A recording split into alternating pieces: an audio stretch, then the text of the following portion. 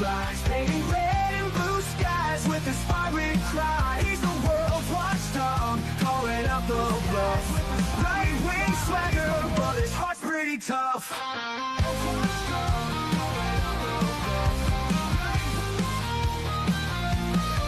He's a Republican dragon with his truthful flight. Fights the battles unseen in the shadows of the night. From policy to passion, he breaks it all down, giving a voice to the voiceless, wearing his crown. Caffeine-fueled mornings, the smoke curls dance. Fluffy at his feet, giving life one more chance. Through algorithms and bias, he cuts straight and clear. Michael's roar echoes in the hemisphere. Michael Bass roars through the screen, he flies, painting red and blue skies with his fiery cry. He's the world's watchdog, calling out the bluff. Right-wing swagger, but his heart's pretty tough.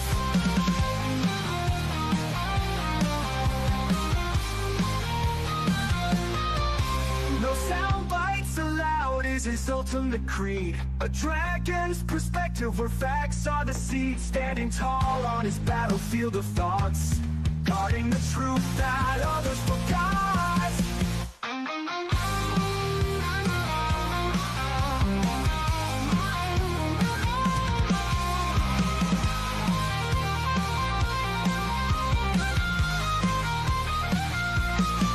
Michael Bass roars through the screen, he flies, painting red and blue skies with his fiery cry. He's the world's watchdog, calling out the bluff. Right-wing swagger, but his heart's pretty tough.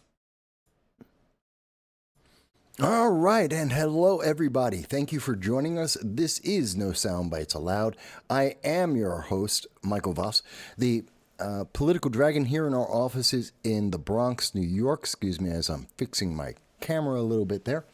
And I hope everyone is having a great day. There we go. Always something with the cameras, you know. But I hope everyone's having a great Sunday. It is April 27th. It is now 2:33 in the afternoon. And wow, it's been quite a week. We are almost at the 100 days of President Trump. In fact, we should all give each other a round of applause and thanks because we have survived. The mainstream news media, many Democrats, elected officials, candidates have all been screaming. The pundits have said that you would not make it through another Trump administration. The first 100 days, we would be in World War III. There would be absolute chaos. You wouldn't be able to afford anything. You would just die. Black men and women would be in chains. Hispanics would be driven out of the nation. And of course, women would be tied to their kitchens, pregnant and barefoot. And somehow, with all of those promises that we have heard from 2024, even before then, none of that has happened. America still exists. The laws are still in place. The Constitution still applies. The amendments are all still active and in force. Law has not been removed. And for all of the fantasy of the Democrats that we're going to see some kind of authoritarian takeover of America, it hasn't happened. Congratulations, America. We have survived. And we were told we couldn't. Obviously, the pundits, the Democrats in power, obviously they were gaslighting you. That's the saying these days. Fear-mongering. They were trying to scare you and use the emotion to make you make decisions that weren't in your best interest necessarily. And that's what I think has happened. Now, you may disagree, and that's perfectly fine. We have a couple of hours to talk with each other about this and look over what's happening in America and make a decision. I trust you. You're an adult. You are an individual with agency in your life. You make decisions every day. I think that as we have the conversation, we can have agreement and disagreement respectfully, and we'll see what's going on. I think that's fair. For those who are new to the channel, I want to welcome you and thank you for being part of our audience. We do long-form political commentary. We look at how we got to this point, and we look how we're going to be moving forward. We think about the consequences of what is happening today and what has happened in the past. And we thank you for being our audience, whether you're here for 5 minutes or for 5 hours. We appreciate whatever time you give to us.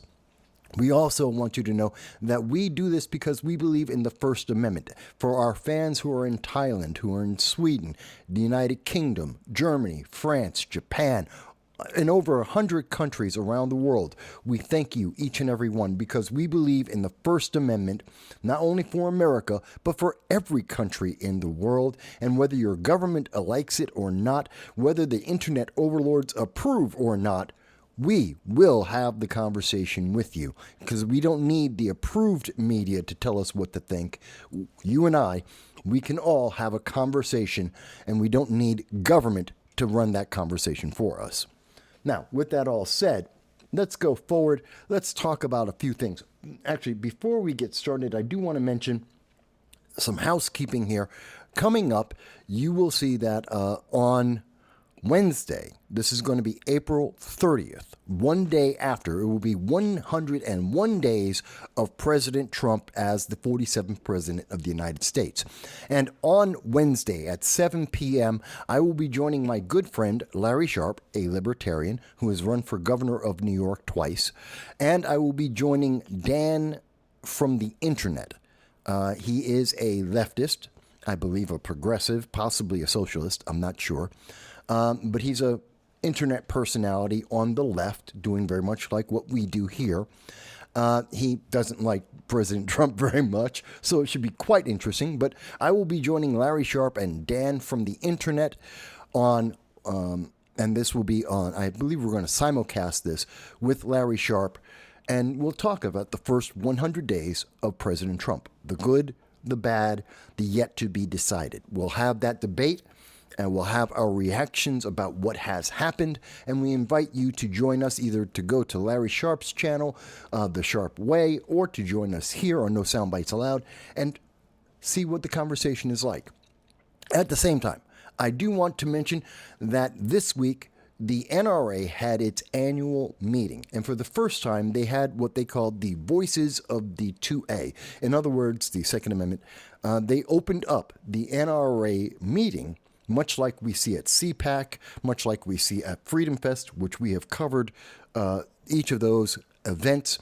They opened up the NRA to the social media and allowed many podcasts, many programs to provide coverage live from their private annual meeting. And our friends over at the Liberty First Foundation were invited. They went down, and we were able to join them for much of the coverage on day 1 and day 2. We do invite you to check out, this is from the coverage of day 1. Some people may have seen it already.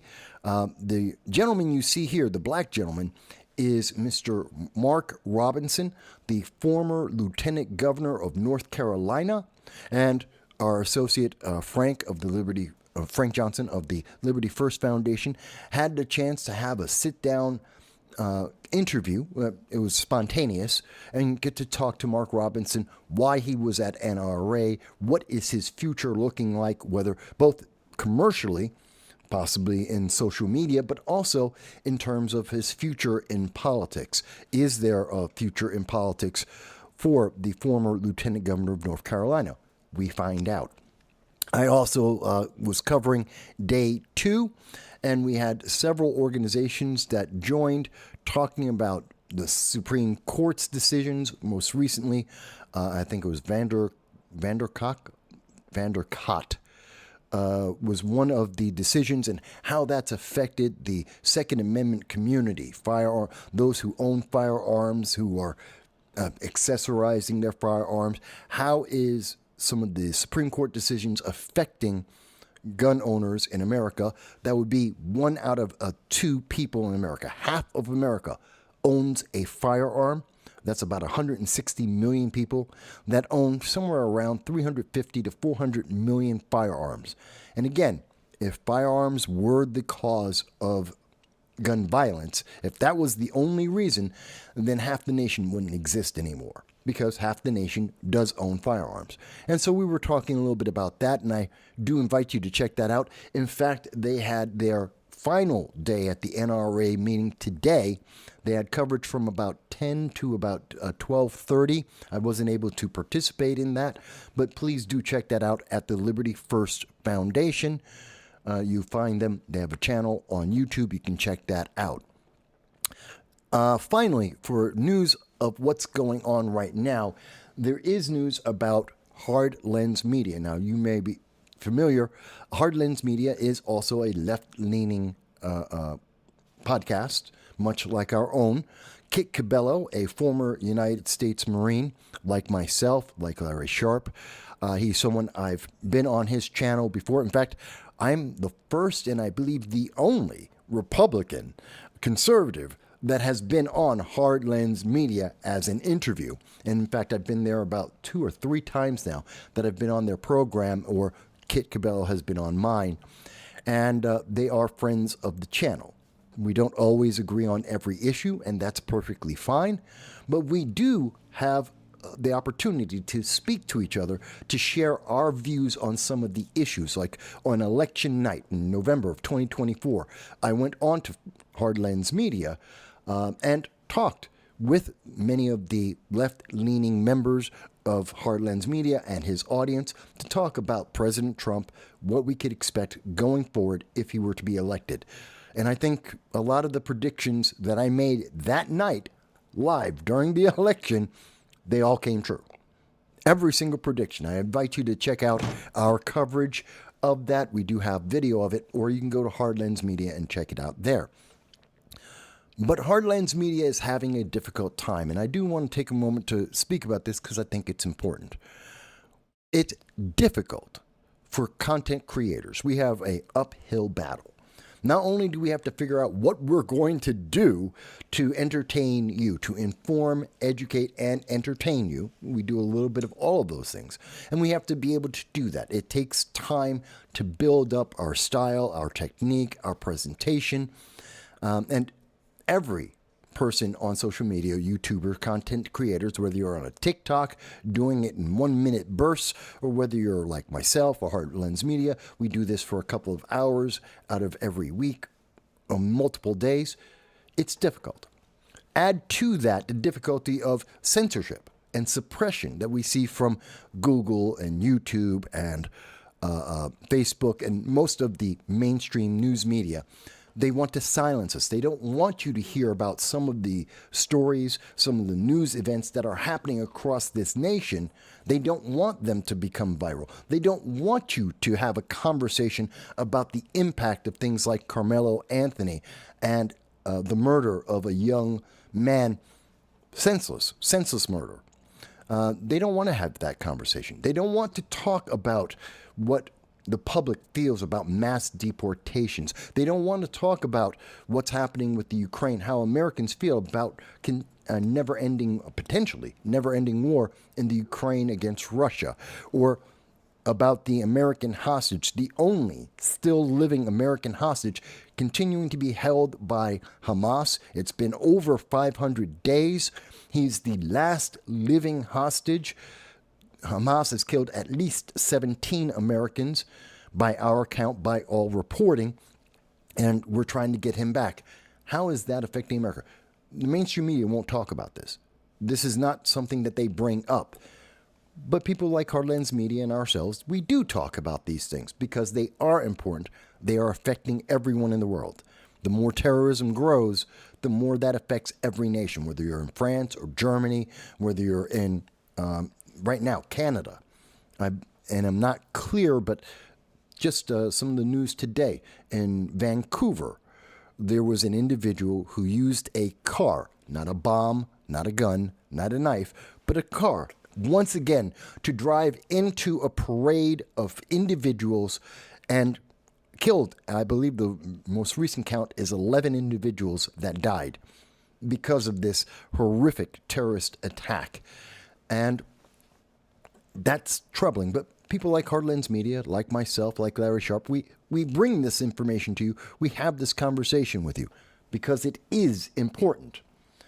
And so it's troubling when Hardlands Media, my friend Kit Cabello, is facing nuisance lawsuits, which he details in his video. He's currently fighting this, where he's being attacked by an individual purely for the money. He's being sued, and he has been sued for years now in lawsuits, racking up over $30,000 in fines over 4 different lawsuits just to take away his channel, to take away his livelihood, because someone else just wants free money. They just want attention and free money. That's my interpretation of the case.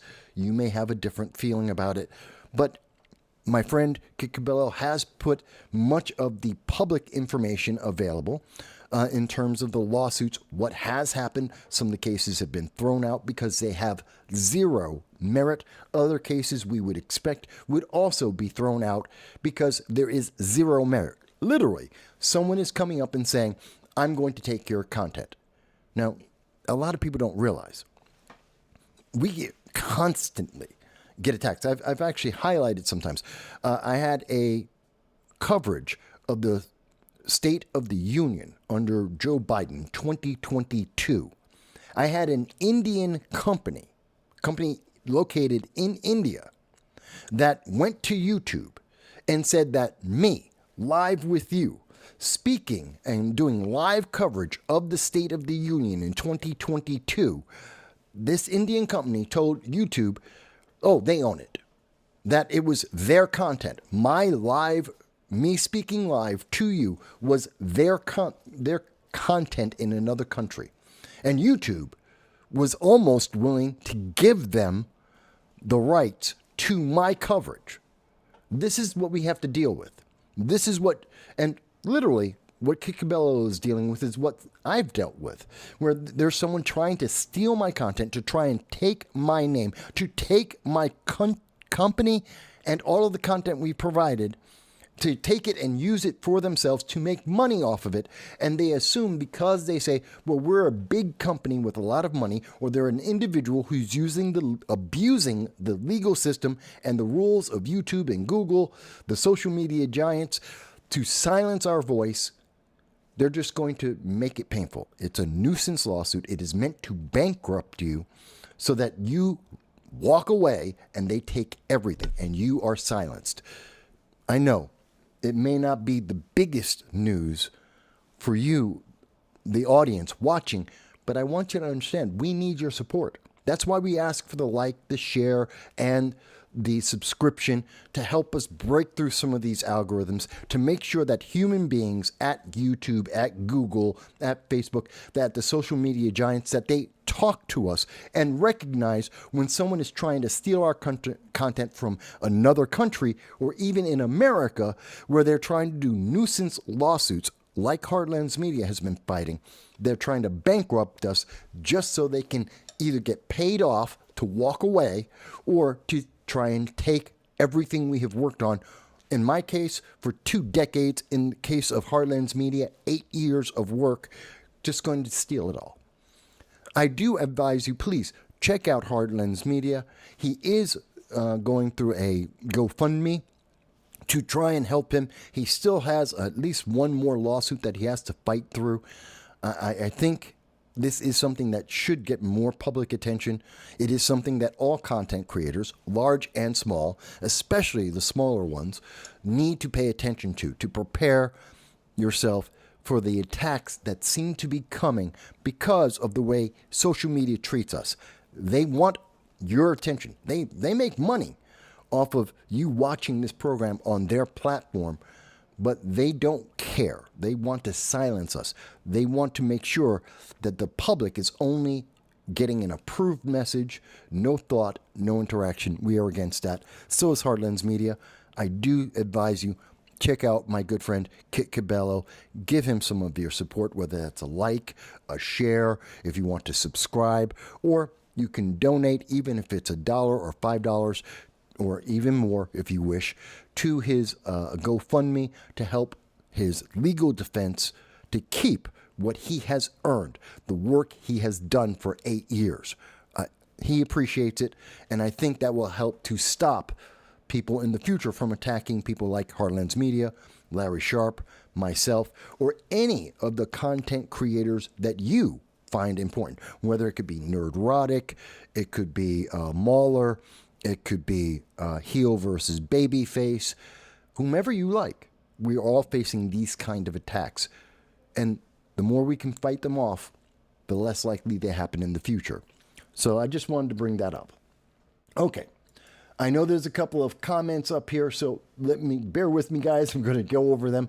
I just wanted to get the news up to date before we moved on with the rest of the show, because these are important announcements about what's coming up next. I see in the comments we do have Klaus Schreier. Am I pronouncing that correctly? Klaus Schreier says, what's the issue with Trump? Well, we got to get through the first 100 days, but we will do some of the recap today. The big recap will be on with Larry Sharp on Wednesday. Klaus says, they were getting money from USAID. Many companies, many, even terrorists were getting money from USAID. That's something that we will talk about more. We've covered it before in this channel earlier. Back in January, February, we were talking about the USAID to different companies and institutions and individuals that were getting paid by USAID, and the Treasury Department was okaying the checks, even when they knew it was a terrorist organization or fraudulent organization or individual. Up until the Trump administration, the Treasury Department has never denied anyone money that had been allocated by the federal government, even when they knew it was fraudulent. That is a fact. And due to the transparency of the Trump administration, of the efforts of the Department of Government Efficiency, we now know that our government's been paying everyone and anyone, even when it's a crime, even when it's terrorist. They've always made the payments. And now we have a stop to that. So I hope that answers your question, Klaus. User has been banned, says scammers are normal in all across the internet. That's true. And social media, for content creators, we have to deal with scammers on a regular basis. I mean, they try to jump into our chats. You've seen that before. They try to clone our content as if it's their own. And yes, we go through lawsuits, content strikes on a regular basis. They claim everything. If we're trying to do a clip of a movie and we're reviewing that, they'll say it's their movie, even though there's no basis in truth in it, but they will try and take it. It's insane. You guys don't know the things we go through in the background. Let me see. Alabama Barbie's with us as well. Thank you. Oh, by the way, Klaus, I think this is the first time you've been on our channel. We welcome you. We thank you for your comment and your viewership, as well as everybody, of course. Alabama Barmy's with us, says thanks for the information. I'm glad to make sure people are up to date about some of the things that are going on. We try to do a lot. We're constantly busy either trying to get interviews, go to live events, and or a coverage of these events whenever possible. We try to do a lot in covering candidates that the mainstream media says don't exist. Our coverage of Gonzalo Duran or Tyreek Goodman, our coverage of Curtis Sliwa, the protest of the green energy, the lithium-ion batteries in residential areas in the Bronx and across New York. These are stories that the mainstream media did not approve. It doesn't help Democrats get reelected. It doesn't help them maintain power. And so they don't want you to know about this news. They don't want you to see that people are concerned and talking about these things. They don't want you to hear from candidates that you might want to vote for. Maybe not. But they don't want to give you the option, and they assume, well, you don't need to know that. Andrew Cuomo's the candidate, according to most of the mainstream news media. They've already made their pick. You don't get to have a choice. We don't agree with that. And that's why we do this. That's why your like, your share, your subscription makes so much of a difference. And if you can afford $1.50 every month, Patreon, your support with our Patreon always helps. Or you can go to PayPal. Again, we know we've been in a recession since August of 2022, as we have reported back when they changed the definition of recession. So we understand. Money is tight for everyone, us as well. So we understand. That being said, let's see. What user has been sent says I can't say who did the first space crime without YouTube auto taking down. Oh, yeah. YouTube keeps up scammer ads. Yes, it does. It does indeed. Klaus says the media still can't come to the center. They don't want to be in the center. That's not their goal. They want to be in control. They want to be with the party that controls. They want to support their political agenda. And let's be fair. It's not like I don't have a political preference. I do. I am a Republican. I have conservative views. I tell you that on a regular basis. I have never hidden that from my audience. Unlike CNN, MSNBC, ABC, CBS, New York Times, I actually tell you what my bias is. I have no problem with that. And you can watch the program, look at the conclusions I come to, understanding, well, Mike might have a bias on this. He may lean a little bit more to the right on this issue or in terms of my conclusions. And whether that's right or wrong, you now have a choice to say, well, maybe Mike's leaning a little too much one way or the other, but at least now you know the issue, you know the facts of the issue, which is why we show you the sources. And you can go back and look at all of our live streams. You look at many of our videos, you will see we give you the sources, internationally credible sources that we find almost entirely, about 90% of them, maybe 95%, are entirely left-leaning, internationally credible sources so that you can find out more for yourself. If you doubt my viewpoint, if you disagree with my conclusion, or if you just want to find out more about whatever issue that isn't being told to you by the mainstream news media, or they shrink it down to 30 seconds, basically a headline, and say that's good enough. You don't need to know more. Just trust me, bro. Just trust me. I don't agree with that. So we'll see. So Klaus, no, the media doesn't like to inform you. They want to train you.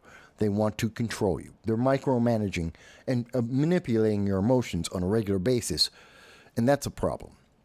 So let me get to some of the things now. Before I move forward, for those who are new to the channel, very often we will start off with breaking news, and then we go into international news of how America is affecting the world and how the world is affecting America. And then we go into domestic news and we talk there. We do take one break usually in the show, about 2 hours in, so I can walk my dog. He's 14 years old. And I usually give him a walk, and that gives you an opportunity, get something to eat, walk around, have a cigarette, check on the sports games out there, see the scores, and then come back, and then we deal with the rest of the show. Just so you know what our format is. Okay, that being said, let me go forward and talking about some of the news that just came out today. Iran and the U.S. hold hours of expert talks in Oman. The United States and Iran are having conversations. Now, the most important thing about this, we didn't come to any conclusions about Iran's nuclear policy, whether they're going to make nuclear weapons or not, whether they're going to have the capability to have nuclear missiles or not. We haven't dealt with that. That hasn't been finalized. We haven't added new sanctions onto Iran yet, although I think we should. That's my personal opinion. But we haven't done that yet, and that's what we're talking about. Will Iran work with the United States to restrict their ability to make nuclear weapons and, more importantly, the delivery systems, the ICBMs, rockets, and missiles, to deliver these nuclear payloads against countries around the world that they don't like, because Iran doesn't like any country that doesn't have the same exact religious view as the Ayatollah. That's just a fact. And they have been pushing that, and we've heard this from Iran for over 40 years. Since 1980, they have said on a pretty much daily basis that they want to destroy the United States, Europe, Israel, and any other country, even in the Middle East, that doesn't believe whatever the Ayatollah says. They have not been shy about that. In fact, in 2016, Even as President Obama was signing the Iran nuclear deal, John Kerry, the then Secretary of State under Obama, went on to CNBC News in January of 2016 and told the world that the U.S. was funding global terrorism because of the Iran nuclear deal, which allowed Iran to build ICBMs. See, the problem isn't they have nuclear material. The problem is they have nuclear material and a means, a rocket, ICBM, to deliver that nuclear payload, and that's the danger. And Obama let them build the missiles. He let them build the rockets in the ICBMs under the Iran nuclear deal. President Trump did not agree with that, stepped out of the deal and put sanctions on Iran to punish them, to stop them from being able to make the delivery system. Because it's almost impossible to stop Iran at this point, and actually, even during the Obama administration, we couldn't stop them from eventually being able to make nuclear weapons, nuclear payloads. What we had to stop is their ability to deliver that nuclear weapon against any nation around the world. That is the part that no one really talks about. It's not that they're going to have a nuclear program. It's not that they can make nuclear payloads. It's that they can deliver them. The missiles, the rockets, that's the important part. And that's what we're talking with Iran about now. And Joe Biden removed, I believe it was 28 or 32 sanctions, removed them, allowed Iran the money to be able to fund terrorism in Hamas, in the Houthis, in Hezbollah, to increase the amount of global terror in the world, just so he could have a conversation with Iran. Now, Trump offered none of that. In fact, he said that he would restrict Iran and put the sanctions, all 28 of them, back on Iran, if not adding more, to take away their ability to fund global terrorism. Now, Iran prepared for that. They have shrunk the amount of funding they have given to the Houthis, to Hezbollah, to Hamas. They've pulled back and cut their costs, knowing that Trump isn't kidding. He did the first time. No reason why he wouldn't do it this time. And they decided to walk in and say, we're going to start talking with Trump immediately and up front. Even though the Biden administration never got to have a conversation with Iran about anything seriously. Even though he gave them everything they wanted just so he could talk to them, Trump offered nothing, and he is in the conversations as we speak right now. And we know that on May 3rd will be the next round of talks with Iran. That tells you we are moving forward in the ability to reduce the amount of nuclear weapons in the world, and the threat of nuclear war in the world is being reduced before your face. And it costs us nothing. In fact, it costs us less than what we were spending under the Biden administration. I think that's an improvement. You want to talk about the first 100 days of Trump? This is a part that isn't talked about by the mainstream news media. They'll have this article from the AP saying, oh yeah, the talks were there, but they won't tell you that the talks are helping to reduce the threat of nuclear weapons in the world, and it costs nothing. We just have a strong president with a firm focus, an actual policy that the world understands, whether they like it or not, entirely different question. But every nation understands what is the goal of America: reduce the amount of nuclear weapons in the world and the capability of rogue nations like Iran to commit nuclear war, and to reduce the amount of money going into terrorist organizations like the Houthis, like Hezbollah, like Hamas. We understand that. Whether you agree with it, that's something else. You may think it's too much or too little. That's up to you. I'm not going to tell you how to feel about that, but I am telling you this is what the effect is, and this is the policy, and the world understands that, and Iran is reacting to that because we have a strong president. That's what we get in the first 100 days of Trump, and that's something you won't hear from the mainstream news media because they don't like Trump. And as I've said on this channel many, many times, I don't care if you like Trump. Doesn't matter. Doesn't matter if we like President Trump as a person. You could hate Donald Trump. You can call him Orange Man bad all day long. You may think he is the devil itself. But the only thing that's important, honestly, is he effective and efficient as a president? That's the only thing that matters. That's why he got elected. Not because he's someone you want to have a beer with. He's not your best buddy. That's not his job. That's not the job of any president. Whether it were Obama or Clinton, Reagan or Bush, any of the Bushes, doesn't matter. Meaningless, whether you like them or not. It is, are they efficient and effective at the job? That's why they got hired. That's what they're supposed to do. And if they're trying to be your buddy, then they have failed.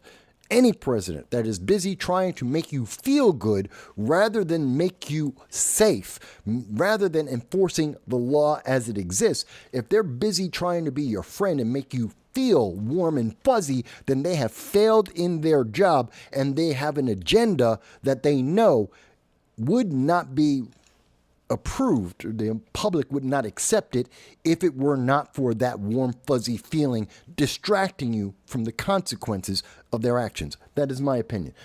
Other people may disagree with that. That is how I feel. Oh, we got a comment here. So we have Joel has joined us. Jane, thank you, Joel. And Joel says, the media seems to be misrepresenting even worse lately. Quote, Trump wore a blue suit to the Pope's funeral, end quote, including a picture that shows Trump in a blue suit, and everyone around him is in the requested black suits. A wider angle shot shows many in attendance were wearing blue suits. Yeah. Again, they're going to, remember there was the Misinformation Governance Board that was suggested by the Biden administration to try and channel or restrict the way people speak about things. The media has been doing this, and you notice they don't go after ABC, CBS, NBC, CNN. They don't talk about when they do something like this, where they show you a very limited image, or they only take out 3 words out of an entire speech. The speech could be 2 hours long, and they give you 3 words as part of a headline and say, see, we were right. This guy is evil, or this person has a bad idea, or he's completely failed. We're going to go into that a little bit later in the program, where we're going to show you some of the examples. Oh my God, the public hates Donald Trump now. No, the polls are out and they're saying that Donald Trump is failed. No, that's not true. That's not what the evidence is, but that's the message they're getting. Why? Why are they giving you this message to doom and gloom and everything has failed? They're saying, America's about to go into a recession. We've been in a recession since August of 2022. If you don't believe me, look at your grocery bill. Compare 2019 to 2022 under the Biden administration. Look at the Biden administration, August 2022 versus August of 2023 or August of 2024. Tell me that your bill hasn't increased significantly under the Biden administration, especially since 2022. And the answer is yes, because we've been in a recession in that same time frame.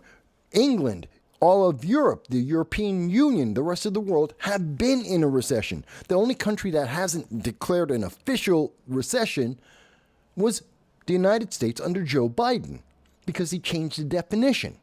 And the news media that had a political agenda agreed with it. It was fine. But that wasn't the economic reality. That's not what you were facing when you went to the store and you had to pay. I pointed out, I think last week or this Wednesday on the roundtable, Eric Swalwell was screaming April 21st this year, saying, why isn't Trump lowering the price of eggs? The price of eggs has dropped in many places by more than 50%. We had the price of eggs today is the same price of eggs in July of 2022, right when Bidenomics and inflation skyrocketed and America entered into a recession. It was July 2022 that eggs were about $3.22 a dozen. and the price skyrocketed from there under the Biden administration, both because of the avian bird flu, given, but also because of inflation, which spiked as well at that same time. And it was only under the Trump administration in the last 2 months that we've seen the price drop.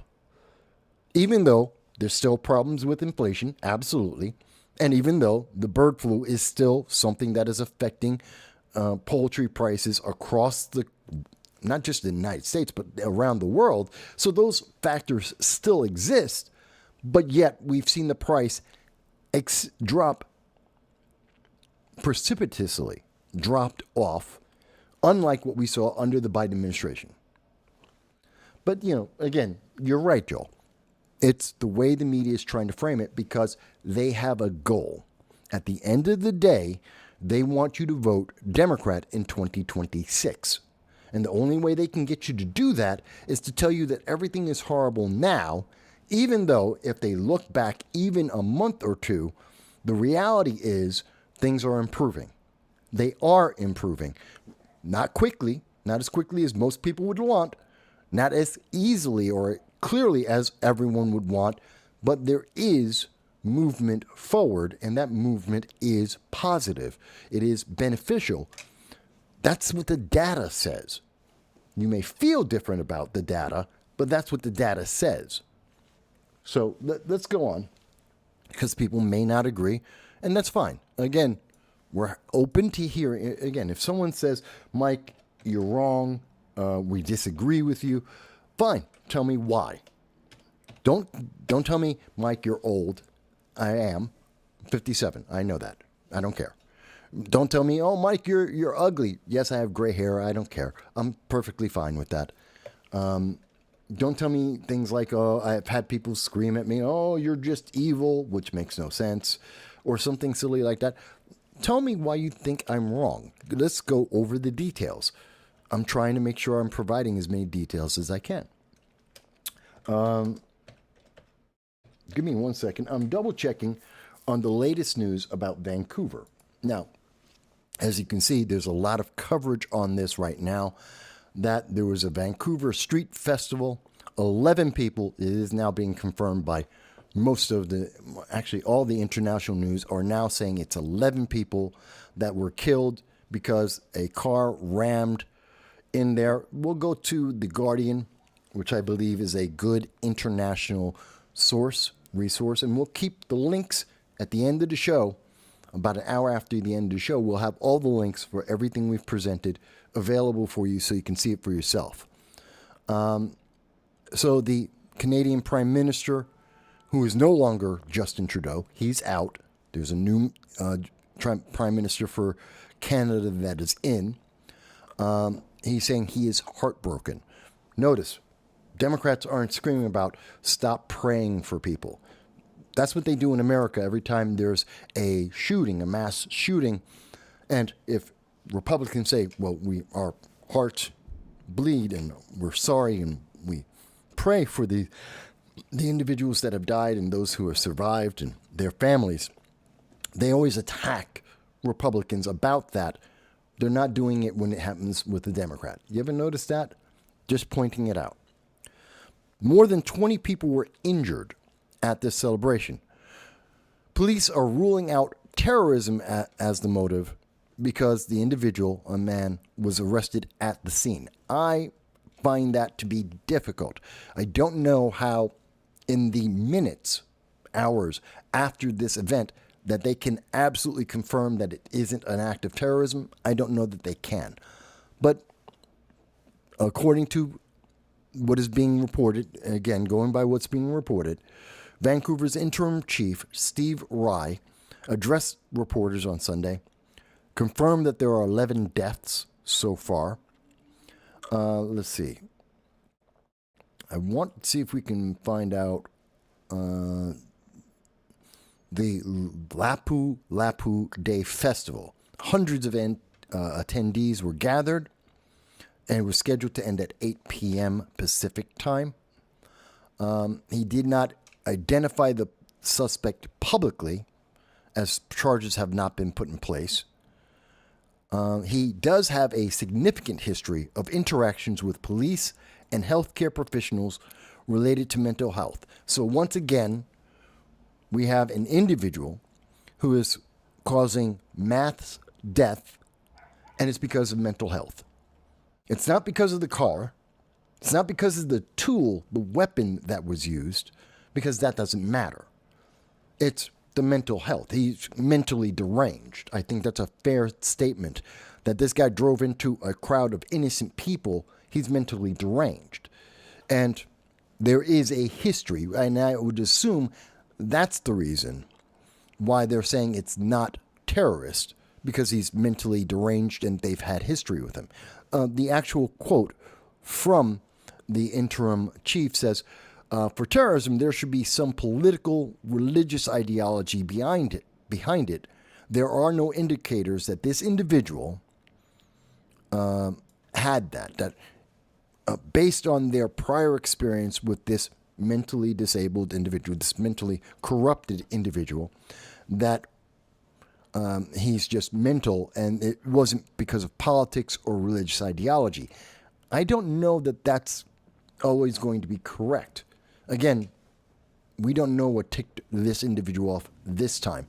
It does make you wonder, how many chances have they given this individual to be roaming amongst the public, knowing that he is a threat to the public? It's a really interesting question that should be asked, but it isn't. And that is a difference between what we see in Canada and the United States. It's not, and we always hear, well, America, all the mass shootings, it only happens in America, which is a lie. America's somewhere around number 20 in mass shootings around the world. We're not number one. You're always told we're number one. We're not. If you actually look at the data, we're about 20th, maybe even 30th, depending on which group is counting what is a mass shooting. We're nowhere near number one. But that isn't the only way we see mass violence. We've seen that people have used cars in Las Vegas, in Manhattan, in Nice, France. We've seen it in Germany. We're seeing it now in Vancouver, in Canada. The fact is that it's not the tool. As much as we hear in America, oh, it's the gun, it's the firearm. It's not. It's not. It's the crazed individual. And whether or not they have access to a firearm isn't going to determine whether or not they do something insane. It's a matter of their desire to be insane. That is the problem. And in fact, if someone was armed, perhaps they could have stopped this a lot sooner. As we have seen in many cases where mass shooters, like in Indiana, in the mall, where an individual started to shoot into a crowd, and because one young man, a 20-year-old, happened to be concealed carry, and he had his firearm with him, he was able to take out that shooter, preventing more people from being injured and attacked. That's the real story there. But we'll get into that a little bit more. But I did want to cover that, and I think it's important. And I have to ask the question, if Canada doesn't have the same rights as Americans, as a matter of fact, no country does, and they don't have a right to firearms in Canada like they do here in the United States. And in fact, Canada has been adopting the mentality of many Democrats in the United States, saying that they will punish law-abiding citizens for daring to own and carry a firearm, because that's somehow going to make you safe. Somehow, not having a firearm is going to protect you from people like this individual, this unnamed individual in Canada, who want to harm large groups of individuals for no reason, no reasonable reason whatsoever. And I have to wonder to myself, what if there was someone who was concealed carried in that crowd, saw this individual trying to revving up and approaching, trying to run into the crowd of hundreds of people, and they had that firearm and they were able to stop that individual, to make one or two shots, carefully aimed shots, to try and stop him? Could they have prevented the 11 people from being dead? Could they have prevented the 20 some odd people who have been injured? Could this event have stopped just because one or two individuals were armed, concealed carried, law-abiding citizens? Could they have stopped this? Maybe. The answer, the honest answer, set aside your feelings about whatever Rambo movie you might have seen, put that aside and look at the real world. Could that have potentially stopped this event? The answer has to be maybe. Same thing about Nice and the attacks with cargo vans in France, the similar attacks in Germany. Could that have prevented it? Quite possibly. Not a guarantee. I mean, we've seen it here in the United States. Dwayne Brooks out in Wisconsin. No one was able to stop him, even though many Americans do own firearms, and many people in various states do have concealed carry. It didn't stop Dwayne Brooks from plowing his vehicle into a parade of individuals during Thanksgiving and Christmas. They were having a Christmas Day parade after Thanksgiving, and he ran them over, 60 individuals. That didn't stop it. But again, it's not, did you stop everything? It's not about stopping every crime. It's, can we stop some of them? Could we prevent the magnitude of the death and destruction that we're seeing from these crazed individuals? And can we focus, instead of trying to punish law-abiding citizens over and over again who are not the problem? 99.994, this is a serious statistic. If you look at the number of firearms, the number of gun owners, and you look at who commits the gun crime, and you do the numbers, the math works out to 99.994% of gun owners, firearm owners in the United States are law-abiding citizens that are no problem to anyone. Most people don't even realize there's that many gun owners in America. They just don't understand that it's 1 in 2. They're not the problem. It is that small fraction who are the criminals, who are the crazed individuals. And if we can deal with the crazed individuals, it makes that number even smaller. It reduces the number of mass shootings, school shootings, car attacks, bombs. It reduces all of that significantly if we could just deal with the mental health. If we stop punishing law-abiding citizens who have never been and will never be the problem, instead of attacking them consistently and punishing them, let's actually focus on the root of the problem.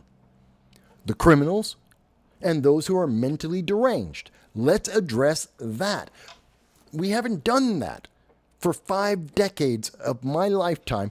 5 decades, we've never tried that. In Canada, they're not dealing with that. In Germany, in France, in England, they're not dealing with the mental health aspect. They're too busy trying to punish people for owning a firearm because they think, well, everyone's going to react like Rambo, which isn't a reality. Doesn't happen. And you may not like firearms. I understand. Some of my audience don't like firearms, or they don't want to own a firearm. Okay. No one's forcing you to have a firearm. No one's forcing you to carry a firearm. It is a choice. Why is someone restricting you if you choose to have a firearm, if you choose to carry that firearm, if you're responsible with that? Why are you preventing them from possibly saving people's lives, as we have seen happen over and over again? In fact, the majority, I believe it's about 70 or 80%, I forget the statistic at this moment, but I believe it's I think it's 80% of all mass shootings, whether at schools or anywhere else, are stopped by a civilian, regular American citizen, a regular person with a firearm. 80% of mass shootings are stopped not because of police, but because of an individual.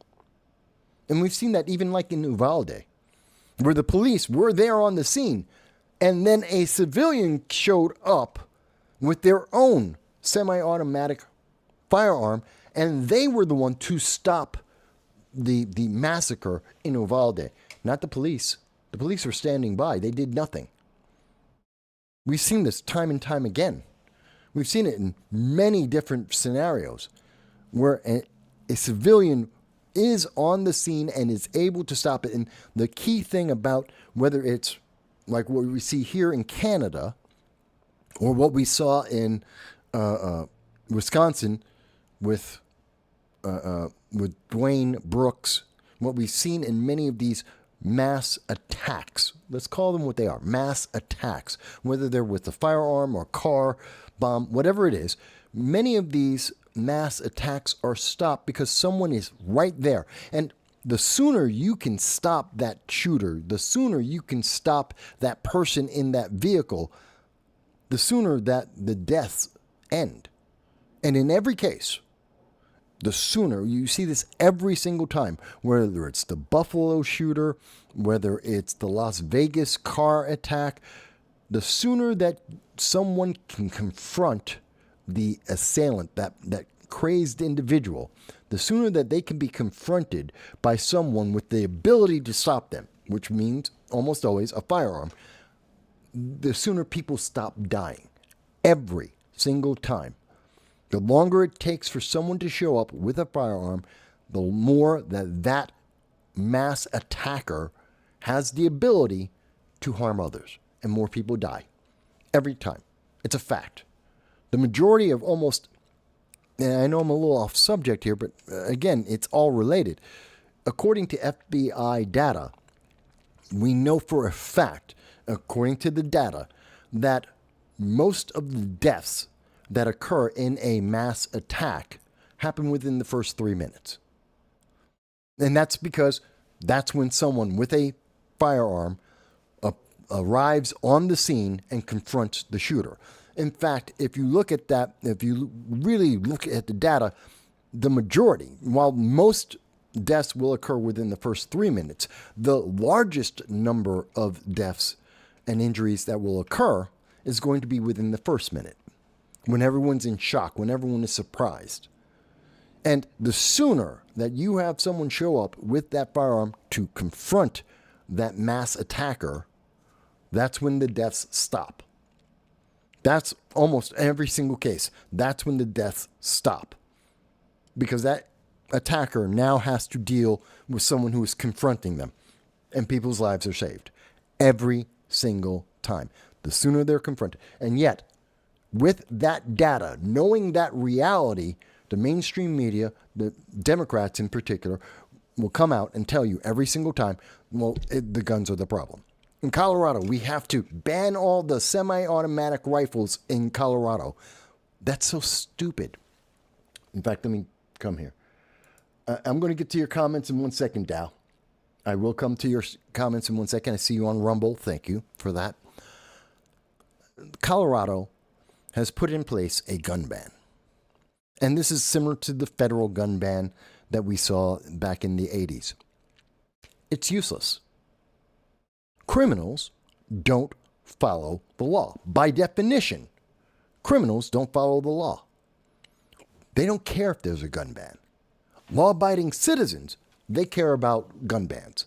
Law-abiding citizens care about the SAFE Act. They care about red flag laws. They comply with the laws. If the law says, I can't own this kind of gun, then law-abiding citizens comply with that. In Australia, law-abiding citizens, when the laws changed in Australia, they turned in their firearms because the law changed. They're law-abiding citizens. Criminals didn't. No matter what country you want to point to. Go to England, go to Germany, France, the United States, Canada, Australia. Point to any country you want. Law-abiding citizens will comply. They'll complain. They'll be upset. They may protest.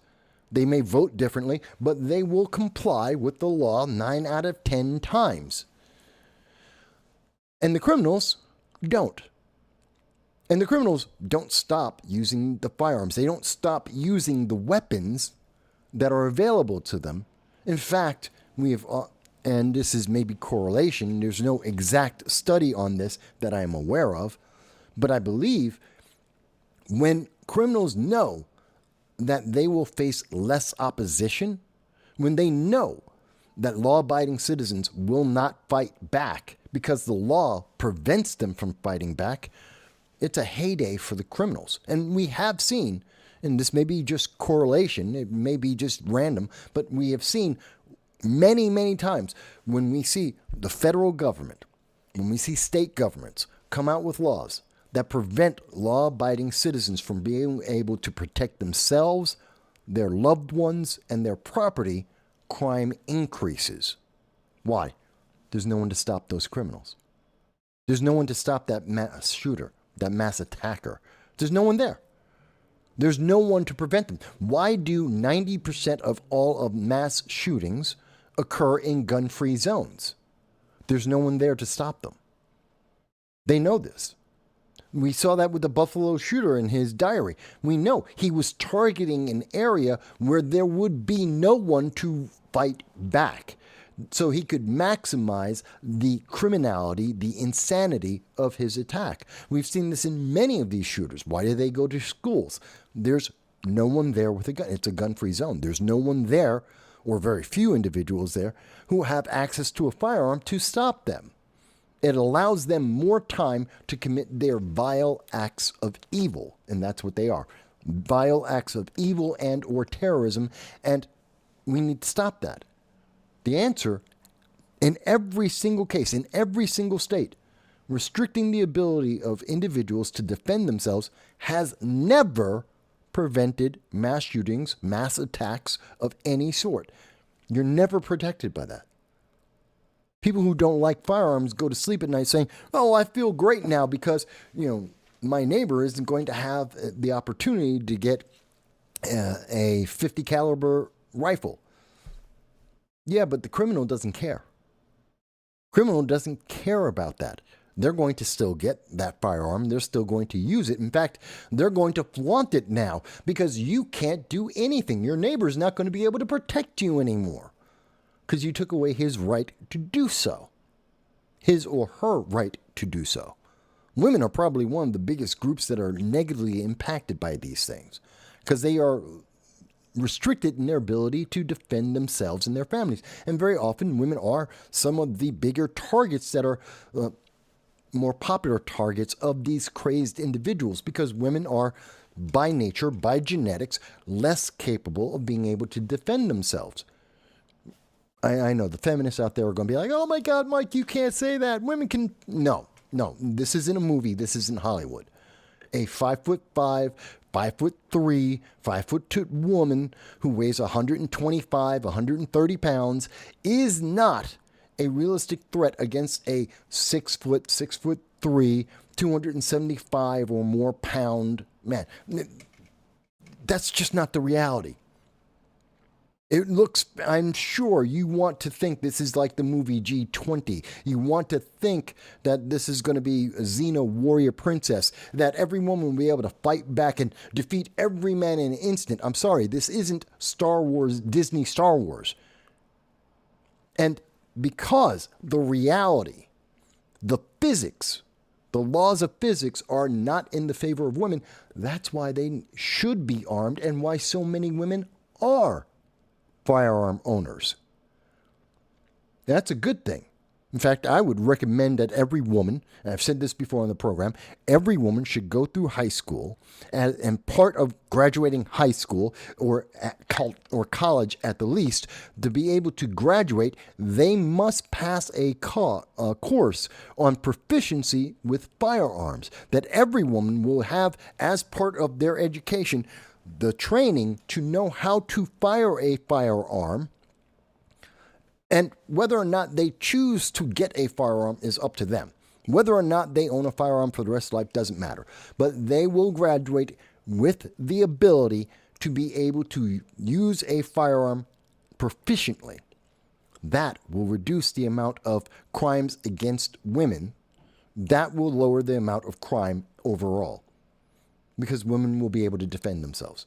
And everyone will know that it is a law that every young woman has been trained and may, as part of that as a consequence of that training, may be armed and therefore able to defend themselves, even if a man is a foot taller than them and weigh 100 pounds more than them. That is going to be equalized by that woman being able to carry a firearm, and she knows how to use it.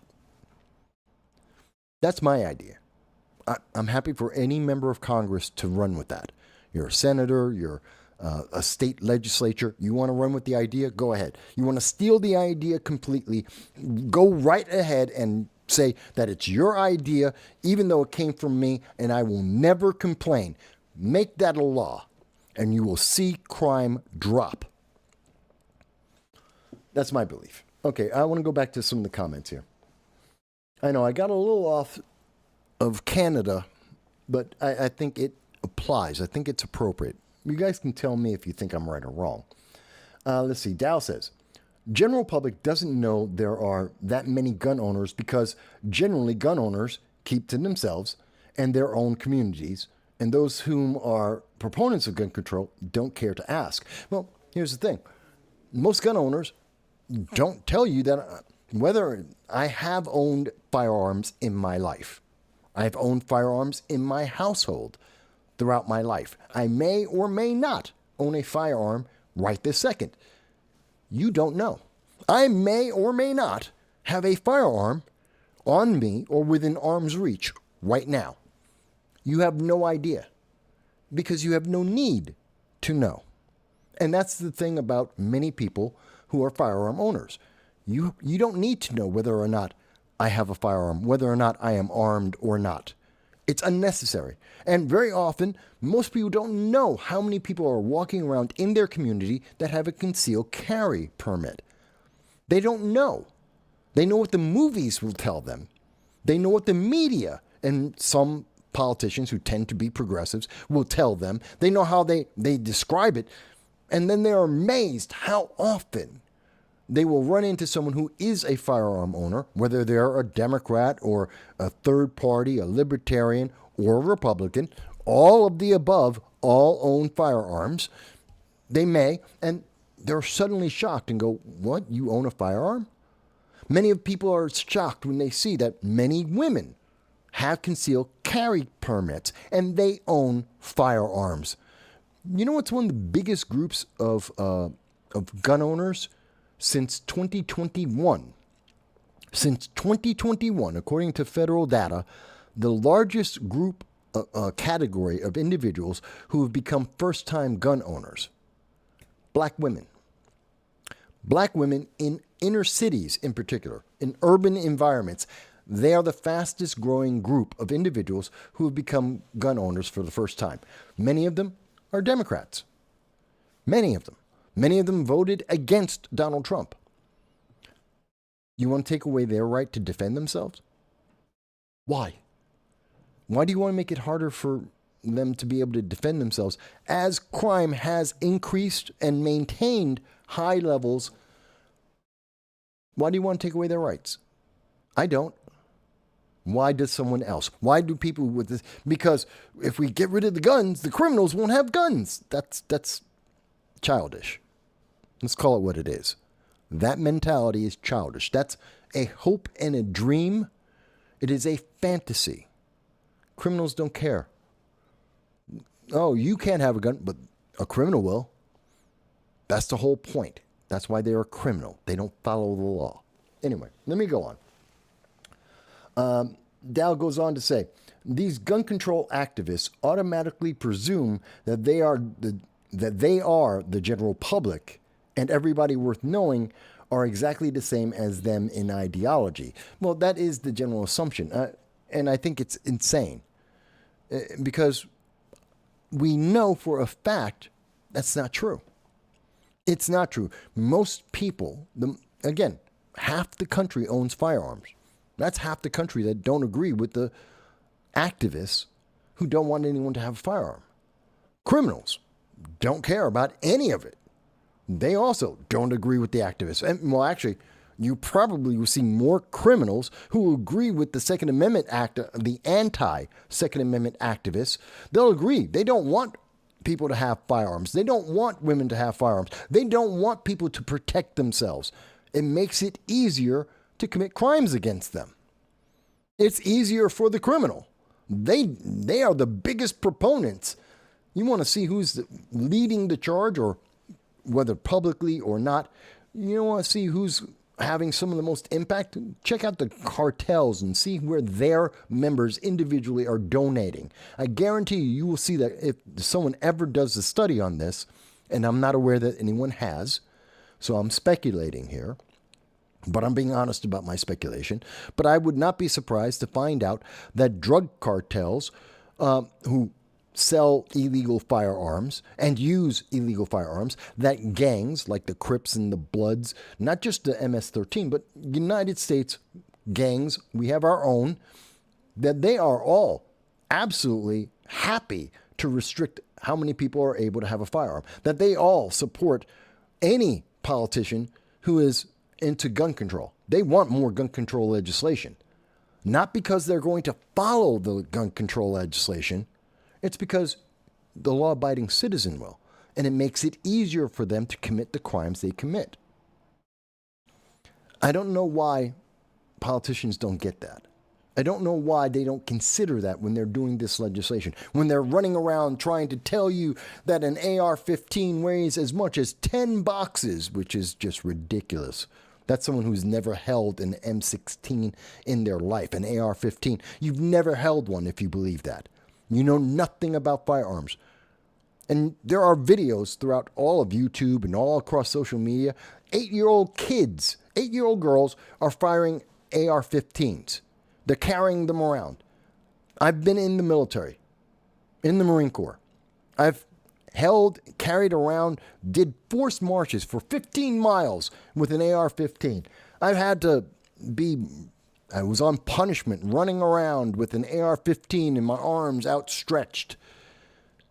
It weighs 8.06 pounds, fully loaded, in an M16, as I recall from training in boot camp.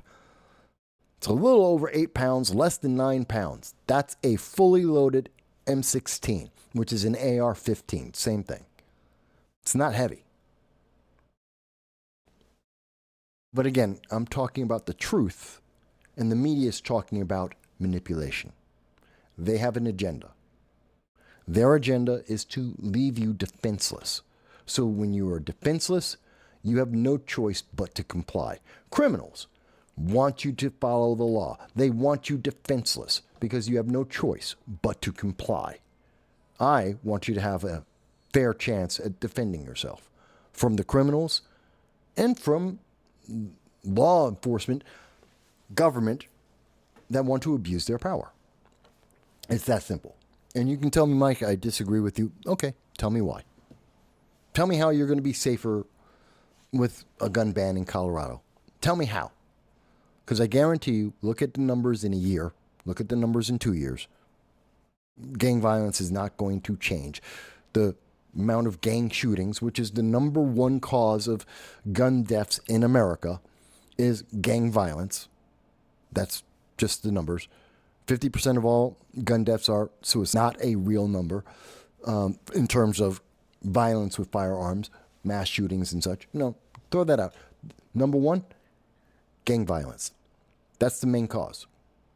That's not going to stop because... Nope. Looked like we lost everybody for a couple of seconds there. Even if anyone like me talking about this, they don't want me to have this conversation with you. So they may interrupt this. I'm sure we're going to get shadow banned on this. For this.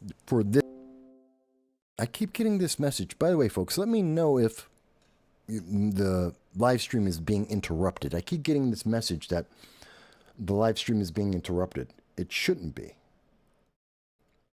It shouldn't be. Is everything that you purchase going to suddenly disappear forever? No. Business will continue to exist. It will continue to work. Many of my clients, multimillionaires, multimillionaires, many of them. And I had to say the same thing to each and every one of them. Don't sell anything. A lot of people looked at that and they said, but Mike,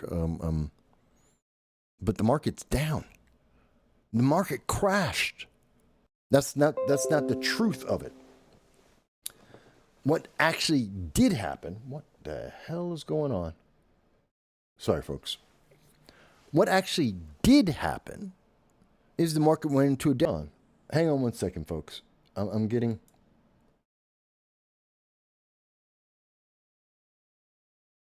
Oh, it's an impact Twitter. Fix your system. Stop bouncing me back and forth. But, so the 100 days, according to routers, which is still 2 days, understand, the number is absolutely minuscule. I didn't run the study. They did. And what they found, they asked Trump voters. Again, this is not scientific people who voted for President Trump. And they said to those people, they asked them about the tariffs. Out of those 25 people, they reveal 14, most of the voters, to the benefit of the United States. 56% to the benefit of the United States. 56%. Now, is 25 left or right? Notice they didn't say Democrats. They didn't say Republicans who voted for Trump. They said people who voted for Trump, which means they could be third party, they could be libertarian, they could be conservatives, they could be Green Party. Always lose their investments. They always wind up in the worst situations. Don't panic. Don't freak out. Don't lose your mind. Think through the situation. Losing faith. But why are they emphasizing this? Why aren't they talking about, we just saw Reuters said that 56% of the people saw almost exponential increase in inflation. This is a poll that was released on Saturday. If you only read the headline, Americans don't have faith in Trump, until you read the details. With the right priority, with 42 believing Trump is paying attention to the wrong issues. Okay, according to this one poll, about 4 in 10 people in the survey approve of how Trump is handling the presidency, and only 40%, a 1% difference, of Americans approve of Trump's approach on foreign policy. Okay, so 40% in this poll, which says the majority of Republicans and overall, most people are pretty positive, a large number. And we've seen this before, that the news media is misrepresenting that they're not telling people the truth. They're not telling people the truth. 59% of respondents said the presidency, but it isn't the same thing as, that's not clear. But it isn't the same thing as, that's not clear at all. Trend is saying the number to the 40% range,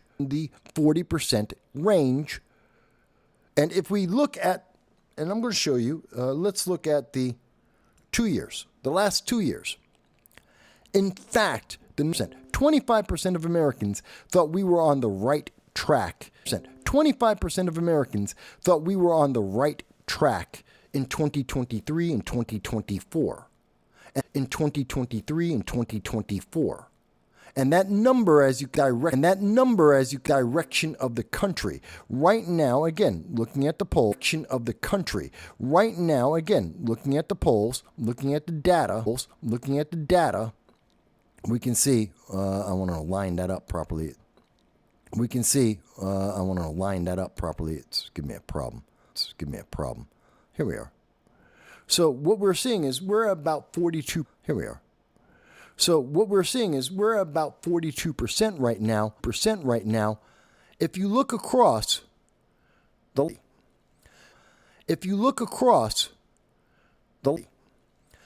going beyond that, the last time we were in this roughly 42% range, well, you got to go back to, actually all the way back to under Barack Obama. And depending on the exact moment you're pointing at in that process, because obviously during the elections, you see that number increase, and immediately after the elections, you see that number increase, and immediately after the elections, you see that number. In fact, we have more faith in the direction of the country under Donald Trump than we've had under that's more than under Biden. It's more than under Obama. And guess what? It's about the same as under Trump in the first Trump administration, which was running at about 37%. We're about the same as where we were under Trump as the 45th president, and is telling you that America is better off and more people have faith in what's going on right now than the news media would like, because it's not good for their political agenda. It's their because it's not good for their political agenda. It's their ideology, and Trump isn't that. So they hate Trump, so they want to frame it. And Trump isn't that. So they hate Trump, so they want to frame it in the worst way possible. Worst way possible. That's not the reality. Okay, you'll say, well, Mike, you're misunderstanding. The worst thing, I'm telling you, that's the numbers as they exist right now. I'm telling you, that's the numbers as they exist right now. You may disagree with that. That's the average. And any one poll, that's the average. And any one poll, like what we see being done by BBC News, is they'll pick one. They pick the New York Times Siena poll, which came in at 40. They picked the New York Times Siena poll, which came in at 42%. Why are they picking that one poll? And if we look at the average of all the polls throughout the month of April that have come out, that have been published to date, we get a higher number than what is being reported by the BBC and, of course, MSNBC, CNN, the New York Times. They're all quoting the lower numbers. They're trying to find the lowest number possible to make you think that everyone has given up, that the Trump administration has failed. Somehow, they failed. You didn't see it. It hasn't happened. No one's reported on this failure, but it's all done. You made the wrong choice, but it's all done. You made the wrong choice in the election. In 2026, you have to vote Democrat because they're the only ones who are going to save you from this abject failure. It's not a failure. That's not what the data says. That's not even what most people feel, but they want you to know that. They want you to believe that, and they will say that every single day until the election so that they can get back power because they have a political preference. At least I'm honest with my preference. You don't hear CNN admitting that they're left-leaning. You don't hear MSNBC admitting that they're left-leaning. They won't tell you that they have a preference. You don't hear about the New York Times talking about their time. Again, let's go over the Trump administration. This isn't strange. See, this is the first Trump administration. And we saw pretty much the same thing we're seeing here, except Trump's actually doing better in 2020. Some of the comments in a moment. But I went through all of this to point out to you the absurdity of what we are seeing in the reporting. This is manipulation. Administration than you had been before that, which was not true to anyone in their pocketbook. And they're trying to make it, why? Power. They want Democrats to win in 2026. That's the simple answer. They want you to think that Orange Man bad. That's the answer. Because that's the only way they can think of to win. Because all of their predictions didn't happen. You were promised wars, and there would be bigger wars, and there would be World War III. None of that has happened. You're going to lose all your investments. That has not happened.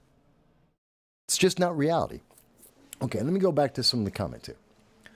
Now, and I'm about to cut them loose. I'm going to give it like 15 more minutes for, it's in the background. It's not affecting YouTube. It's not affecting Rumble. It's not affecting Facebook. It's only affecting Rumble's doing the same thing? Rumble stopped. Okay, good. Thank you. Oh, Sarah says it's also on YouTube.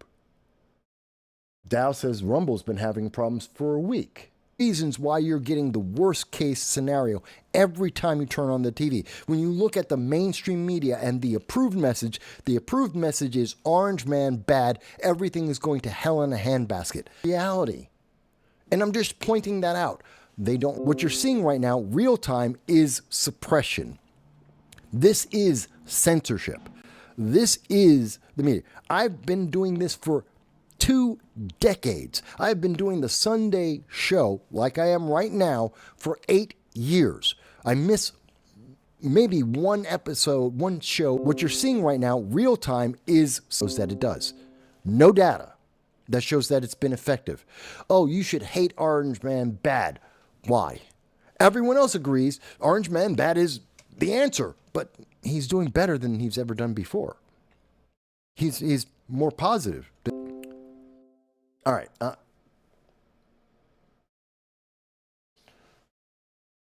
What? Rumble just kicked me out? Okay. I don't know what the hell is going on. They really are pissed off at me this week. They really don't like what I'm doing. They don't like me talking to you guys this week. Okay. I'm going to drop, I'm going to see. I'm going to give, yeah, I see Rumble is down. Pissed off at me this line. Okay, okay, for the people on Twitter, guys, but Twitter seems to hate this right now, so I'm going to,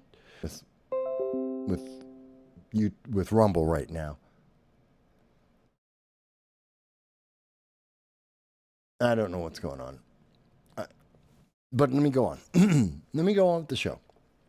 So, we've just been going over some of the data about the 100 days of President Trump. And again, I will have more information about that when we get to Wednesday.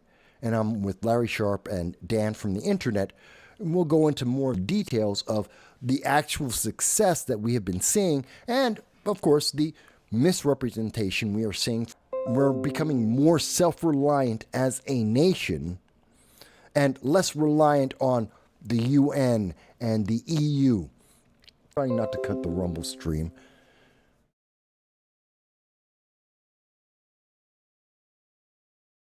I'm trying not to. Okay. So they will try and tell you, and they are trying to tell you. Any idea? My God, Rumble is just...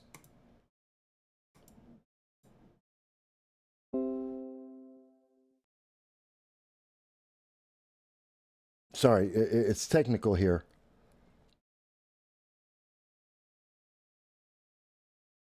All right.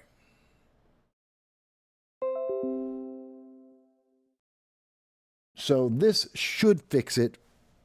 We had to shut down the Rumble feed. We had to shut down the Twitter feed. Hopefully this resolves it for everyone. But the answer isn't that. That isn't the truth. So what is the truth? President Trump has put out, as of this moment, I know the federal is not quite correct. And by the way, there are many executive orders here. Yeah, I can't help. They don't want me to speak. I know all the channels from all of the federal government. We've had trying to fix our schools so that accreditation is no longer based on how world for a real job, or are you just going to another university and teaching FDR, a Democrat. In fact, there has been no president who has issued more executive orders than FDR in history. Just a fact. It's not issued more executive orders than anyone else. Now, if you're looking at this and you're wondering about it, let's go over this. So at 4, there weren't a whole lot of at 4. There weren't 79. And then we see Ulysses S. Grant, who came in after Understood. So let's go. Okay? Understood. So let's go forward a little bit. So most presidents stuck around roughly around 100 or so, 200 executive orders until Theodore. Then basically any other president before him in their 4-year terms.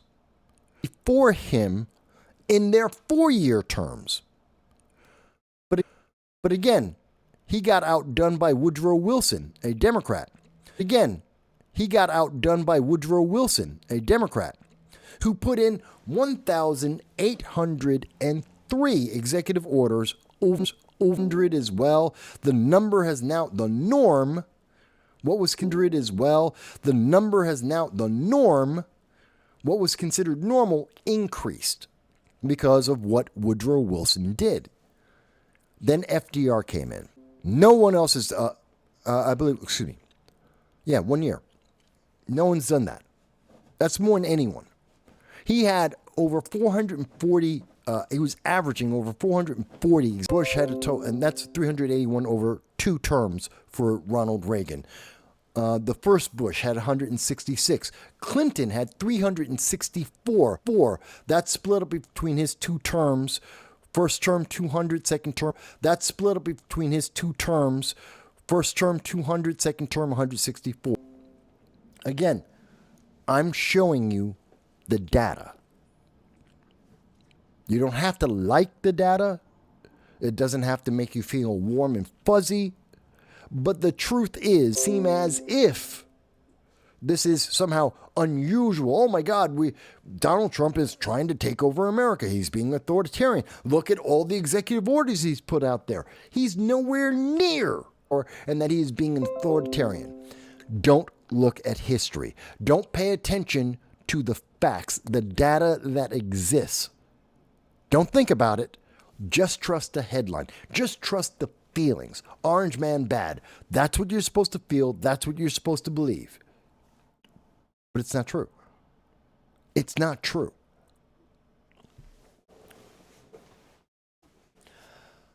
Yeah, I'm being throttled. The channel's being throttled and beat up on by now.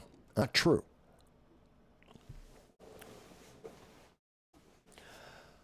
Yeah, I'm being throttled. The channel's being throttled and beat up on by now.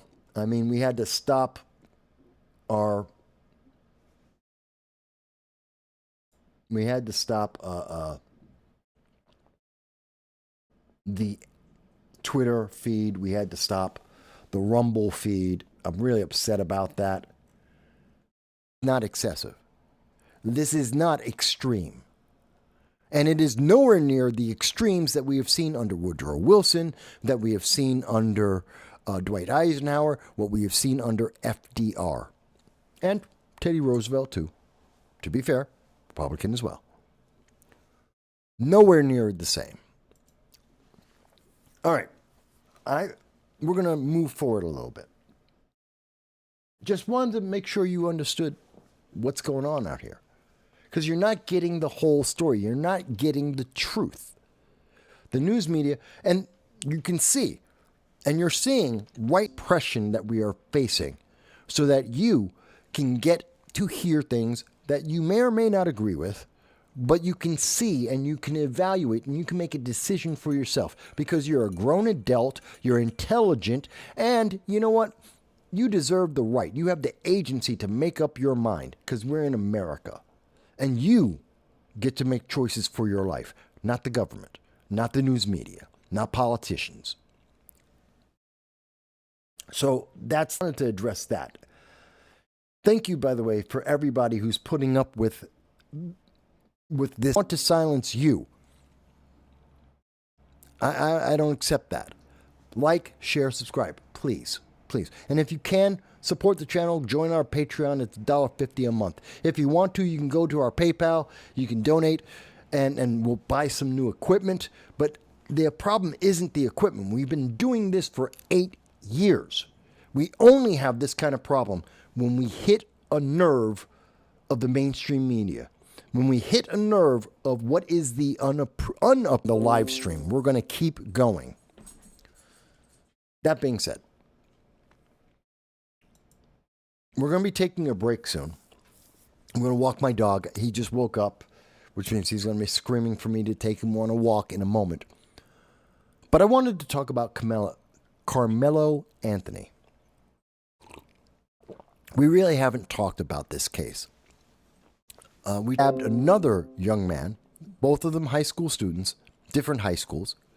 One high school student stabbed another high school student in the chest and killed him. Now, there is video of the incident. It's been restricted, but we know it does exist. We know from witnesses' testimony that there was no life-threatening incident. No one was threatening Carmelo Anthony, who happens to be black, but no one was threatening him. They didn't want him in their school tent, not because he was black, but because he wasn't from their school. And so they wanted people in their school tent. Carmelo Anthony being from the opposing team at the event, they didn't want it wasn't part of their camaraderie. They told him, go to your school's tent, hang out with your school. This is our school. That's not racial. That is competition, and it is, you may say it's exclusionary, and to an extent, yes, it is, but that's not because of race. That doesn't make it racist, which we are hearing people say now. I know. That's not making it racist, as some people are trying to say now. What it does mean is it's competitive. And one school versus another school, yeah, whether you're black or white, if you're not in my school, get out of my school's tent at a school sporting event. Carmelo Anthony has a different opinion. But, as I told you guys, this is 2 hours in, 2 hours 15, and my dog wants to go for a walk. As I told you, he woke up, and now I'm being told he's been acting up. He's making it known that he needs his walk now, right now.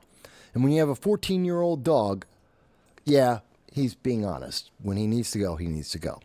So what I'm going to do before we go further is I'm going to take a break. Before we get into Carmelo Anthony, although I'm going to, and we're not done with the show, we're going to take a break so that I can walk my dog, and then I'll come back, and we'll talk about Carmelo Anthony. We'll talk about Andrew Cuomo.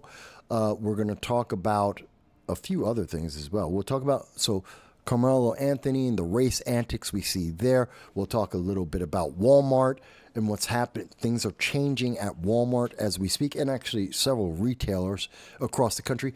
We're going to talk about the judges that got arrested. We're going to talk about the Democrat judges that got arrested. And is that Trump being authoritarian? After everything I've just said, is Trump actually being an authoritarian by arresting these judges who are Democrats?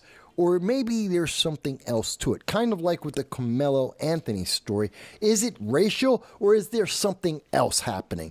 What about the judges? Is it about democracy and Trump being orange man, bad autocrat, or is there something else going on? We will cover all of that. But what I will do first is I'm going to walk my dog, let you guys have a chance to have a drink, to have a cigarette, get something to eat, walk around. You notice now that I'm taking a break, all of a sudden there's no interruptions. Suddenly now that I'm not talking about, the first 100 days of Trump, now the internet you're not hearing them trying to interrupt and throttle this. Do you notice? I'm telling you, they're trying to silence me. They're trying to silence you, they're trying to silence me. That's why there's no more interruptions now.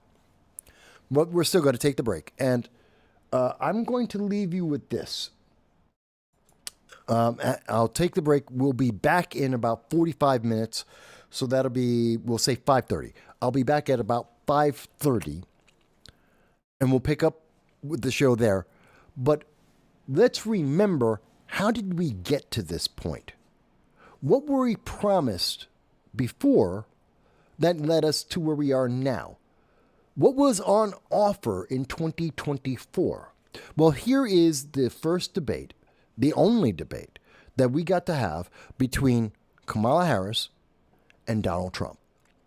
And I'm going to play, this is my coverage of that live event, and I'm going to let you hear what we were thinking in 2024 as we're being told now what to think in 2025.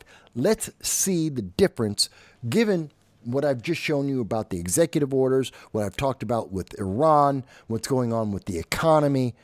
Let's see what we were promised and what we were threatened on and what is happening in reality. And then we'll be back at 5:30 with everyone.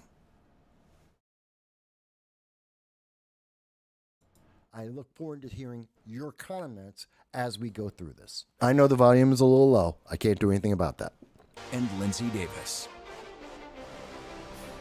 Good evening, I'm David Muir, and thank you for joining us for tonight's ABC News presidential debate. We want to welcome viewers watching on ABC and around the world tonight. Vice President Kamala Harris and President Donald Trump are just moments away from taking the stage in this unprecedented race for president. And I'm Lindsay Davis. Tonight's meeting could be the most consequential event of their campaigns, with Election Day now less than 2 months away. For Vice President Kamala Harris, this is her first debate since President Biden withdrew from the race. It'll be consequential for Kamala Harris, not so much for Donald Trump. Donald Trump can have a bad debate and he will still be okay. Kamala Harris can't. She has to be stellar. She has to be strong unequivocally. Nope. Turn to speak. No pre-written notes allowed. There is no audience here tonight in this hall at the National Constitution Center. This is an intimate setting for two candidates who have never met. There should have been an audience. He chose to deliver the final closing statement of the evening. Vice President Harris selected the podium to the right. So let's now welcome the candidates to the stage. Vice President Kamala Harris and President Donald Trump. Here we go. I'm going to turn up the volume a little bit. I want to make sure everyone can hear. Kamala Harris. Let's have a good debate. Nice to see you. Have fun. Thank you. She raced over to him, didn't she? Welcome to you both. It's wonderful to have you. It's an honor to have you both here tonight. Good evening. We are looking forward to a spirited and thoughtful debate. So let's get started. I want to begin tonight with the issue that voters repeatedly say is their number one issue, and that is the economy and the cost of living in this country. Vice President Harris, you and President Trump were elected 4 years ago, and your opponent on the stage here tonight often asks his supporters, are you better off than you were 4 years ago? No. To the economy, do you believe Americans are better off than they were 4 years ago? Of course not. So I can't say was that. raised as a middle-class kid. No one cares. And I am actually the only person on this stage who has a plan that is about lifting up the middle class and working people of America. That's not the question you I asked. believe in the ambition, the aspirations, the dreams of the American people. That's not what he And asked. that is why I imagine and have actually a plan to build what I call an opportunity economy. Because here's That's the not thing. what he asked. We know that we have a shortage of homes and housing. And the cost of housing is too expensive for far too many people. We know that young families need support to raise their children, and I intend on extending a tax cut for those families. She didn't answer the question. She's avoiding answering the question. Tax credit that we have given in a long time, so that those young families can afford to buy a crib, buy a car seat, buy clothes for their children. My passion, one of them, is small businesses. My mother raised my sister and me. She is literally reading off all of the answers, all of the policy positions on her website right now. She's reading them all off. A $50,000 tax deduction to start up small businesses, knowing they are part of the backbone of America's economy. My opponent, on the other hand, his plan is to do what he has done before, which is to provide. This is literally everything on her website right now. Will result in $5 trillion to America's deficit. My opponent has a plan that I call the Trump's sales tax, which would be a 20% tax on everyday goods that you rely on to get through the month. But has Bidenomics made things better? That's the question. Did Bidenomics work? The answer is unequivocally no, which is why she doesn't want to address the question she was asked. What should be the backs of middle-class people paying for tax cuts for billionaires. President Trump, I'll give you 2 minutes. First of all, I have no sales tax. That's an incorrect statement. She knows that. We're doing tariffs on other countries. Other countries are going to finally, after 75 years, pay us back for all that we've done for the world. And the tariff will be substantial in some cases. I took in billions and billions of dollars, as you know, from China. In fact, they never took the tariff off because there was so much money they can't. It would totally destroy everything that they've set out to do. They're taking in billions of dollars from China and other places. They've left the tariffs on. When I had it, I had tariffs, and yet I had no inflation. Look, we've had a terrible economy because inflation has, which is really known as a country buster. It breaks up countries. We have inflation like very few people have ever seen before, probably the worst in our nation's history. True. At 21%, but that's being generous because many things are 50, 60, 70, and 80% higher. Accurate. Just a few years ago. This has been a disaster for people, for the middle class, but for every class. On top of that, we have millions of people pouring into our country from prisons and jails, from mental institutions. Okay, now he's going off topic. They're taking jobs that are occupied right now by African Americans and Hispanics, and also unions. Unions are going to be affected very soon. And you see what's happening. You see what's happening with towns throughout the United States. You look at Springfield, Ohio. You look at... Look at Kamala's face. She is pissed off. She's angry. Taking over buildings. They're going in violently. It's the first question. She's pissed off. Biden led into our country, and they're destroying our country. They're dangerous. They're at the highest level of criminality, and we have to get them out. We have to get them out fast. I created one of the greatest economies in the history of our country. I'll do it again and even better. We are going to get to immigration and border security during this debate, but I would like to let Vice President Harris respond on the economy here. Well, I would love to. Let's talk about what Donald Trump left us. Donald Trump left us the worst unemployment since the Great Depression. Not true. That's the lockdowns. That was global. That is a lie. Epidemic in a century. Donald Trump left us the worst attack on our democracy since the Civil War. That is a lie. What we have done is clean up Donald Trump's mess. What we have done and what I intend to do is build on what we know are the aspirations and the hopes of the American people. But I'm going to tell you all in this debate, By lying? you're going to hear from the same old tired playbook, The Democratic playbook. grievances and name calling. What you're going to hear tonight is a detailed and dangerous plan called Project 2025 that the former president intends on implementing if he were elected again.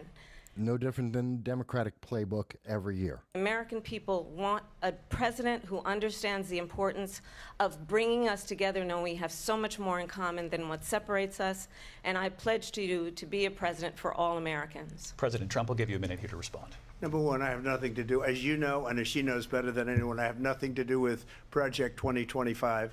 That's out there. I haven't read it. I don't want to read it purposely. I'm not going to read it. This was a group of people that got together. They came up with some ideas, I guess some good, some bad, but it makes no difference. I have nothing to do. Everybody knows I'm an open book. Everybody knows what I'm going to do. Cut taxes very substantially and create a great economy like Because I did he's actually before. dealing with the We had the question. greatest economy. We got hit with a pandemic, and the pandemic was not since 1917, where 100 million. Notice he's adding in context that Kamala Harris refused to put in. He just lost money. No, it was the lockdowns. Was higher than it was before the pandemic came in. Nobody's ever seen anything like it. We made ventilators for the entire world. We got gowns, we got masks, we did things that nobody thought possible. And people give me credit for rebuilding the military. They give me credit for a lot of things, but not enough credit for the great job we did with the pandemic. But the only jobs they got were bounce back jobs. These were jobs bounce back, and That's true. That is correct. but I was the one that created them. They know it, and so does everybody else. Vice President Harris, I'll let you respond. So Donald Trump has no plan for you. And when you look That's not what he just said. at the plan, it's all about tax breaks for the richest people. I am offering what I describe as an opportunity economy, and the best economists in our country, if not the world, have reviewed our relative plans for the future of America. What Goldman Sachs has said is that Donald Trump's plan would make the economy worse. They also said that Joe Biden is a genius and that Bidenomics would work, and it hasn't. So that's suspect. Deficit. 16 Nobel laureates have described his economic plan as something that would increase inflation and by the middle of next year would invite a recession. We're already in a recession. We've been in a recession since August of 2022. You to know that Donald Trump actually has no plan for you because he is more interested in defending himself than he is in looking out for you. That's such a lie. They gave her that to say. Look, I went to the Wharton School of Finance, and many of those professors, the top professors, think my plan is a brilliant plan. It's a great plan. It's a plan that's going to bring up our worth, our value as a country. It's going to make people want to be able to go and work and create jobs and create a lot of good, solid money for our country. And just to finish off, she doesn't have a plan. She copied Biden's plan, and it's like 4 sentences, like run, spot, run. 4 sentences that are just, oh, we'll try and lower taxes. I showed you that. She doesn't have a plan. Take a look at her plan. She doesn't have a. I showed you that before we started. It's true. She doesn't have a plan. The president brought up your tariffs. You responded, and let's drill down on this because your plan is what she calls is essentially a national sales tax. Your proposal calls for tariffs, as you pointed out here, on foreign imports across the board. You recently said that you might double your plan, imposing tariffs up to 20% on goods coming into this country. As you know, many economists say that with tariffs at that level, costs are then passed on to the consumer.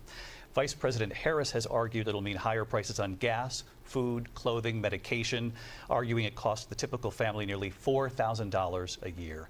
Do you believe Americans can afford higher prices because of tariffs? They're not going to have higher prices. What's going to have and who's going to have higher prices is China and all of the countries that have been ripping us off for years. I was the only president ever. China was paying us hundreds of billions of dollars, and so were other countries. And, you know, if she doesn't like them, they should have gone out and they should have immediately cut the tariffs. But those tariffs are there 3.5 years now under their administration. Oops. We are going to take in billions of dollars, hundreds of billions of dollars. I had no inflation, virtually no inflation. They had the highest inflation perhaps in the history of our country because I've never seen a worse period of time. People can't go out and buy cereal or bacon or eggs or anything else. The people of our country are absolutely dying with what they've done. They've destroyed the economy. And all you have to do is look at a poll. The polls say 80 and 85 and even 90% that the Trump economy was great, that their economy was terrible. Vice President Harris, I do want to ask for your response, and you heard what the president said there, because the Biden administration did keep a number of the Trump tariffs in place. So how do you respond? Well, let's be clear that the Trump administration resulted in a trade deficit, one of the highest we've ever seen in the history of America. That's what we asked you. He invited trade wars. You want to talk about his deal with China? What he ended up doing is under Donald Trump's presidency. And she didn't change it. Neither Biden nor Harris changed the policy.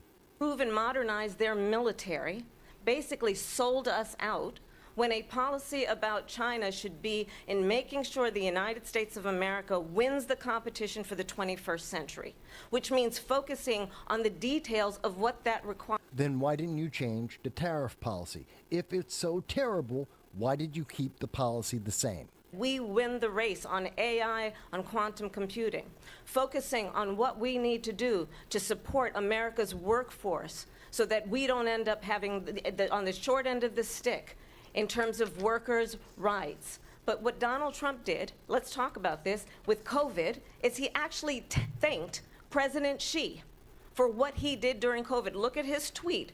Thank you, President Xi, exclamation point, when we know that Xi was responsible for lacking and not giving. But you didn't change the tariffs. The question was about the tariffs. Why didn't you change the tariffs? Taiwan, we hardly make chips anymore because of philosophies like they have and policies like they have. I don't say her because she has no policy. Everything that she believed 3 years ago and 4 years ago is out the window. She's going to my philosophy now. In fact, I was going to send her a MAGA hat. She's gone to my philosophy. But that's funny. If she ever got elected, she'd change it. And it will be the end of our country. She's a Marxist. Everybody knows she's a Marxist. Her father's. Do you notice how emotional Kamala Harris has been since the beginning, and she's overemphasizing her emotions. She's being very flagrant about her emotions right now, and we've seen Donald Trump be very stoic. I think that's not going to play well for Kamala Harris. The New York State pouring in, and just look at what they're doing to our country. They're criminals. Many of these people coming in are criminals, and that's bad for our economy too. You know, you mentioned before, we'll talk about immigration later. Well, bad immigration is the worst thing that can happen to our economy. They have, and she has, destroyed our country with policy that's insane. Almost policy that you'd say they have to hate our country. President Trump, thank you. Lindsay? I want to turn to the issue of abortion. President Trump, you've often touted that you were able to kill Roe v. Wade. Last year, you said that you were proud to be the most pro-life president in American history. Then last month, you said that your administration would be great for women and their reproductive rights.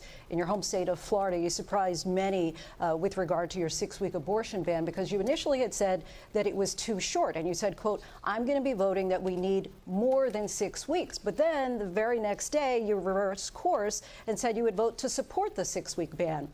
Vice President Harris says that women shouldn't trust you on the issue of abortion because you've changed your position so many times. Abortion, as I showed you, is not the top 10 issue in America. It just isn't. Democrats love it. It's not. They have abortion in the 9th month.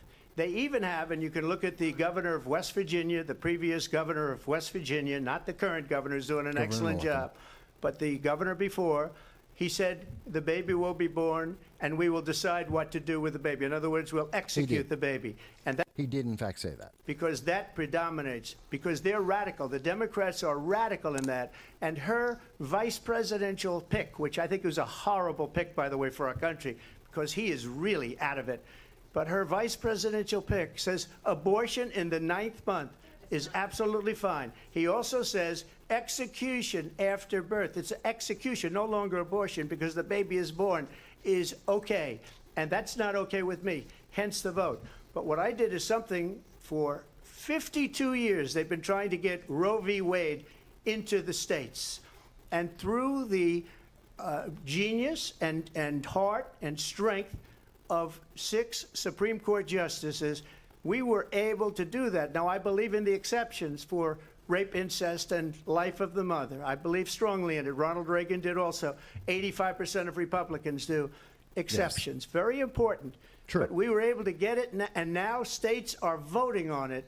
And for the first time, you're going to see, look, this is an issue that's torn our country apart. It's states' rights, and it's only torn us up because Democrats keep pushing it. It's not a big issue. All wanted this issue to be brought back to the states where the people could vote. And that's what happened. Now, Ohio, the vote was somewhat liberal.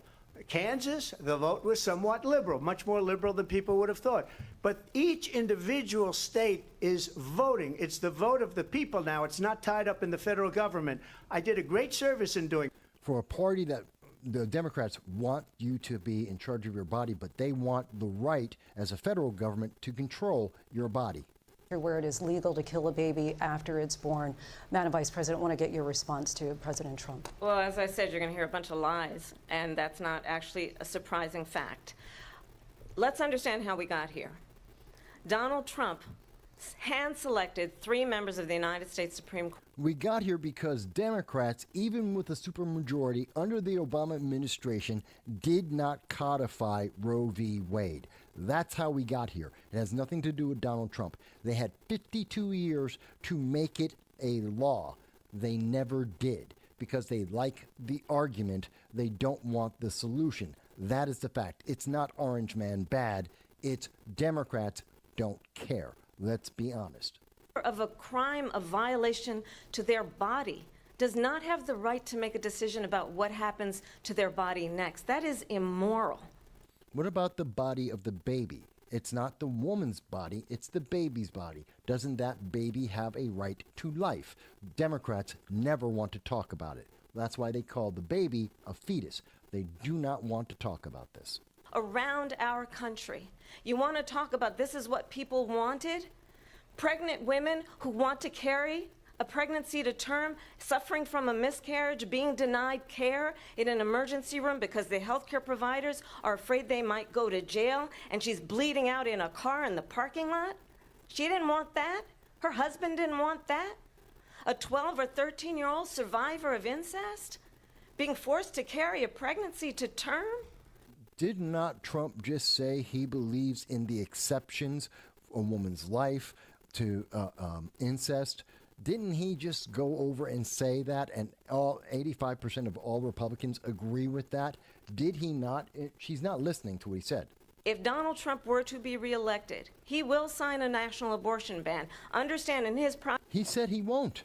there would be a national abortion, a monitor that would be monitoring your pregnancies, your miscarriages. I think the American people believe that certain freedoms, in particular the freedom to make decisions about one's own body, should not be made by the government. Thank you, Vice President Harris. Well, there she goes again. It's a lie. I'm not signing a ban. Unless it's a decision to force you to get an experimental jab, then Democrats don't care about your rights. Republicans and everybody else and every legal scholar wanted it to be brought back into the states, and the states are voting. And it may take a little time, but for 52 years, this issue has torn our country apart, and they've wanted it back in the states. And I did something that nobody thought was possible.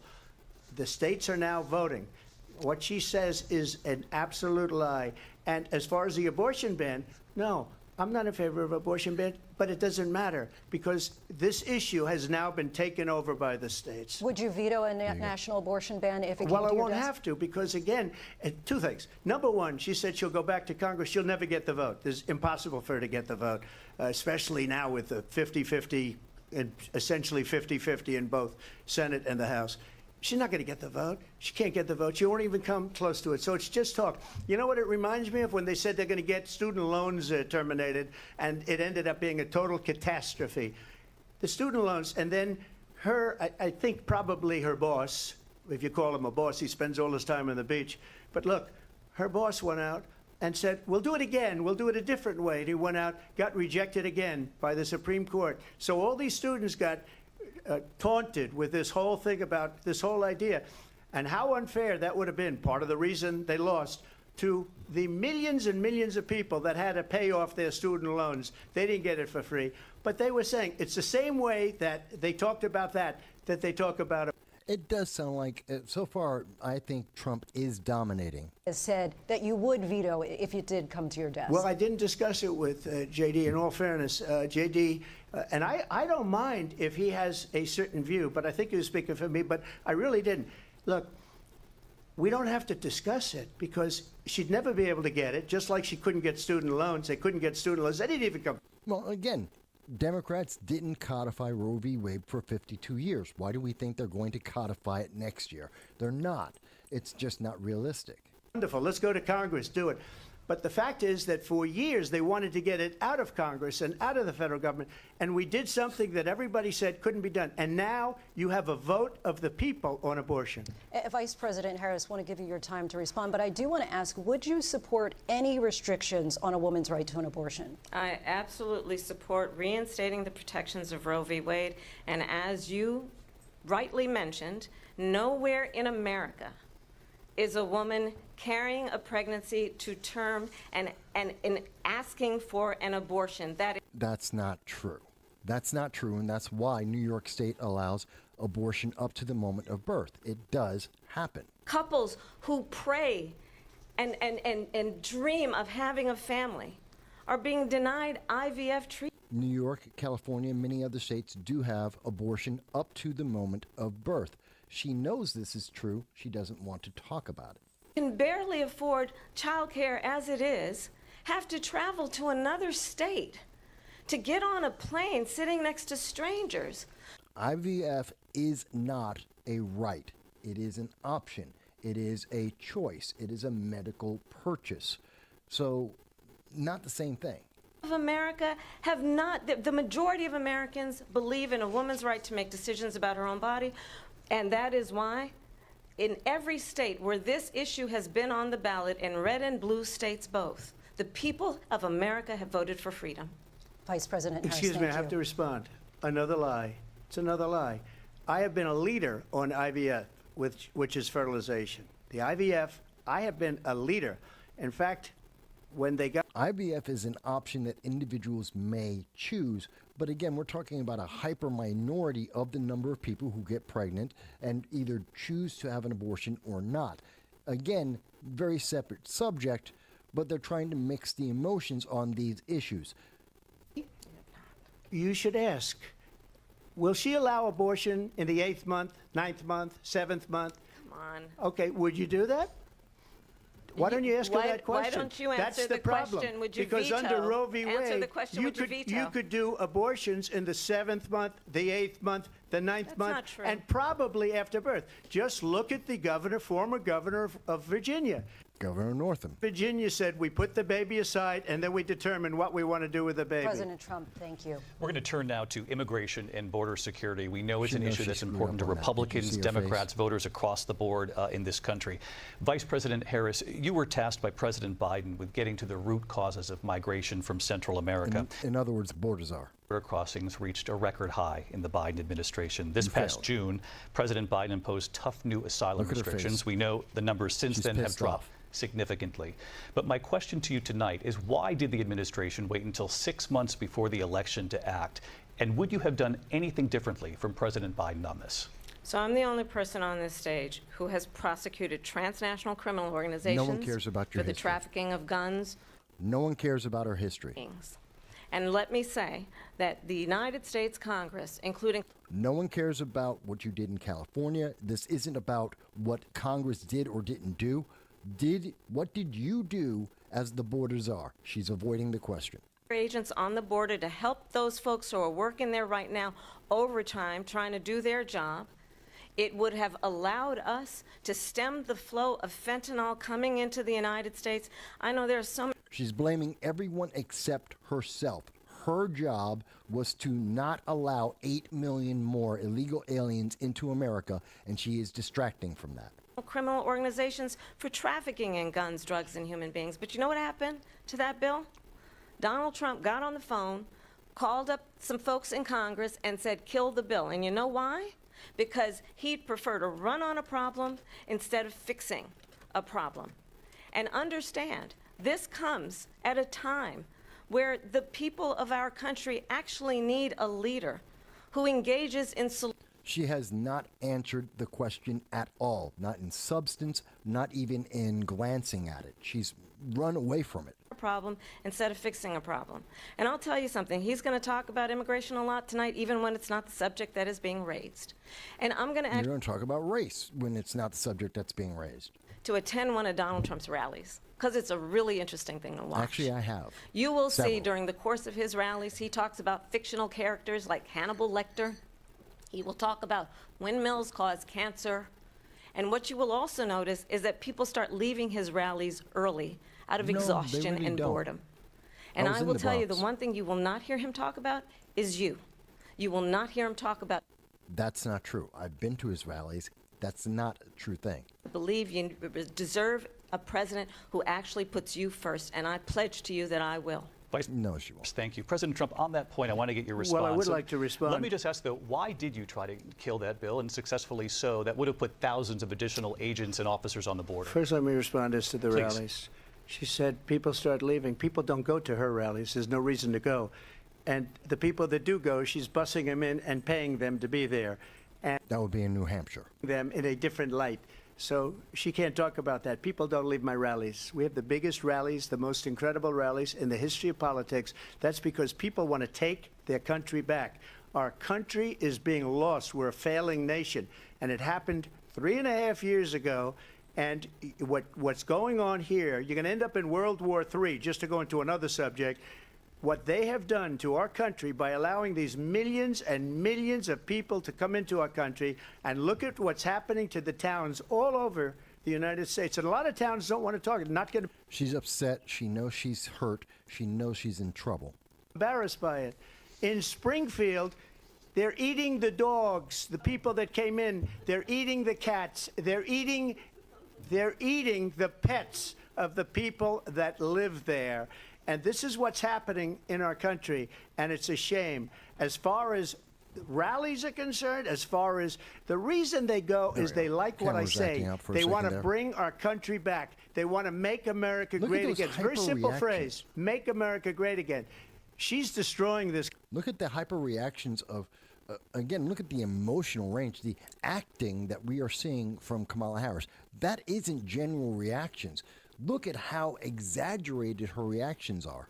And ABC News did reach out to the city manager there. He told us there have been no credible reports of specific claims of pets being harmed, injured, or abused by individuals within the immigrant community. Well, All I've this- seen people on television. Let me just say here, this is The people on television say clear- my dog was taken and used for food. So maybe he said that, and maybe that's a good Yeah. thing to say for a city manager. I'm not taking this from but television. the people I'm on taking it from television the city saying their manager. dog was eaten by the people that went there.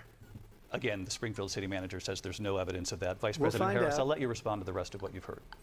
You talk about extreme.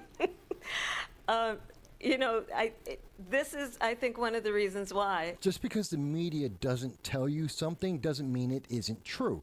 They said that the laptop was fake, and yet it was true. They told us Russia was real, and it was a lie. So saying that some politician isn't telling you the answer doesn't mean that they have been accurate.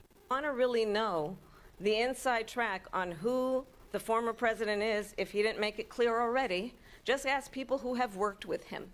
His former chief of staff, a 4-star general, has said he has contempt for the Constitution of the United States. His former national security advisor has said he is dangerous and... Wait.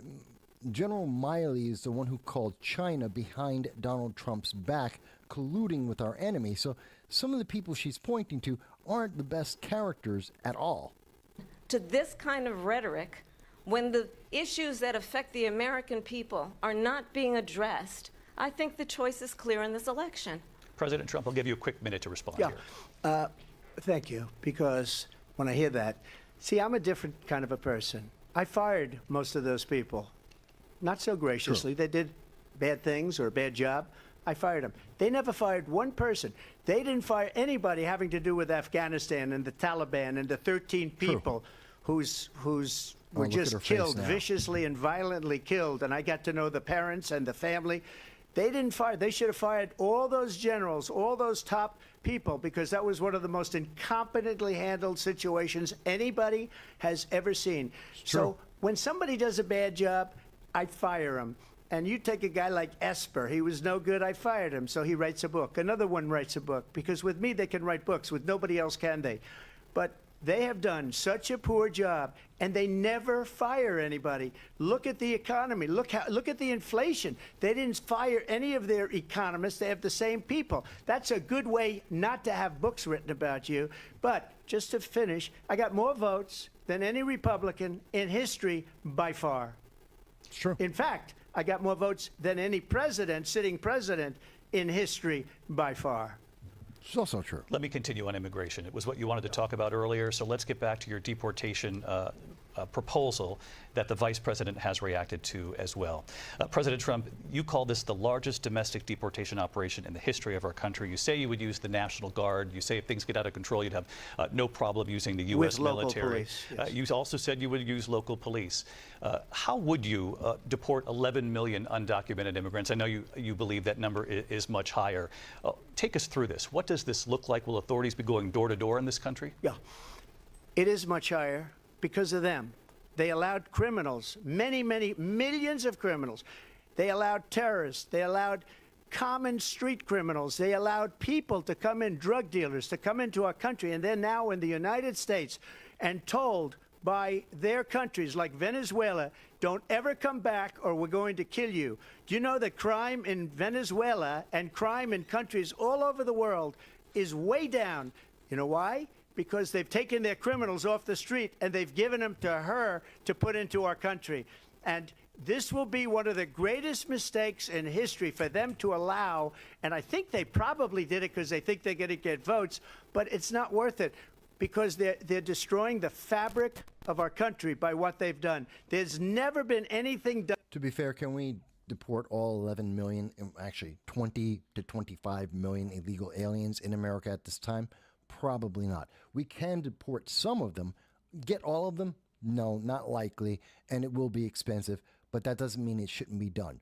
Germany is doing it.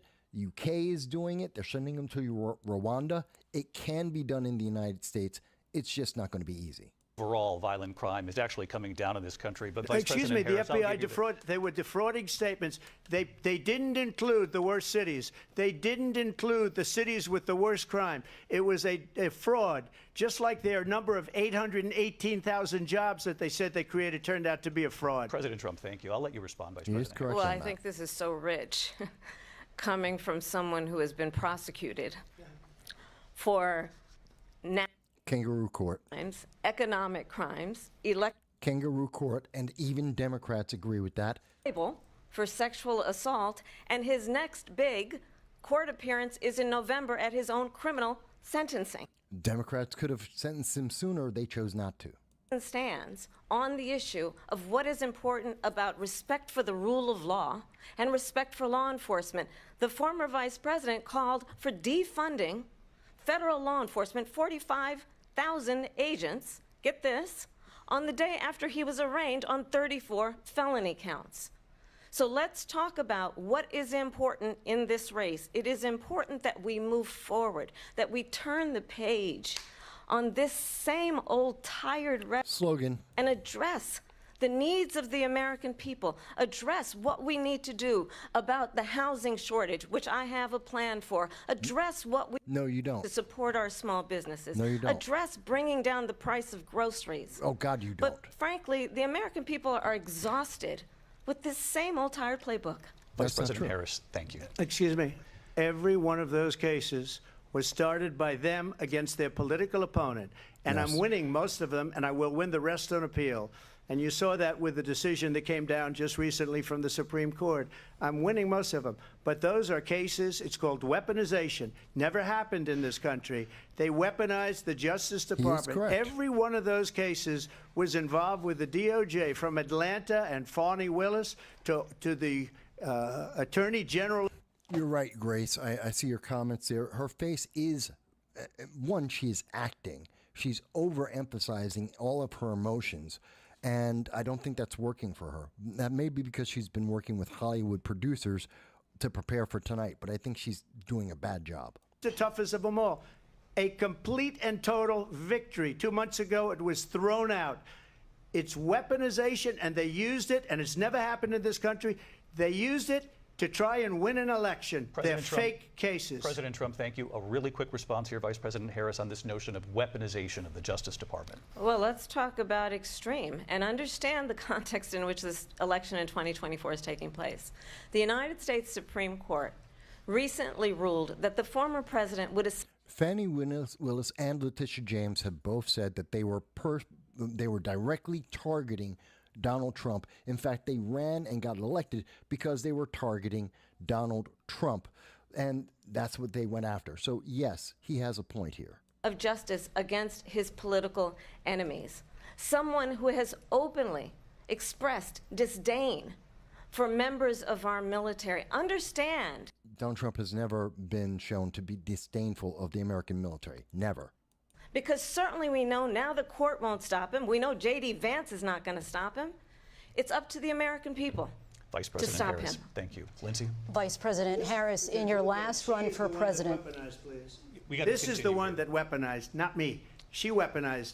I probably took a bullet to the head because of the things that they say about me. They talk about democracy. I'm a threat to democracy. They're the threat to democracy with a fake Russia investigation We do have a lot that went nowhere. We have a lot to get to. Lindsay? Vice President Harris, in your last run for president, you said you wanted to ban fracking. Now you don't. You wanted mandatory government buyback programs for assault weapons. Now your campaign says you don't. You supported decriminalizing border crossings. Now you're taking a harder line. I know you say that your values have not changed. So then why have so many of your policy positions changed? Oh, good. So my values have not changed, and I'm going to discuss every one of at least every point that you've made. But in particular, let's talk about fracking because we're here in Pennsylvania. I made that very clear in 2020. No, you didn't. I will not ban fracking. Not true. I have not banned fracking as Vice President of the United States. And You in didn't have fact, a choice. I was the tie-breaking vote on the Inflation Reduction Act, which opened new leases for fracking. No.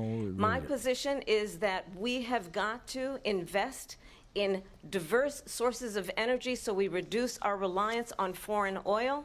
We have had the largest increase in domestic oil production in history because of an approach that recognizes that we cannot over-rely on foreign oil. That's not true. As it relates to my values, let me tell you, I grew up a middle-class kid raised by a hardworking mother. Who cares? Who worked and saved and was able to buy our first home when I was a teenager. Who cares?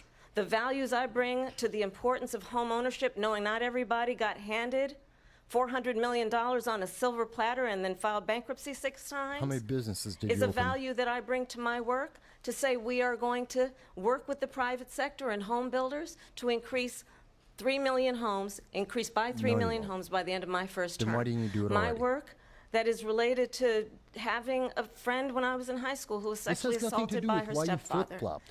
And my She is avoiding why did you flip-flop on your positions. She isn't answering that. that is deeply grounded in the importance of standing up for those who are most vulnerable. My work that is about protecting Social Security and Medicare. That doesn't answer why did you flip-flop on your issues. It was a very clear, very direct answer. She isn't answering it. Values have not changed. And what is important is that there is a president who actually brings values and a perspective that is about lifting people up and not beating people down. But your policies changed. I don't care. With lawmakers rushing to extend the 2017 Very clear.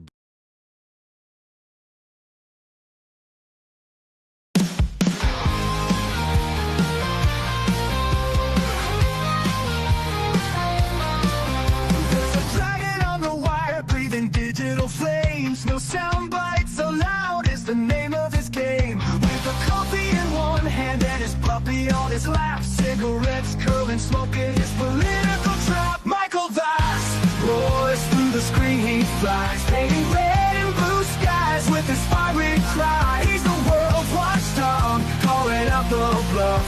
Right-wing swagger, but his heart's pretty tough.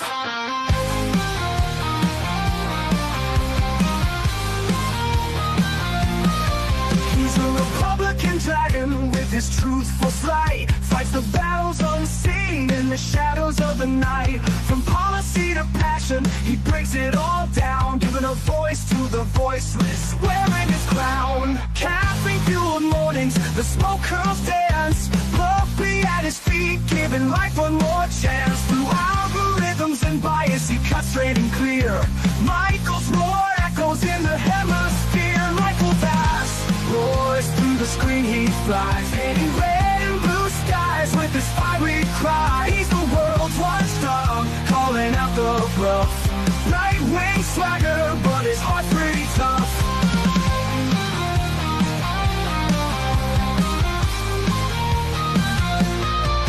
No sound bites allowed is his ultimate creed. A dragon's perspective where facts are the seed. Standing tall on his battlefield of thoughts, guarding the truth that others forgot.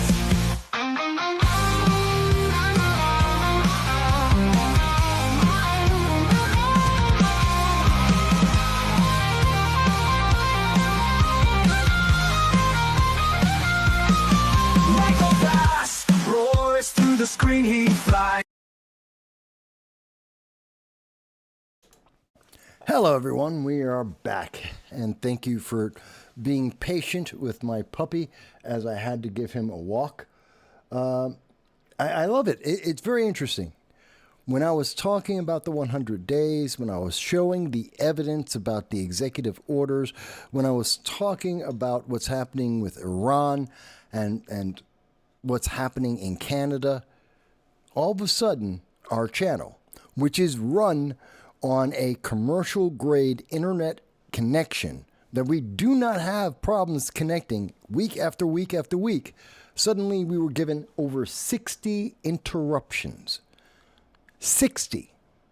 We had to end our feed on Rumble. We had our feed on X interrupted for people who are just checking out the channel, who just came in during our break or afterwards, I know we've had a couple of hundred people who've been watching on various channels, and we had to end some of it. We were running into interruption after interruption. And it's funny. The moment I stopped talking about those subjects, the stream is running perfectly fine. We're running on the same system. It's a commercial grade internet connection. We don't have these problems week after week after week. But when we're talking about the unapproved message, when we're talking about the truth that is being revealed, when I'm showing you the evidence through Real Clear Politics, when I'm showing you poll after poll, I'm showing you the data week by week over time, and showing you the true comparison, when I'm showing you the evidence of every single presidency and the number of executive orders they have put out, suddenly we had problems. Suddenly, and the honest truth is, there's two reasons why that happens. One, to frustrate me, to make it difficult for me to reach people across the world and to share with them the evidence and the information so that you can make a conclusion on your own, because you're a grown adult and you have the right and ability to make decisions by yourself. No one needs to tell you what to think. You will think for yourself. And we respect that on this channel. We respect your individual right to make a decision. Whether you agree with this channel or not, you have all the right to decide whatever you want based on the information that is there, whether you agree with us or not, and that's okay. And you can comment on that. By the way, we still look forward to your super chats as well as the regular chat every time. But the mainstream media, the internet overlords, they don't like that. They don't want you. They have been fighting this channel for all of the last, 18 years that I've been on YouTube. They've been fighting us on social media. They've been fighting us to deny us the opportunity to speak with you, because we ask you to think, to make up your own mind, to have your own decision, not to just follow, but to decide. And they don't want that. They want you to obey. And that is very aggravating. Very aggravating. And that's why the first half of the show, if you notice, as we went on showing you the evidence and talking about the issues, they decided, obviously, there's suddenly all these problems that the second we stop talking about it, no more problems. The feed is perfectly fine. No interruptions. It's amazing. It truly is amazing, folks. And very upsetting. So Sarah says, Mike, what do you think is going to happen with the Ukraine? I'm sad things haven't resolved faster. I saw on Ron Paul Liberty Report that the loser of the battle does not decide concessions. U.S. has lost. I know I didn't talk about that during the discussion about the what I was discussing about overseas, and I did talk about Iran instead in the first half of the show. The Ukraine is going to lose. There is no doubt about that. We've known that since the beginning of the war. The Ukraine cannot win. Russia has more troops, more weapons. It has more facilities available to it, more resources. They're always going to win. The question is, how do they win? How much land do they take? How much territory do they absorb? What's going to be the consequence of this war? There's going to be a civil war that's going to continue. No matter what, if they declare peace tomorrow, there's going to be a civil war in the Ukraine for the next 10 years going forward. There are going to be various attacks back and forth. The conflict is not over. No matter who declares himself the winner, the war will continue. That's the reality of it. That's the truth of the scenario. So the question is, where are people going to be positioning themselves? And we know that Trump has been getting frustrated with Russia, not Ukraine. He's frustrated with Russia. The frustration with the Ukraine we saw culminate in the White House with Zelensky when he got kicked out. Because Zelensky had the belief that he could win. And part of that is he has to say that because his troops need to hear that they can win, that they're fighting for a victory. And I understand that. I respect that. You got to keep the troop morale up, otherwise he loses instantly. But also, diplomatically, he made an error because he forced the United States into a position to say, oh, we're going to back you until you win. When Trump is very publicly and very clearly, he promised it in 2024, he's continuing to say that he wants peace, not victory. He's looking for peace. And so Zelensky went too far in trying to play his hand to try and force the United States to back him in something that was not realistic. We saw that play out. The reality is the best thing for the Ukraine, and Ukraine has come to understand. They immediately, Zelensky went over to Europe and begged Europe, do what America won't do. Guarantee us that we will have the victory. Stand with us for victory against Russia. And Germany and France, Italy and the United Kingdom all said no. They said that they can't guarantee victory. They can't even guarantee peace. They can't do anything without America, without the United States. The United States leads this. We are the leader. And they admitted, and it was crushing in March for most of Europe to recognize, for the first time, I think, really, that it really hit them that the 1800s, the 1700s, it's over. Their empires are over. There is no Prussian Empire, the French Empire, the British Empire, they're all gone. These are purely things of the past. And after World War II, they have no claim on that glory that they used to have for hundreds of years. The world has moved on. And the United States is undisputably the superpower of the world. There is no question on that. And without the United States, Europe has no real cards to play. They have no real influence without the United States backing in some form. So that put a lot of pressure on the United States. That put a lot of pressure on Donald Trump.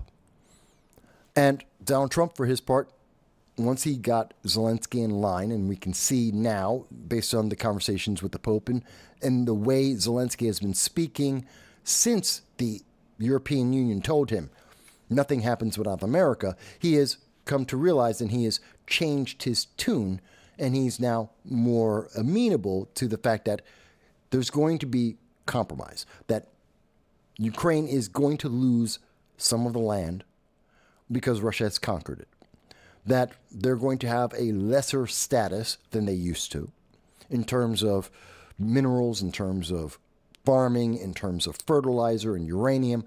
They're going to take losses. They're not going to have what they used to have. Their nation is broken.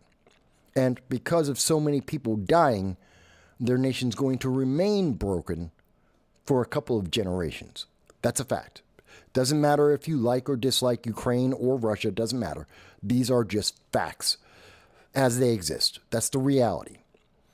But with the assurance of President Trump and America going in and going after the minerals, the rare earth minerals, that will give safety.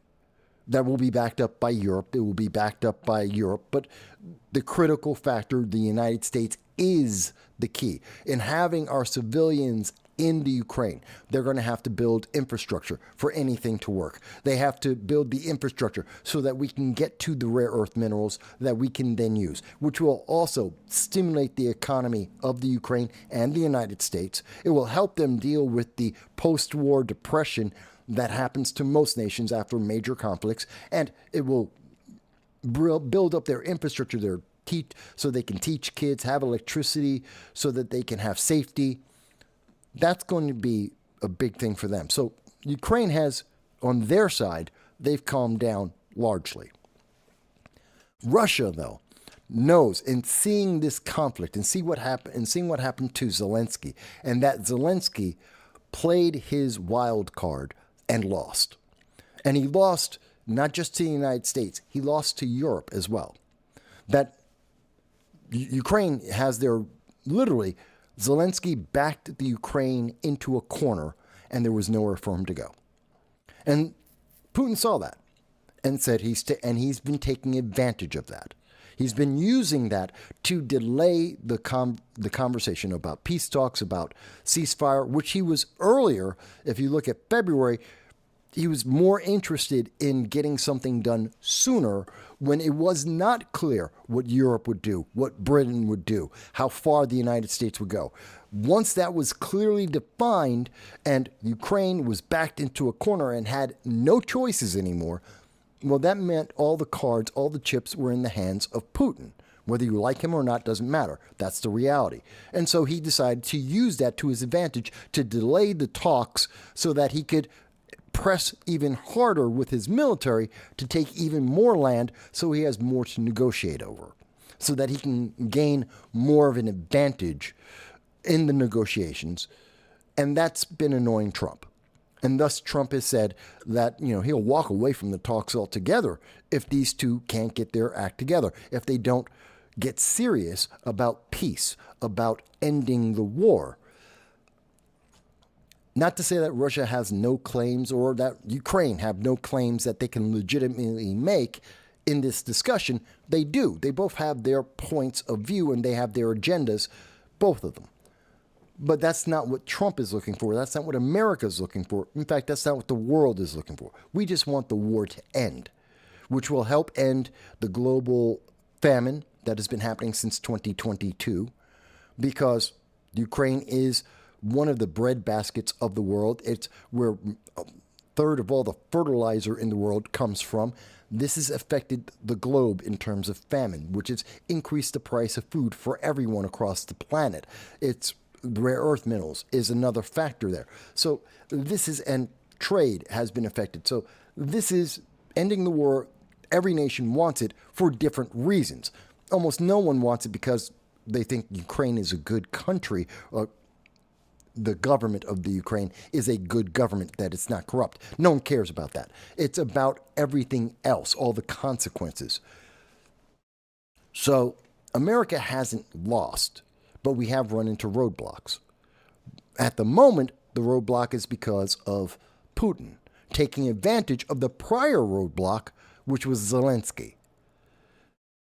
If we can get past that, we can see this war end. If not, this war is going to continue. As I said, it's going to continue no matter what. Everyone knows that there will be freedom fighters or whatever they want to call themselves, and there will be fighting civil war in the Ukraine. People that either want to be part of Russia or don't want to be part of Russia, they will be fighting back and forth for the next decade, to some degree, for at least another decade, if not a generation. That's not what everyone's looking at. So America hasn't lost, but we have run into more roadblocks because of the previous conversations and complications. And to be fair, part of that is it's not only Zelensky's fault, it's the Democrats' fault in America.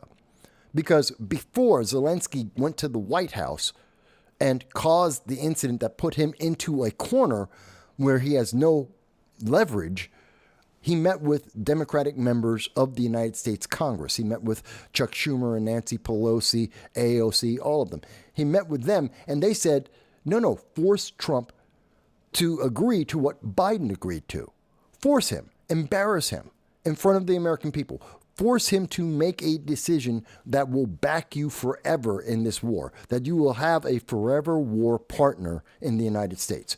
Force Trump to say that in front of the world. And so Zelensky, thinking he had the backing of the United States Congress, he had the backing of the United States people, actually said that to Trump, and it failed. The Democrats were using him for political leverage. They wanted to have the ability to embarrass Trump and to look stronger and more powerful so that they can win the midterm elections.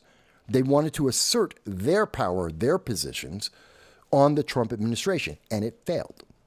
They didn't think of the consequences of what that meant afterwards, because that meant that Russia had all the chips, they had all the bargaining chips. They could then delay and abuse the lack of power in the Ukraine. And with the definitive statements of the United States and Europe, Zelensky, Ukraine had nowhere to go. So if there's a loss, I would blame the Democrats for what they told Zelensky to do, and Zelensky for not realizing what would happen if he failed, if his attempt to embarrass Trump into backing him as Biden had done, if that failed, what would be the result of that? He didn't think it through. So Zelensky failed. The Democrats failed. Russia has failed. And now this is where we are. So no, I don't think it's Trump's failure per se.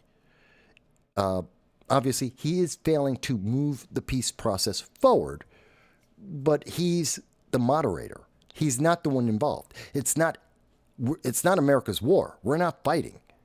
We're supporting the Ukraine, but we're not actually fighting. It's not Trump's war, but it is Trump's war to negotiate. And yes, so in a way he is losing, but no, not directly. So do I think at the end of this process, it's going to happen, Russia will eventually come to the table and they will negotiate. Russia will get land.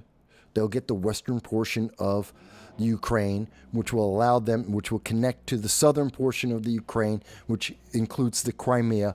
They will have access to the Black Sea, which they desperately want and have been fighting for. They will have some of the fertilizer. They will have some of the farmland. They will have some of the rare earth minerals, all of things they desperately need for Russia to maintain itself and to have influence over NATO countries because of the threat that it then strategically will be able to provide. But they will negotiate at some point. The question is how many people will die between now and then. I don't know. It'll be tens of thousands. And Trump, who was partially looking at this as a political victory, also looking at the bigger picture of the future. Minerals, America will get some of the rare earth minerals that we need. We will see some of the global famine will decrease because the United States will be rebuilding that infrastructure. Food farming will be able to be redone. Food will get out on a regular basis. People will be able to be fed. It will improve the global famine, which means that the price of food, the inflation that we've seen, will drop. That will help American farmers. That will help American businesses and economy. Building up the infrastructure of Ukraine will help American economy. Longer term, America will do better. It's just not immediate. So to answer your question, that's the things I think we will see there. So I hope that answers some of your question there. Sarah. Let's see. U.S. was on the side of the loser, so we don't get to decide when it ends. Not entirely correct.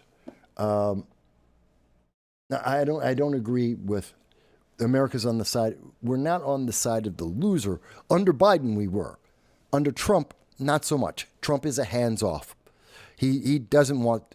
He's been very clear and he's been very direct about he's not picking a side here. He just wants it to end because of the consequences. He wants the consequences at the end of this can benefit America and the world, and so he wants to get to the end.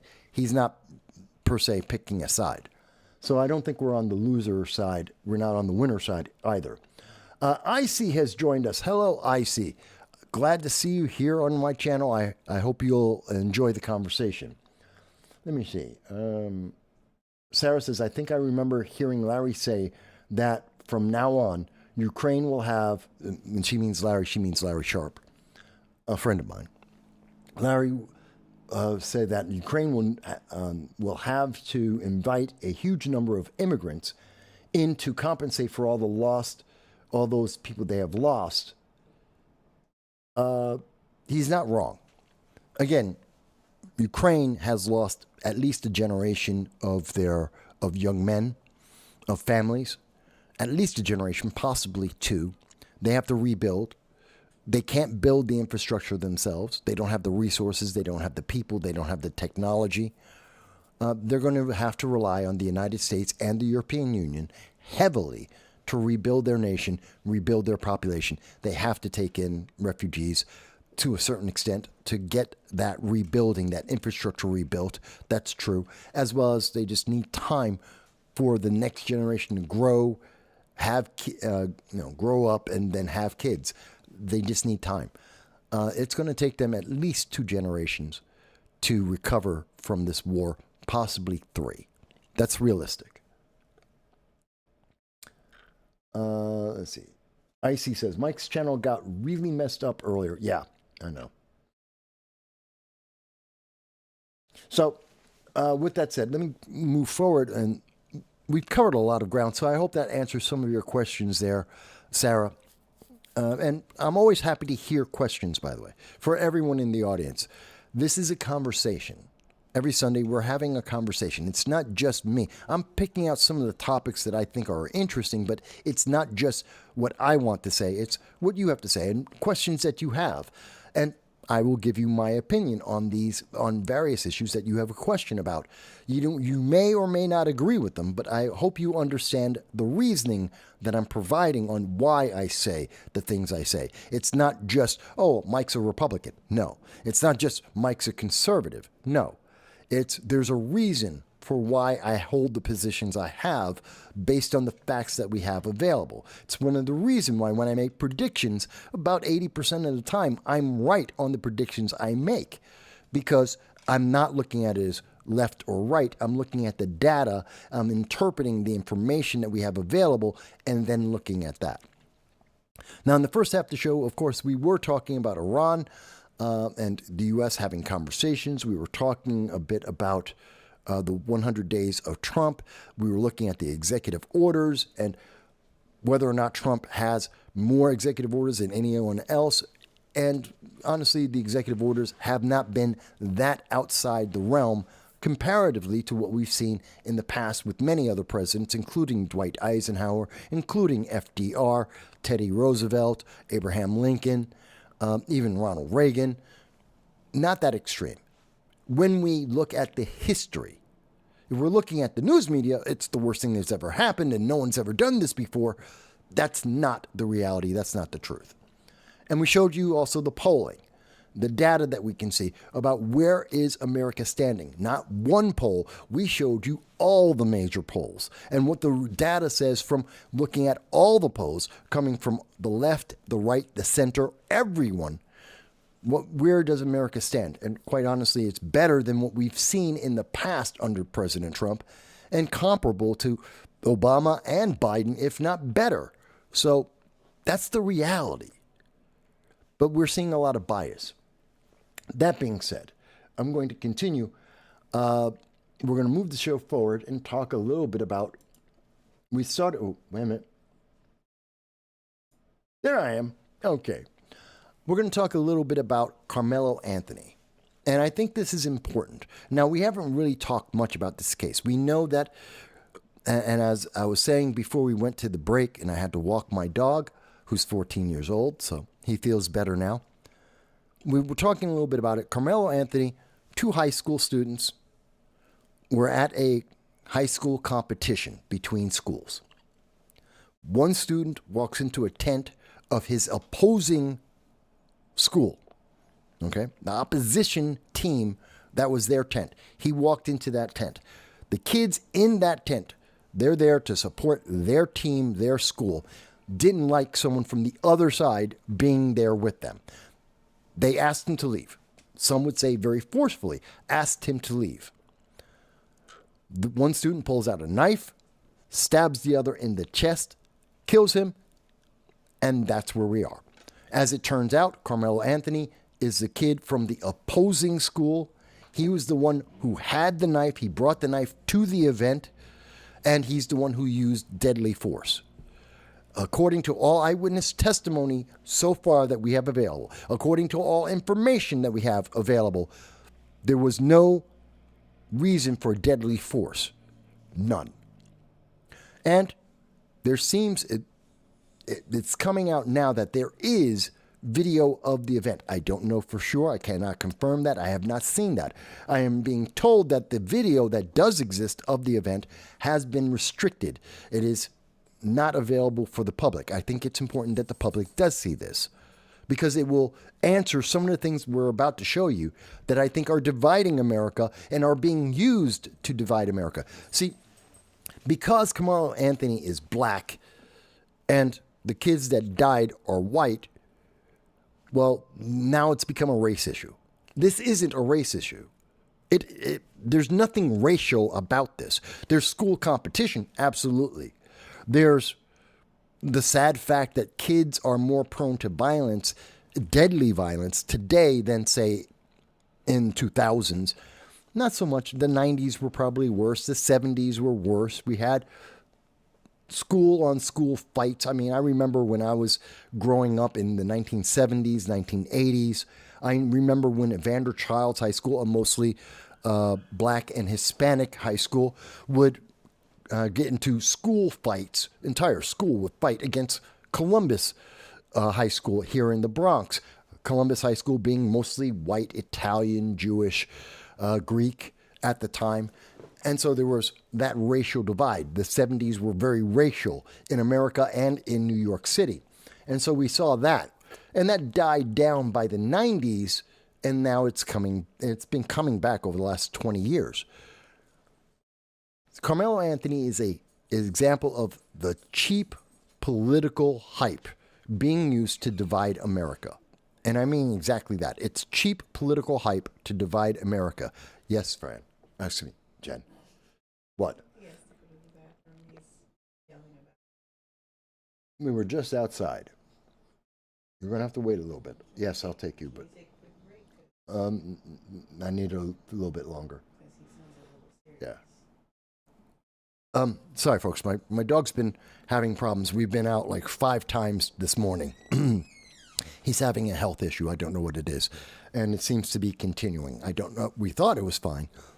He's having a little bit more. Let me get through Kilmar Anthony. So I want you to hear, this is the race hustling that is being injected into this very serious topic that is a problem. It is a problem in America, but it's not a racial problem in America. They're turning it into that because that's a cheap and easy way to use this politically to get an advantage. Let's hear some of this. This is coming from Nate, the lawyer. So he's an attorney, and he's covered this, and I believe this is from CNN, but let's take a look.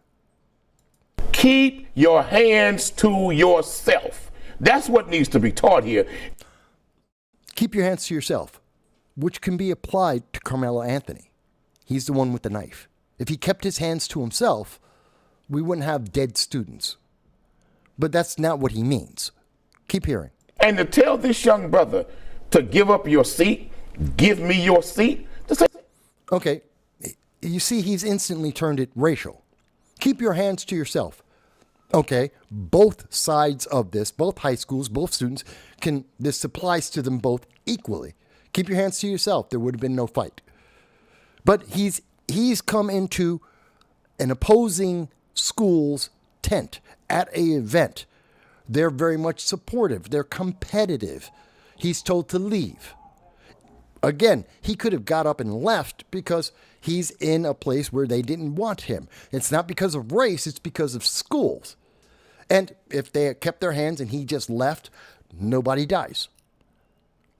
If the rest of the students were just pissed off, yelled at him, and didn't touch him, again, nobody dies. But now he's gone racial and said, oh, you asked a black man to get up. This isn't about being black or white. He wasn't there. They didn't want him there, not because he's black. According to all evidence that is available, it has nothing to do with him being black. He's from the opposing school at a sporting event where they're there to support their team. And he's the other team. That's the same thing as saying, okay, you support the New York Giants and somebody from the Chiefs or from the Washington Redskins I know they renamed them. I don't care. The Washington Redskins, are playing the New York Giants. And guess what? Somebody decided to come from the Redskins and wearing face paint, wearing the Redskins T-shirt, decided to come in, sat down amongst all of the Giants on their side of the field, in the middle of all of the Giants on their side while they're supporting their team, yeah, you're going to see people saying, get out of here.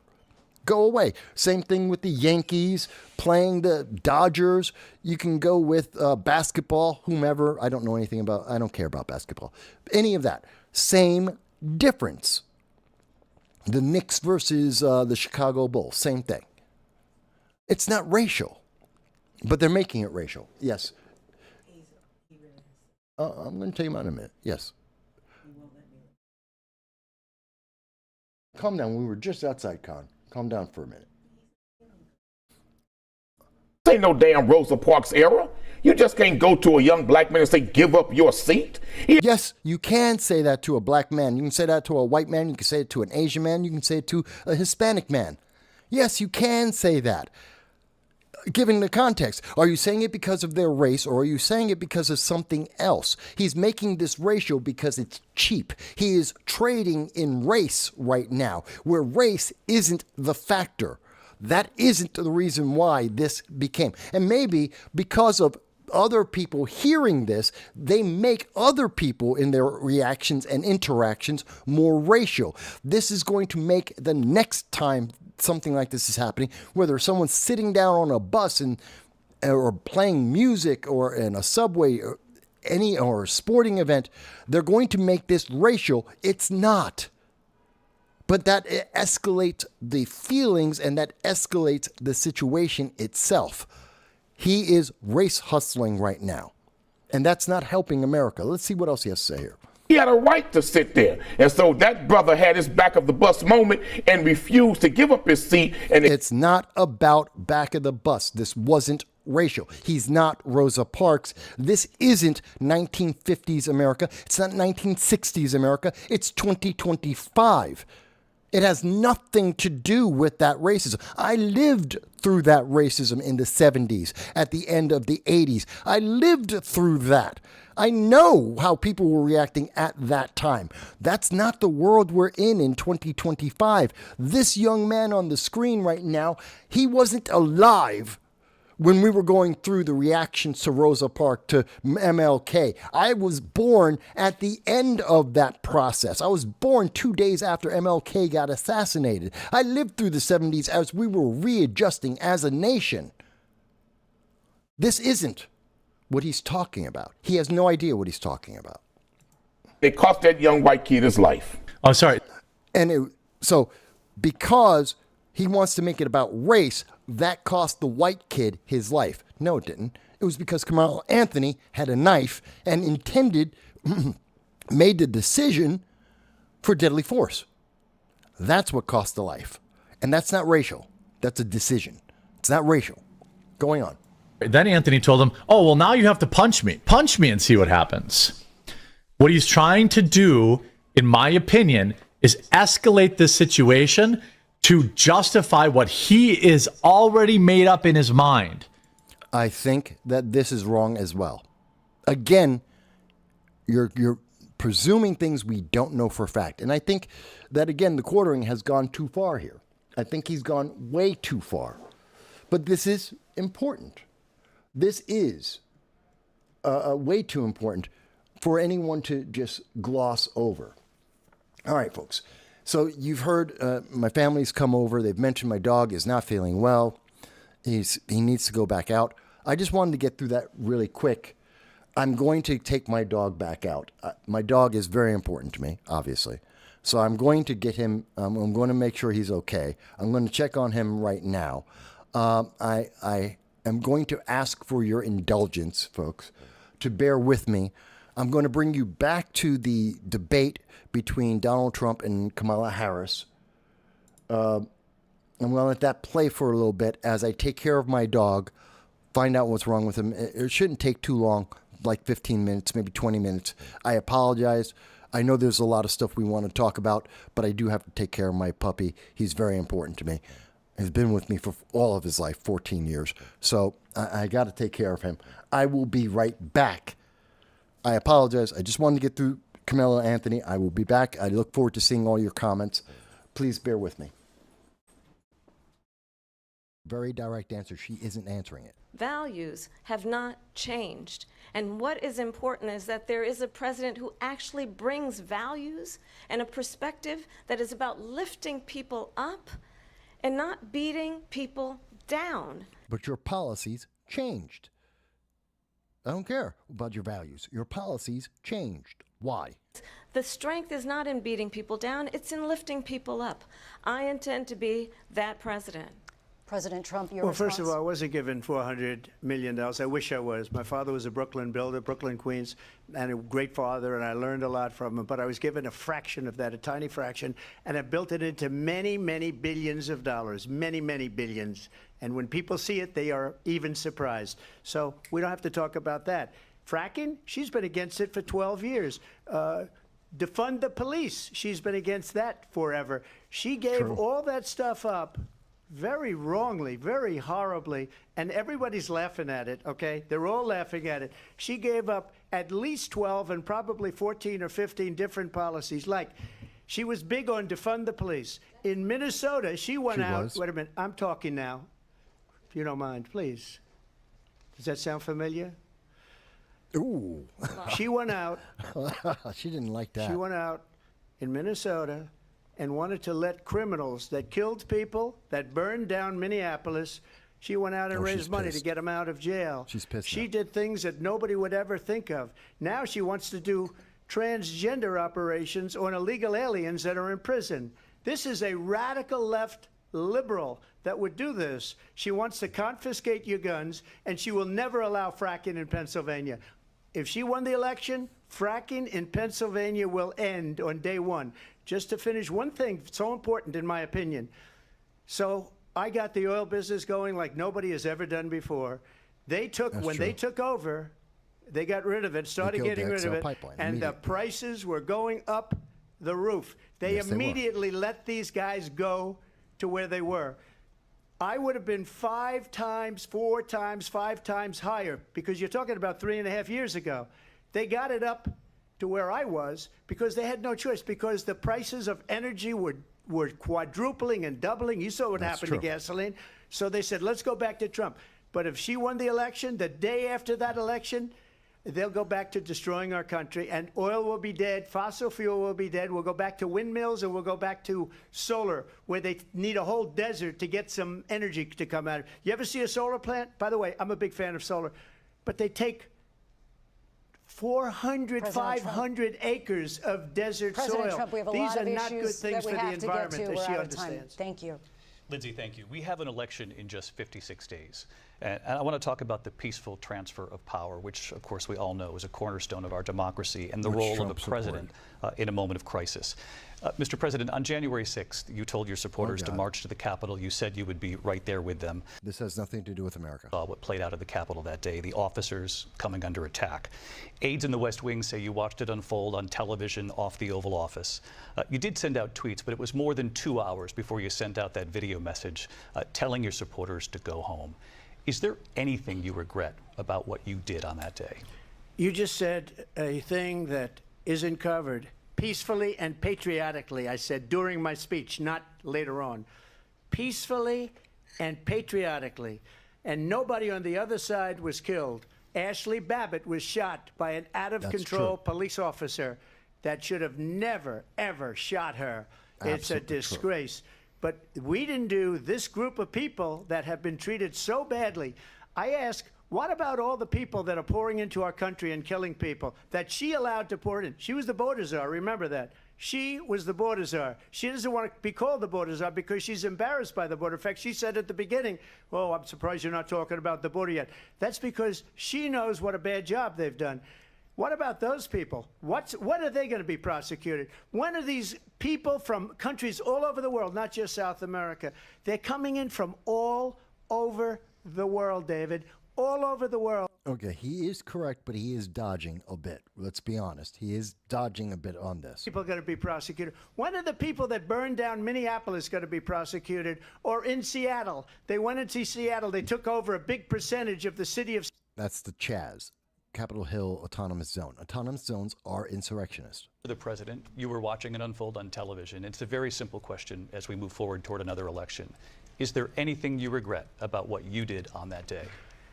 Yes or no? I had nothing to do with that other than they asked me to make a speech. I showed up for a speech. I said, I think it's going to be big. I went to Nancy Pelosi and the mayor of Washington, D.C., and the mayor put it back in writing, as you know.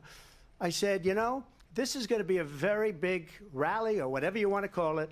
And again, it wasn't done by me. What about the video from Nancy Pelosi in her limo on January 6th saying it was Nancy Pelosi's fault? That exists. We know this. Why are they beating up Trump for something Nancy Pelosi says it was her fault? But they want to get rid of that tape. It would have never happened if Nancy Pelosi and the mayor of Washington did their jobs. I wasn't responsible for security. Nancy Pelosi was responsible. She didn't do her job. The question was about you as president, not about former Speaker Pelosi. But I do want Vice President Harris to respond here. I was at the Capitol on January 6th. I was the vice president-elect. I was also an acting senator. I was there. And on that day, the President of the United States incited a violent mob to attack our nation's capital. That's a lie. To desecrate our nation's capital. On that day, 140 law enforcement officers were injured, and some died. No, and understand, they didn't die because of that. The former president has been indicted and impeached for exactly that not reason. Convicted. But not this once. is not an isolated situation. Let's remember Charlottesville, where there was a mob of people carrying tiki torches. Charlottesville, really? Spewing anti-Semitic hate. And what did the president then at the time say? Go ahead, push there were fine lie. people on each side. That's what he said. Let's remember that when it came to the Proud Boys, a militia, excluded the president said, the former president said, stand back and stand by. This has been so for debunked everyone watching who times. remembers what January 6th was, I say we don't have to go back. Let's not go back. We're not going back. It's time to turn the page. And if that was a bridge too far for you, well, there is a place in our campaign for you to stand for country, to stand for our democracy, to stand for rule of law, and to end the chaos. And what about the rules of our border and immigration? She doesn't stand for those. Of our democracy, because you don't like the outcome. And be clear on that point. Donald Trump, the candidate, has said in this election there will be a bloodbath if this and the outcome of this election is not to his liking. Let's turn the page on. Because Democrats, progressives, burn down cities, break down buildings, they attack people every time they don't get what they want. It was a different term, and it was a term that related to energy because they have destroyed our energy business. That was where bloodbath was. Also, on Charlottesville, that story has been, as you would say, debunked. Laura Ingraham, Sean Hannity, Jesse, all of these people, they covered it. If they go an extra sentence, they will see it was perfect. It was debunked in almost every newspaper, but they still bring it up, just like they bring 2025 up. They bring all of this stuff up. I ask you this. You talk about the Capitol. Why are we allowing these millions of people to come through on the southern border? How come she's not doing anything? And I'll tell you what I would do, and I would be very proud to do it. I would say we would both leave this debate right now. I'd like to see her go down to Washington, D.C. during this debate because we're wasting a lot of time. Go down to, because she's been so bad, it's so ridiculous. Go down to Washington, D.C. and let her sign a bill to close up the border because they have the right to do it. They don't need bills. They have the right to do it. The President of the United States, you'll get him out of bed. You'll wake him up at 4 o'clock in the afternoon. You'll say, come on down to the office. Let's sign a bill. If he signs a bill that the border is closed, all he has to do is say it to the Border Patrol, who are phenomenal. If they do that, the border is closed. Those people are killing many people, unlike J6. We talked immigration here tonight. I do want to focus on this next issue to both of you because it really brings us this into focus. But Trump is correct. Living in. Mr. President, for 3.5 years after you lost the 2020 election, you repeatedly falsely claimed that you won, many times saying you won in a landslide. In the past couple of weeks leading up to this debate, you have said, quote, you lost by a whisker, that you, quote, didn't quite make it, that you came up a little bit short. I said that? Are you now acknowledging that you lost in 2020? No, I don't acknowledge that at all. But I you said did that say sarcastically. that. You know that. It was said, oh, we lost by a whisker. That was said sarcastically. Look, there's so much proof. All you have to do is look at it. And they should have sent it back to the legislatures for approval. I got almost 75 million votes. They could have just done an audit. It would be done. That's all we needed. States could do an audit, except Democrats refused.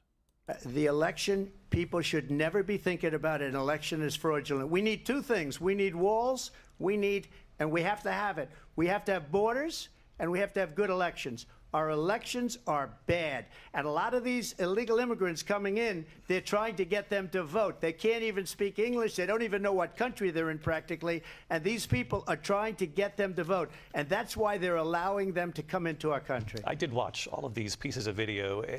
I didn't detect the sarcasm. Lost by a whisker. We didn't quite make it. And we should just point out here as clarification, and you know this, you and your allies, 60 cases in front of many judges, many of them Republican. No judge looked at it. And said they there was said no we didn't have widespread fraud. standing. That's the other thing. They said we didn't have standing, a technicality. Can you imagine a system where a person in an election doesn't have standing? The President of the United States doesn't have standing. That's how we lost. If you look at the facts, and I'd love to have you'll do a special on it.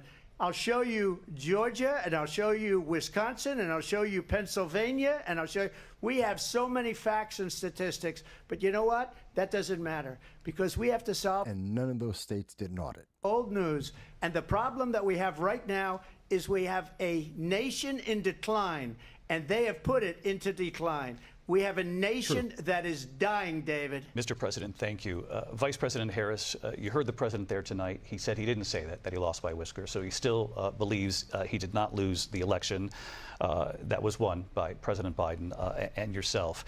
But I do want to ask you about something that's come up in the last couple of days. This was a post from President Trump about this upcoming election just weeks away. He said, when I win, those people who cheated, and then he lists donors, voters, election officials, he says will be prosecuted to the fullest extent of the law, which will include long-term prison sentences. One of your campaign's top lawyers responded saying, we won't let Donald Trump intimidate us. We won't let him suppress the vote. Is that what you believe he's trying to do here? How? Donald Trump was fired by 81 million people. So let's be clear about that. And clearly he is having a very difficult time processing that. That's why New York State, California, Georgia, Wisconsin, that none of them did audits. That's why they refused. They flat out absolutely refused. She's just making this up. That I have traveled the world as Vice President of the United States, and world leaders are laughing at Donald Trump. You mean they're not laughing at Joe Biden, who can't walk off of a stage without help? Please, let's be realistic. To then talk in this way in a presidential debate and deny what over and over again are court cases you have lost. He has also won several. We do know that, like in Georgia and in Ohio, that the changes to election law that were made were overruled by the courts and said they were unconstitutional. But the votes didn't change. That's deeply troubling, and the American people deserve better. I'll give you 1 minute to respond, Mr. President. Let me just say about world leaders. Viktor Orban, one of the most respected men, they call him a strong man. He's a tough person, smart. Prime Minister of Hungary. They said, why is the whole world... By the way, let me just take a quick second here. Even if Donald Trump does or does not believe that he lost an election, how does that suppress the 2024 election? That's the question asked by ABC. Is Donald Trump's belief about the result of an election, how does that stop a black person, and a Hispanic, a woman, anyone in America from voting? How is it suppressing the vote? Kamala Harris never answered that, and I don't even know how you can answer that. It makes no sense. How does Donald Trump's belief have to stop someone else anywhere in America from being able to vote? That's the question that was asked. It makes no sense. Is Donald Trump. We had no problems when Trump was president, but when this weak, pathetic man that you saw at a debate just a few months ago, that if he weren't in that debate, he'd be running instead of her. She got no votes. He got 14 million votes. What you did, you talk about a threat to democracy. He got 14 million votes, and they threw him out of office. True. And you know what? I'll give you a little secret. He hates her. He can't stand her. But he got 14 million votes. They threw him out. She got 0 votes. And when she ran, she was the first one to leave because she failed. And now she's running. It's true. I don't understand it, but I'm okay with it because your time is I think up. we're going to do very well. We've got a lot more to get to. Turning now to the Israel-Hamas war and the hostages who are still being held, Americans among them. Vice President Harris, in December, you said, quote, Israel has a right to defend itself, but you added, quote, it matters how, saying international humanitarian law must be respected. Israel must do more to protect innocent civilians.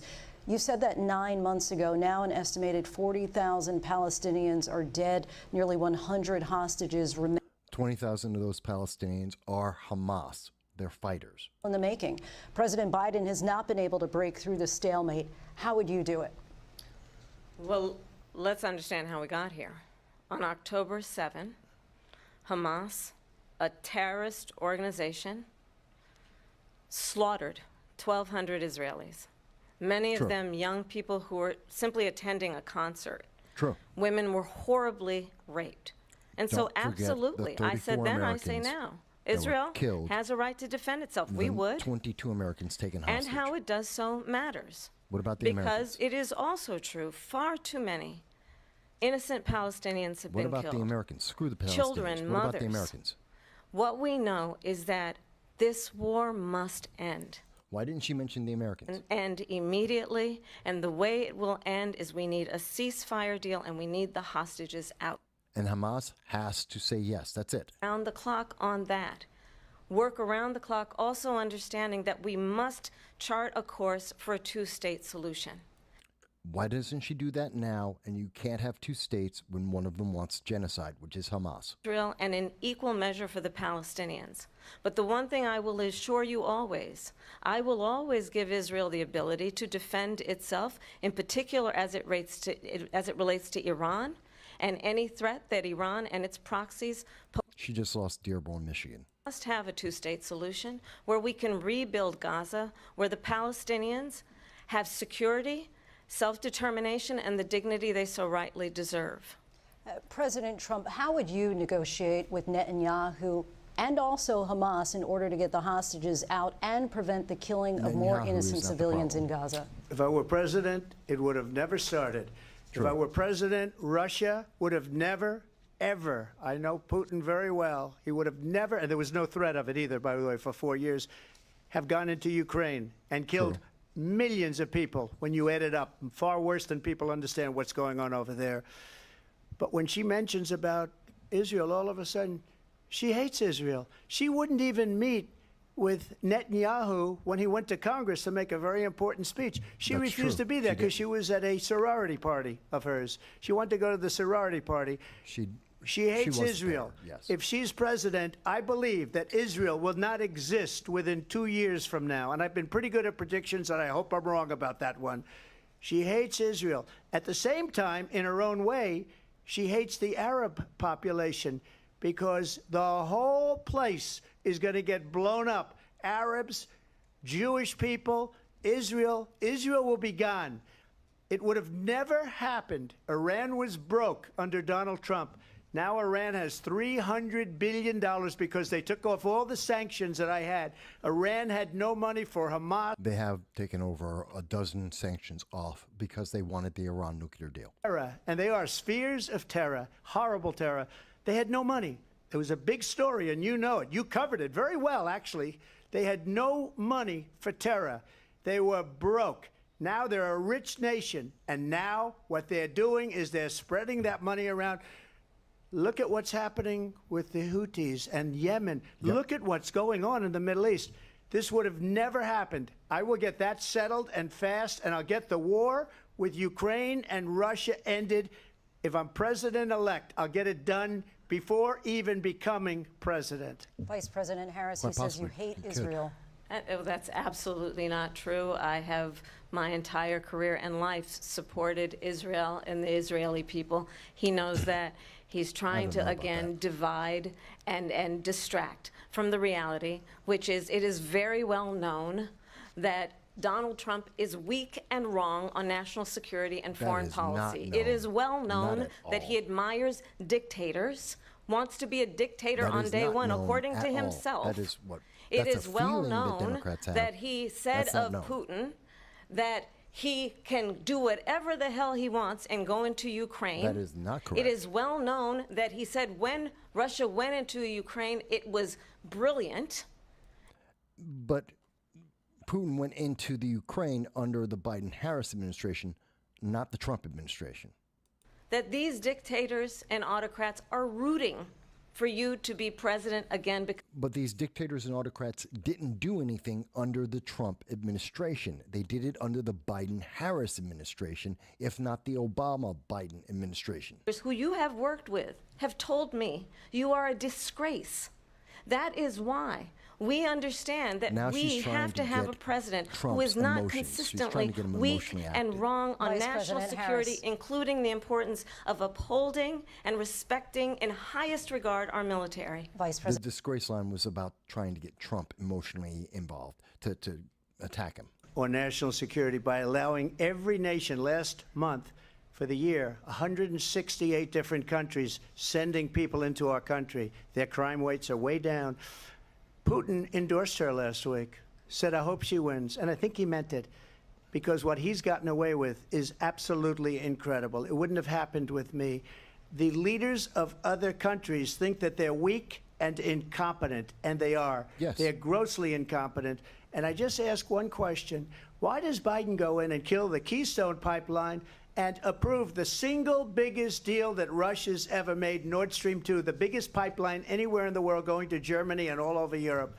Because they're weak and they're ineffective. And Biden, by the way, President gets paid Trump, a lot of money. Thank you. We have a lot of issues to get to. We'll be right back with much He's more of right. this historic ABC News presidential debate from the National Constitution Center right here in Philadelphia. Back in a moment.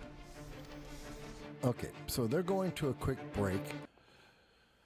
Let me try and address this real quick.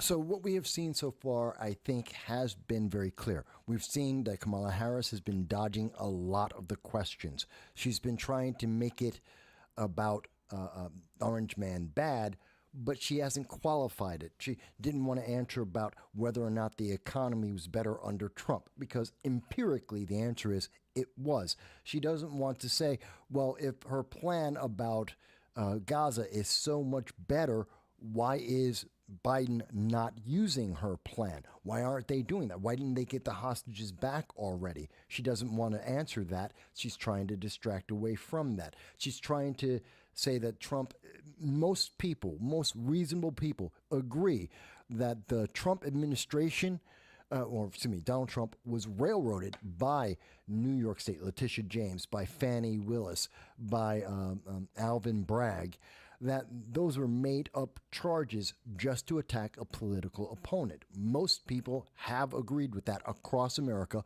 regardless of your political affiliation. So these are things that we have seen.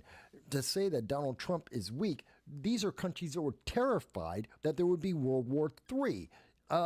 Weak people don't start wars, even though, by the way, Donald Trump didn't start any wars. Again, all of the wars happened under the Biden-Harris administration, if not the Obama-Biden administration. You know, we have an unofficial war with the Houthis in the Red Sea right now, where we have a proxy war with Ukraine and Russia, where I don't even know what you could say what's going on with Iran right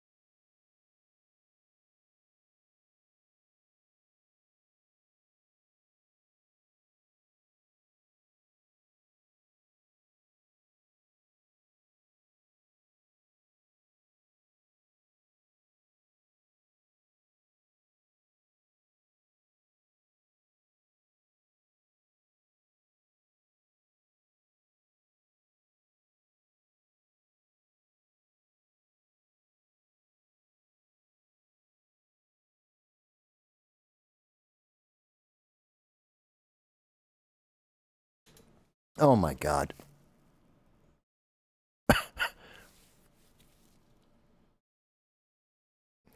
Okay, I didn't realize. Yeah, I just noticed. I was so busy trying to get back into it to discuss this that I didn't even look at my sound. I was so distracted from coming back with my dog. He threw me off so much that I didn't even pay attention to my equipment and just thought that I had my sound back on. Oh, this is such a difficult day. Between earlier in the day with the throttling of the internet while we were talking to now, it's difficult. I apologize, folks.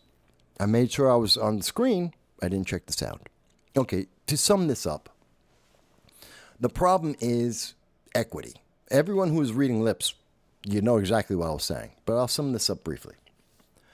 One of the things that they're fighting, what we are seeing progressives and Democrats fighting against right now, is reversing some of the policies that have been harming our kids in our schools, like the DEI, diversity, equity, inclusion. Equity is the exact antithesis of equality.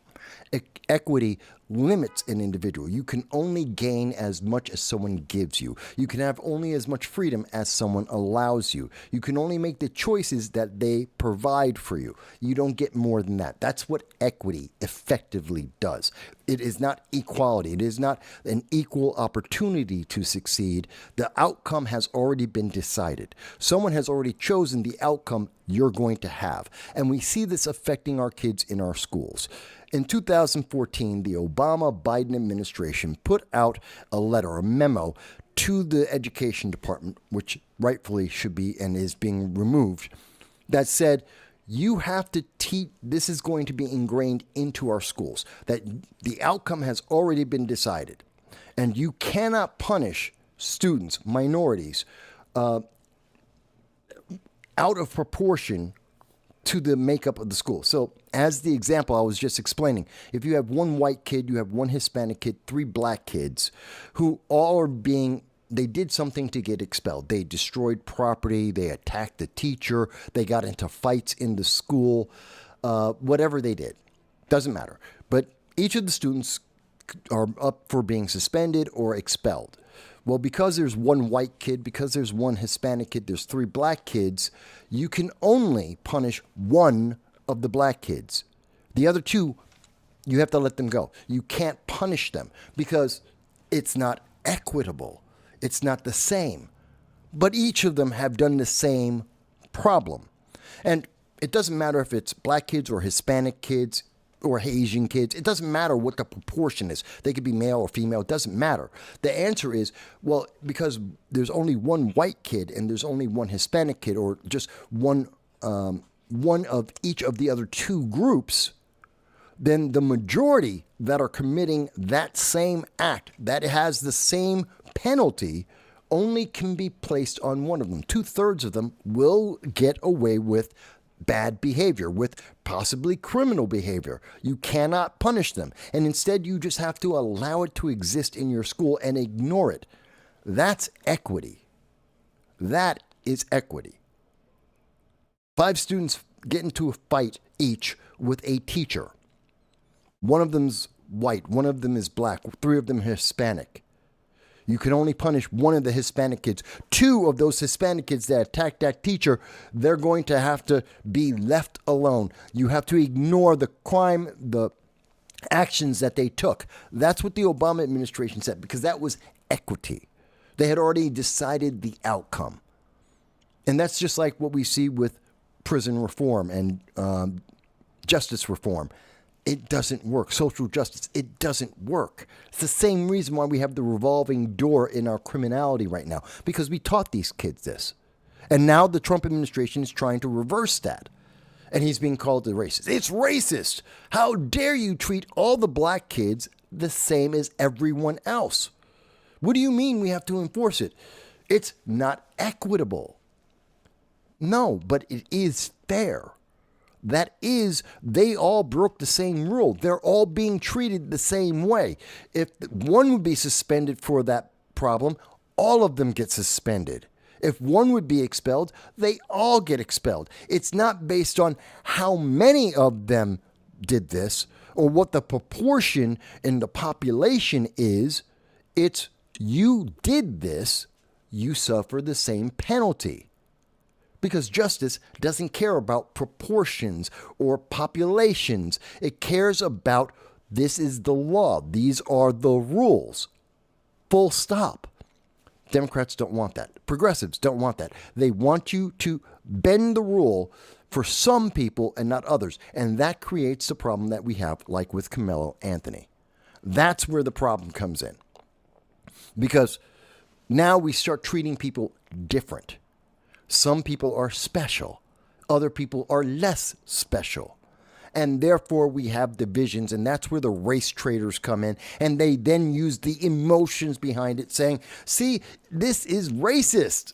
You want to punish all those black kids or those Hispanic kids or those girls or those trans. It doesn't matter what group it is. You're treating them different because there's more of them doing it. Now you're trying to punish all of them. You're racist. No, I'm trying to treat them all the same to the same set of rules. And that's the problem we have in our nation at the moment. Oh my God. Yeah, I know the sound is, it was my fault about the sound. No, it wasn't you. It was me. I screwed that up. All right. I got so thrown off. My dog being sick threw me off. Hey, stop. Con. What are you doing? Stop. Let me move on. Because I'm totally losing my track of where I was going to go today. That's all right. We're doing it live. We're doing it live. It's nothing like being a small business, the only person trying to do what CNN, MSNBC, trying to do what a bigger news station does. I don't have their money. I don't have their staff. So, it's challenging sometimes. I apologize. If this is the first time you see the show, yes, things happen live, and I just adjust. That's all I can do. So, Walmart is removing the self-checkout counters from stores. Why? Because people are stealing. And this is something we're starting to see across the entire nation. They're getting rid of... Now, these self-checkouts were initially meant to be, it's a good thing. They could fire more people. It was innovation. And therefore, Walmart didn't need as many employees.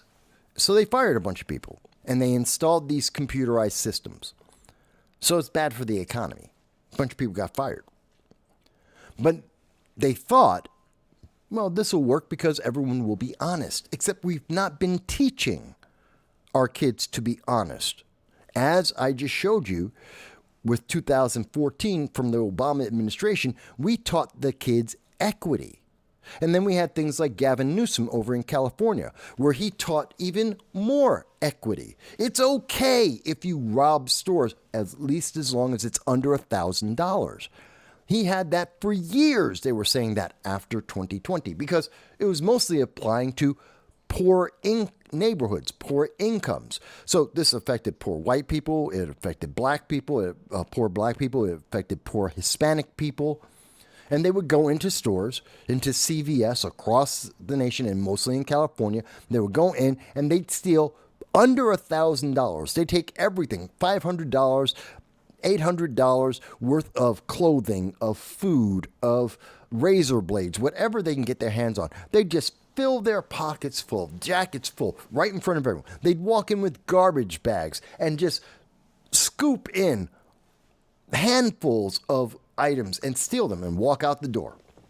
And because of Gavin Newsom, because of equity, you couldn't say anything. You couldn't stop them. It wasn't a crime. Mind you, if you were white and did that, yes, that was a crime. If you weren't black enough, then it was a crime.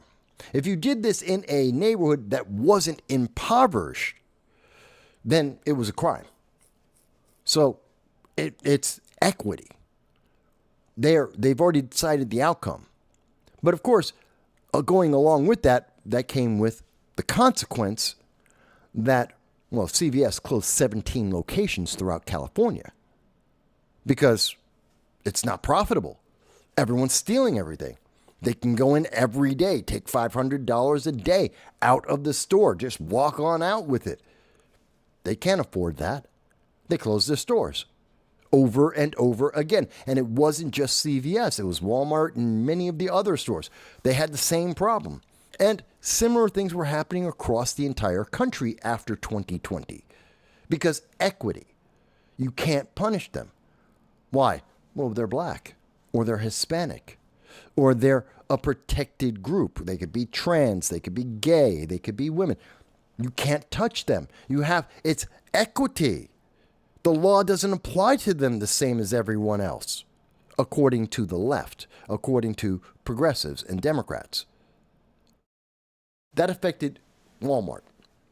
And so, slowly but surely, just like CVS made the decision to close their stores throughout California, across the entire country, Costco and Sam's Club and Walmart, they've been coming to the same decisions.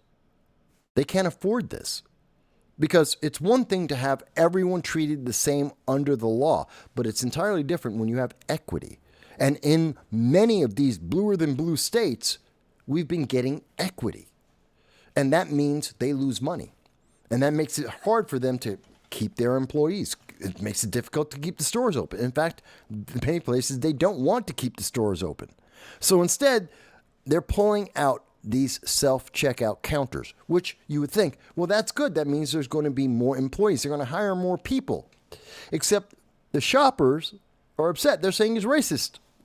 It's racist to pull out the self-checkout counters because now you're saying, well, you're black and you're stealing stuff. Not necessarily. They may just be poor. And poor comes in white, black, Hispanic, woman, gay, straight, everyone can be poor. But we've taught an entire generation that if you have the right check boxes, you can break any law, and people have been. And the penalty is now we lose convenience, we lose opportunity, we lose innovation. And the result of that is more racial tension, more ist and phobe and anger, which is bad for the nation. It's bad for our economy. It's bad for businesses. It's bad for everyone. Do you see how these things are all connected? Do you see how this is building up to a problem created by some well-meaning progressives? Short-sightedness.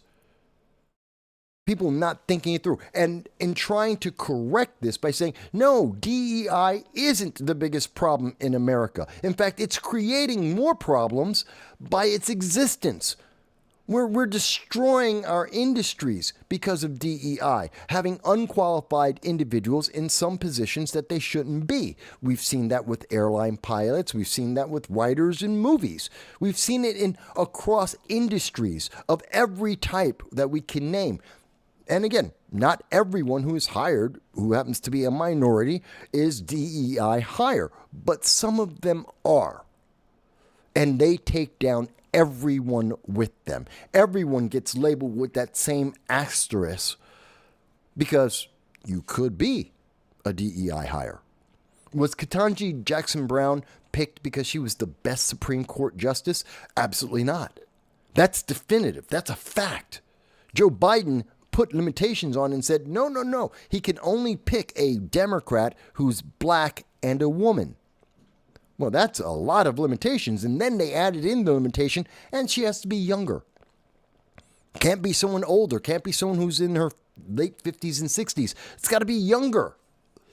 Well, there aren't a whole lot of people fill those check boxes. And I guarantee you, that's not necessarily the best person. There were at least another 8 women, black federal judges, who had more experience and were more qualified than Ketanji Jackson Brown. There were at least 8 others, and they were Democrats. All women, all black, with much more experience, much more credibility, but they were too old. That's why they didn't get picked.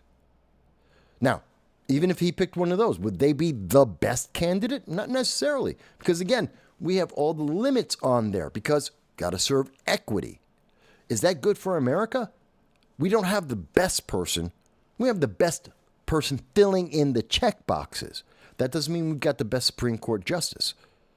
And do we really want the right check boxes? Are check boxes so important that that's more important than having someone who is going to help to understand and interpret the laws of our nation, the ultimate judge in our nation? Do we really want someone who is the best checkbox instead of the best judge? Doesn't matter whether they're left or right. Doesn't matter. I don't care if you're picking them because they're a woman, they're gay, they're straight, white, black, whatever it is. I don't care. Doesn't matter. Do we want someone who's there for a checkbox, or do we want someone there who is the best person? All of these things combined. They're not separate issues. One leads to the next. DEI, which is being removed from our schools, is being removed from our government because it's affecting our business. It's affecting the quality of our life, our entertainment. It's affecting our legal system. It's affecting our elections. It is affecting us. And as that affects America, it affects every other nation in the world. No one likes to talk about that. No one wants to be honest about it. Now, you can tell me, Mike, but I don't agree. I think that this is fantastic. Equity is the best thing possible. Please, I'd like to hear the reason why. Because I'm laying out exactly why it doesn't work. And I'm not saying that because that's how I feel as a Republican. I'm saying, look at the evidence we've had for the last 4 years. We have evidence now. If you asked me in 2020, I tell you, yeah, that's my opinion based on my interpretation. That's my prediction. Well, now it's not 2020. It's 2025. We have the evidence. We've seen these laws, these ideas in action. We've seen what's happened in our schools since 2014. We know what the results are, and they're not positive. There is no positive. So am I surprised that now we see that store chains like Walmart and Costco and Sam's Club, that they're all changing their policies, that they're removing the conveniences, which, by the way, is not such a big deal. Wait in the line. It's not terrible. I did it in the 70s, the 80s, the 90s. It's not going to end your life. Wait there 5 minutes. Pick a better time to go shopping. It's not a big deal. But fine. Yeah, you're going to lose some convenience. And some people will get hired and they'll have some other jobs, and that'll be good for the economy. But people are going to say, it's racist. No, it's not. No, it's not. It's not racist. In fact, it is the answer to the racism that is DEI. And I think that's an important thing. Not many people want to talk about that. I know there's a bunch of comments. I'm rushing a little bit because I got so backed up and I screwed up so many times today. So I apologize. I do see comments from Grace. I do see you there. I do see Joel. So I do know you guys are commenting. I apologize. I'm going to move on, though, because there's a couple of things I do want to get to that I want to spend a little more time on. And I know I'm already well behind usual schedule.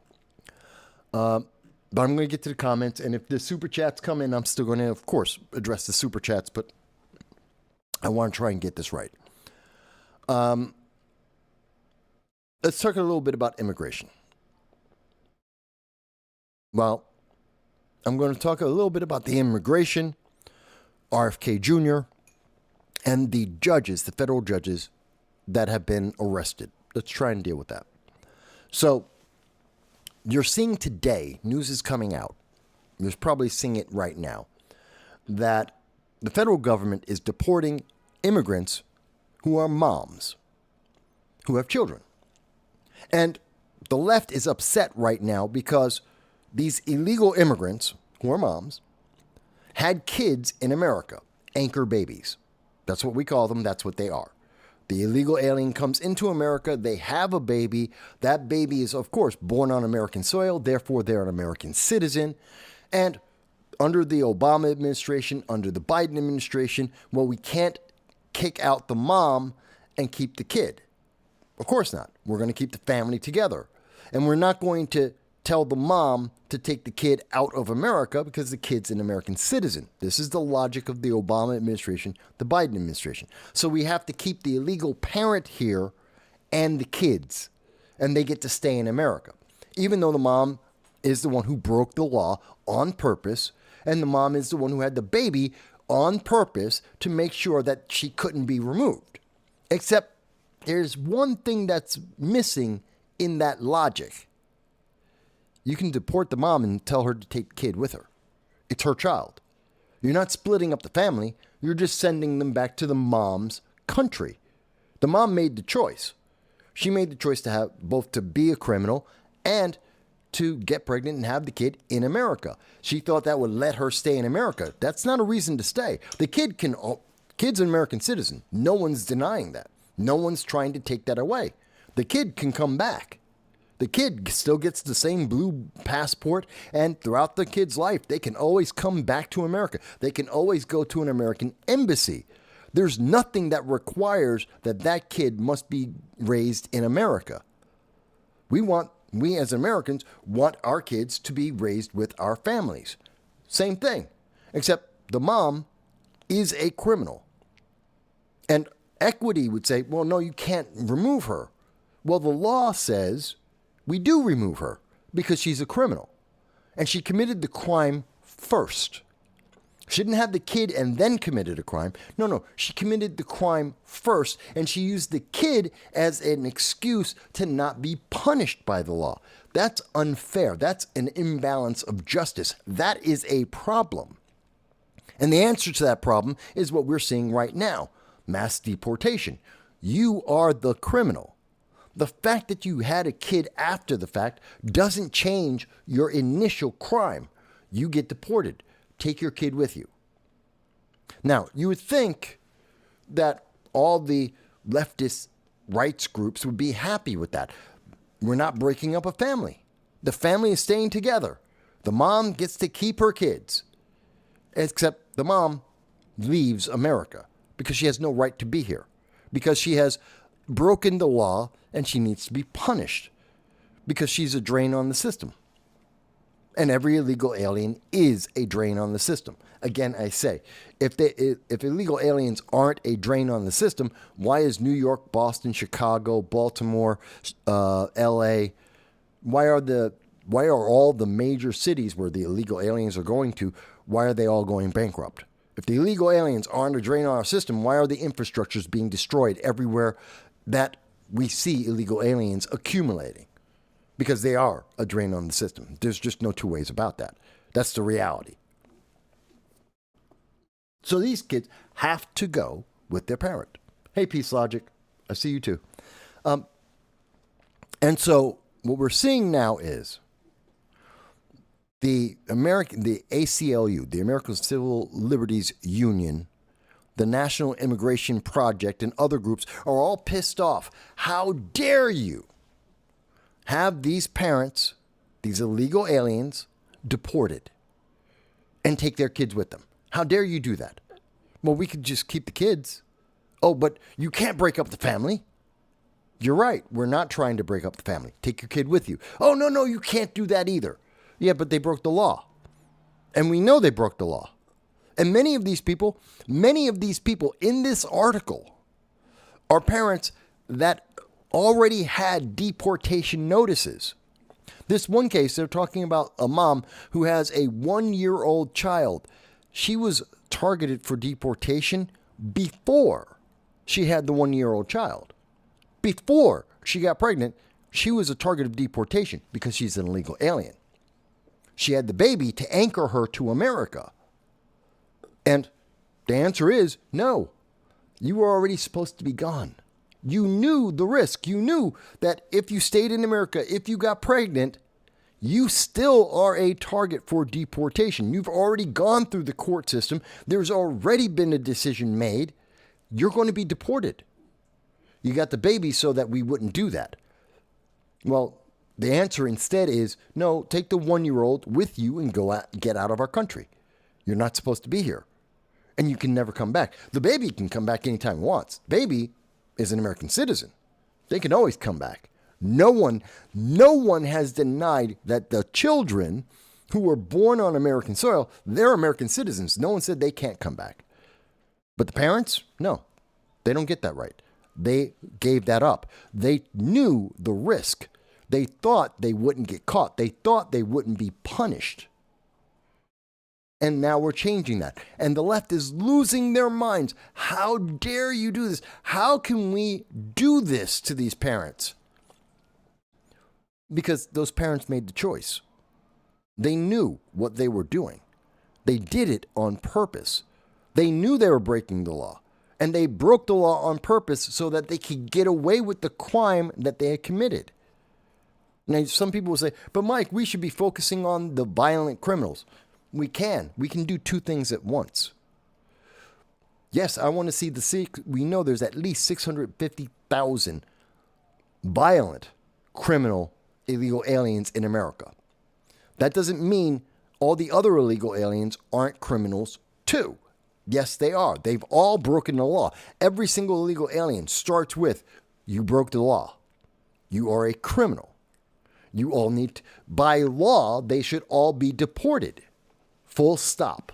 Full stop. I don't care if it's Kilmar or Abrego Garcia or any of the moms that they won't name in this case. Doesn't matter. You broke the law. You knew you were breaking the law. You made a decision to break the law. These parents made a decision to have a child while breaking the law, knowing full well that they were going to be deported at some point. And they made the decision. Now, you can call that child abuse. I would. Because they knew what the consequence would be. They just thought that they could abuse the system for their advantage. Well, that worked under Obama. That worked under Biden. It doesn't work under Trump.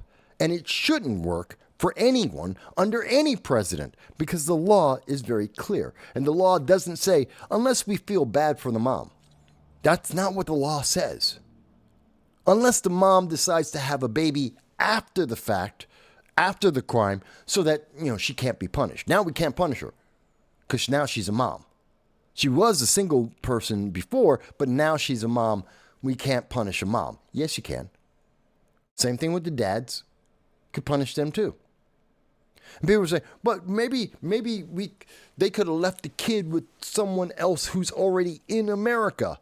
Well, then you don't play the slippery slope game. Don't play this. Oh, now you're going to just say, oh, well, this is abusive and terrible because you're splitting up moms from their kids. How dare you take away the babies from their moms?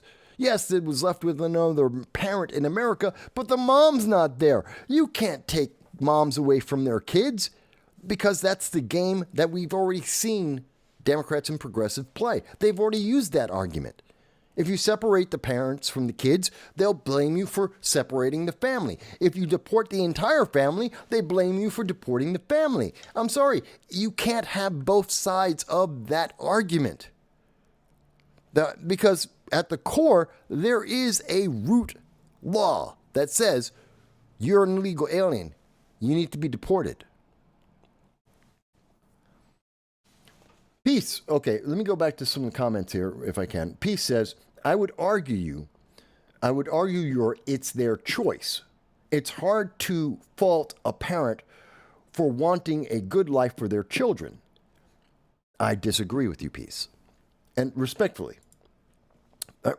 Peace Logic, I disagree. The parents, they're taking these actions, they're committing these crimes in many cases, knowing the penalty. They knew what they were doing. They made a choice.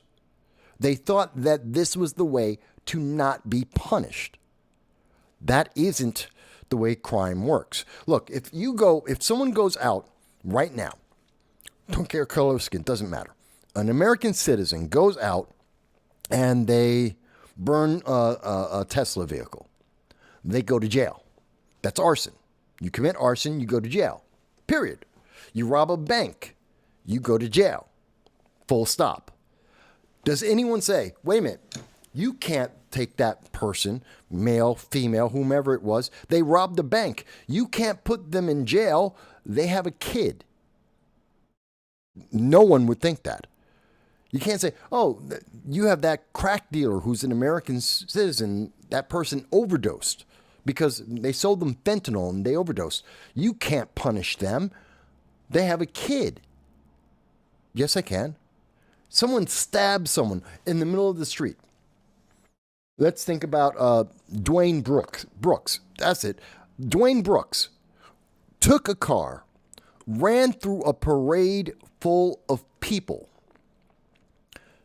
If Dwayne Brooks is a father, does that mean that the 60 people he killed and injured, that no longer counts? We can't put him in jail because he's a parent.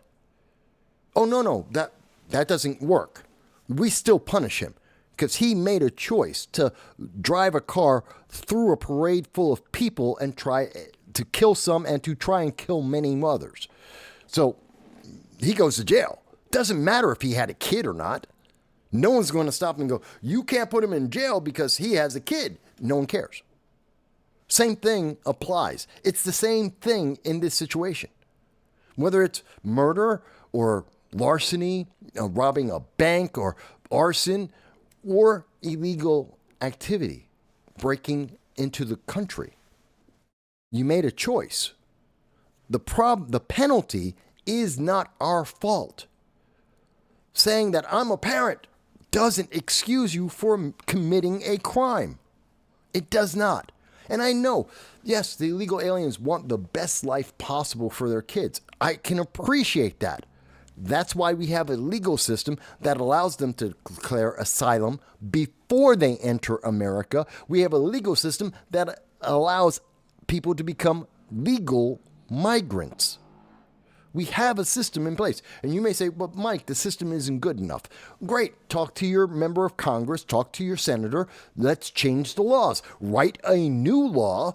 Show it to everyone. Convince us that that's the better law, and we'll pass that law. That's the way the system's supposed to work. But obviously, they don't have an answer. They don't have a better solution than what we have right now. That's why they haven't written a better law. That's why there isn't a better law being presented to the American people. And that's why they're not trying to change the law. They're trying to ignore the law. They're trying to play games with it. They're playing equity. And equity doesn't work. All that creates is now you have more people who are pissed off. You just have, and there's no way to please them. Oh, you can't deport a parent. Sure I can. Oh, you can't punish these people because of the color of their skin. Sure we can. And every time we don't, there are other people in that same exact situation who did get punished, and they're saying, why is there a different set of rules? That's not what the law says. That's not what the legal system is supposed to do. You create bigger problems down the road by not following the law than doing this two-tier, multi-tier justice. How many tiers are there? It's one for being white or not being white, one for being a woman, one being for a man, because we don't say the same thing about fathers. You almost never hear anyone say, you can't deport the father. He's got kids. You can't deport him. People say, don't care. They put fathers in jail and deport them and punish them all the time. But you do it to the mom and oh my God, it's the worst thing that's ever happened. We have how many tiers of justice? No wonder people are pissed off. And we're trying to simplify it. Take the DEI out. Take out this bias in our system. Follow the law. If you don't like the law, make a better law. And Democrats, progressives, aren't making a better law. I'm not saying the immigration system we have is the best law that we could possibly have. I'm not saying the justice system is the best justice system that could ever exist. I'm saying it's way better than 90% of all the legal systems in the world. We have a better jail system than 90% of all the jails in the world. People like coming to America to go to jail because our jails are that much better than the jails they have in other countries, not just El Salvador. Pick your country. Our jail system is much kinder, much gentler, much higher quality of life. It is literally like daycare in many respects in comparison to jails around the rest of the world. Criminals aren't afraid of going to jail in America. It's better than going to jail in El Salvador.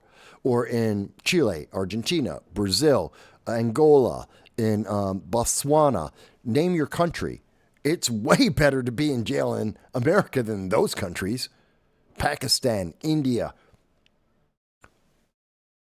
The point is, we can't have a system where we're going and picking and choosing who gets punished and why the law may or may not apply to them. It only hurts the nation by doing that, because it will never satisfy not just all the people, not even most of the people. It satisfies no one. Everyone has a problem because there's always something that's wrong, because equity isn't about equality, and there is no equality in this. There is no justice in this. There's only bias. Peace goes on to say, the crime, these are bad comparisons. No, they're not. They're all crimes. Theft, violence, etc. is very different than crossing the border illegally. No, they're not. They're crimes. You're talking about violent crime versus other crime. It's still a crime. It still causes a problem for the society. Crime is crime. And to say that, oh, well, even though it's criminal, we just don't follow the law anymore. I'm sorry. I don't agree with that. It is a crime. They are criminal. That is a fact. It's not an opinion. Until they change the law. And again, if Democrats are so sure that the system is so bad, that these laws are so unfair, write a better law. Present it to the American people, and we will recognize, because their law will be so much superior, we will recognize the value in this new law, and we will support it. Our various members of Congress will vote on it, and they will approve it. The president will sign it, and we'll have a new immigration system.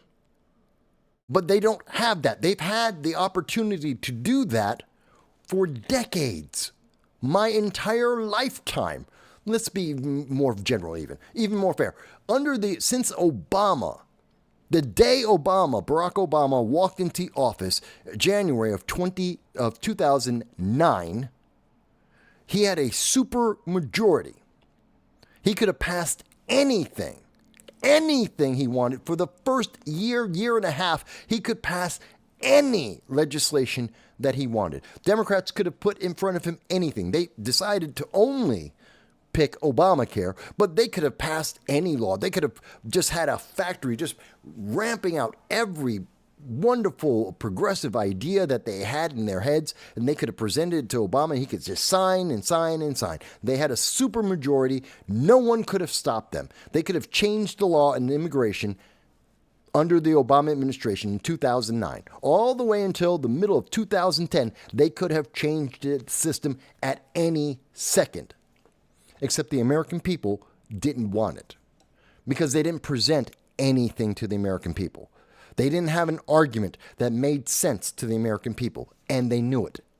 So rather than change the law, actually writing up a law that is better and saying this is the way we're going to do this going forward, they instead ignored the issue and kept with the system that already exists. You can't blame Trump or anyone else for enforcing the law they didn't bother to try and change.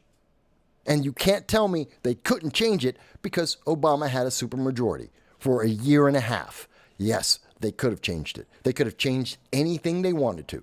They didn't. They didn't even try. They didn't even try. So enforcing the law isn't the problem of the right. It's not the problem of MAGA. It's not the problem of Trump. It is a problem for America, but that's a problem created by Democrats and progressives.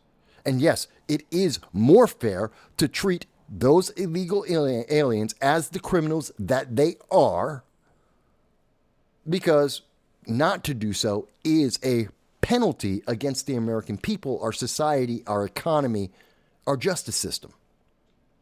We have to get back to the root of follow the law. And if you think the law is bad, make a better law. That's the root of the American system. That's the reason why we're the pinnacle, one of the reasons why everyone wants to come to America. Write a better law. Don't break the law, write a better law. Replace the law with something better. I don't think that's a crazy idea. I don't think that's a crazy situation. Maybe I'm wrong. I don't think so. But they're trying to, and let's be honest here. This whole argument isn't about, the argument they're putting out today that the AP is talking about here isn't about justice. This is about feelings. This is about pulling on your heartstrings. Oh my God, a mom and their kid, the 1-year-old kid got deported.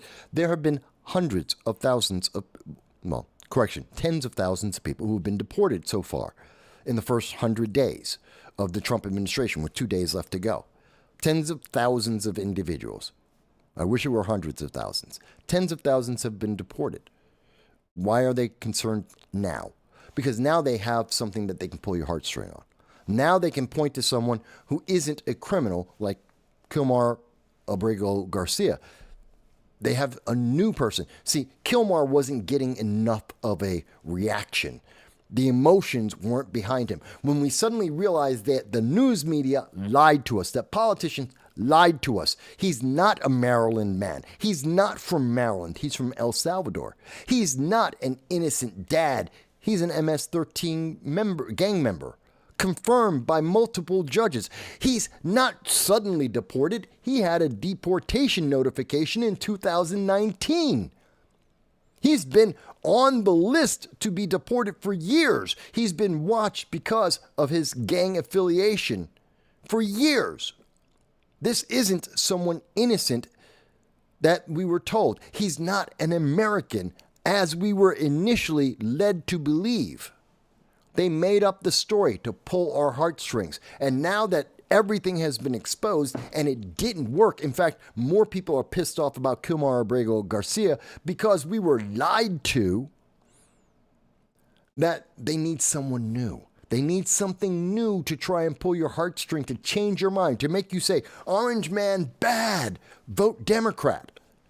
Because that's all this is really about. AP doesn't care.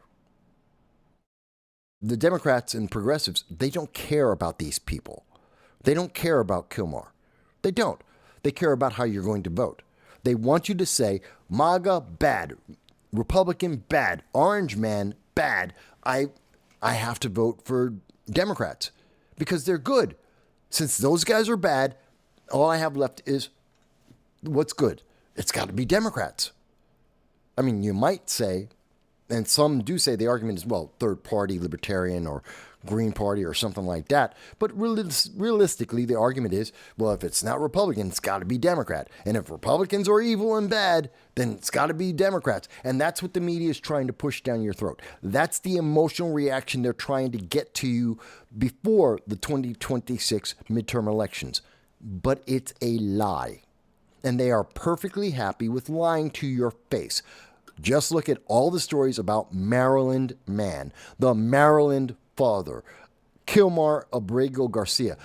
They lie to you so much they don't even tell you his first name. Almost all of them have said his name is Abrego Garcia. It's not. It's Kilmar Abrego Garcia. They've been lying to you at every single step. And now that they're switching the target of the lie and they're saying, hey, we've got to go and point out the moms. We've got to use moms. Everyone has sympathy for their mom. Everyone loves their mom. So moms are the heartstring. You can't be mean to mom. Sorry, mom's a criminal. Mom gets punished. That's the law. That's the law. And if we don't have laws, we don't have a society. And I'm sure there are some progressives out there, like the Democratic Socialists of America, they don't want this society. They want America to break. That's part of their goals, is to destroy the Constitution, to remake America in their socialist ideology. But everyone outside of the Democratic Socialists of America, everyone outside of the progressive movement, which is the overwhelming majority of American citizens, we're talking like 90% of America, are not socialists. They're not communists. They're not progressive. They don't agree with this. And that's a good thing. let me move on. I wanted to bring that up. Let me also bring up something about RFK. So the left is also equally, again, same idea. Why is the left so angry with RFK Jr.? RFK Jr. this week came out and said he wants to cure autism. The left lost their minds. How dare you? How can you say you want to cure it because it's a disability? If he said, I want to cure blindness, and people do. We have been working on curing blindness. No one was screaming about, oh my God, you got to make sure they stay blind. No one said that. No one said, oh, well, you're blind. You don't get a choice to not be blind. You get to stay blind. Oh, you can't hear. You're deaf. You don't get cochlear implants. You get to stay deaf. No one can take that away from you. Why not? It's an improvement. It's a choice, and it's an improvement. Why wouldn't we want our money, our tax dollars, trying to find the cause of autism so that if it is preventable, if it's as simple as don't eat any more beets, maybe that's the answer. I don't know, and it's probably not that. But what if it was as simple as don't eat beets? What if it's as simple as you need to eat more cauliflower? What if that's the answer? We don't know, and I doubt that it's as simple or even silly as that, but let's say it is. Right now, the left is angry, and they're telling people, don't listen to RFK, don't help RFK. If the problem is as simple as don't eat beets, eat cauliflower, it doesn't matter. We want to keep kids as autistic as they are. We want to keep the amount of kids who become autistic as increasing at the same rate that they are right now, which is over 83%. I want people to understand how ridiculous the argument is. In all of these things, the argument that is being used against you doesn't make sense the moment you stop being emotional and think about it. How dare RFK? It can't be environmental toxins. What if it is?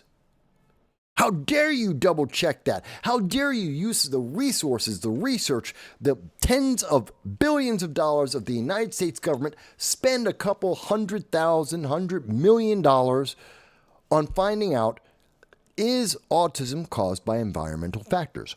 Is it like lead poisoning? You know, back in the day, back in the 1970s, I was a child. And there were people who were saying in the 1970s, what do you mean lead in the paint is bad for kids? That doesn't affect kids. What are you talking about? Why are kids having disabilities in learning? Oh, they were eating paint chips. That's an environmental factor. In the 1970s, before the 1970s, no one noticed it. No one knew that was the case. Then they spent a bunch of money. They did a bunch of studies. Or why are these inner city kids doing worse in schools? We're seeing this trend, this growth pattern of kids doing bad in school. They're having more developmental problems. And we don't know why that is. And why is it focused in all those urban areas and these schools, these inner cities? Why is that happening? Oh, there's an environmental factor. It wound up being lead paint. And then we made a bunch of laws saying you can't have lead in the paint because the chips, kids will eat that. And that's going to disable that kid. That's going to impede that kid in their learning. It's going to hurt them for the rest of their life. No one said, oh, you can't look at that. No, we got to keep using lead in the paint. It does. Don't tell me there's environmental factors. That kid should grow up with a mental impairment. He should be incapable of being able to have full mental faculties. That is evil to say that. That's the argument being used right now by Democrats. How dare you say that? Fact-checking his claim. Environmental toxins cause autism? How dare you say that? Why not? I had an argument with someone about this online. And they were arguing with me and saying, no, it's all genetics. It's only genetics. Human genetics haven't changed. Why is it, if it's only genetics, if there's nothing but genetics at play here, why are we seeing an exponential increase in the number of kids who have autism and ADHD and ADD? We didn't have that when I was a child. In the 1970s, 50 years ago, we didn't have these numbers. This wasn't as large a problem as it is today. You can't tell me it's genetics. Human beings have been around. We've had billions of people on this planet before we had this outbreak, this sudden increase in recent generation.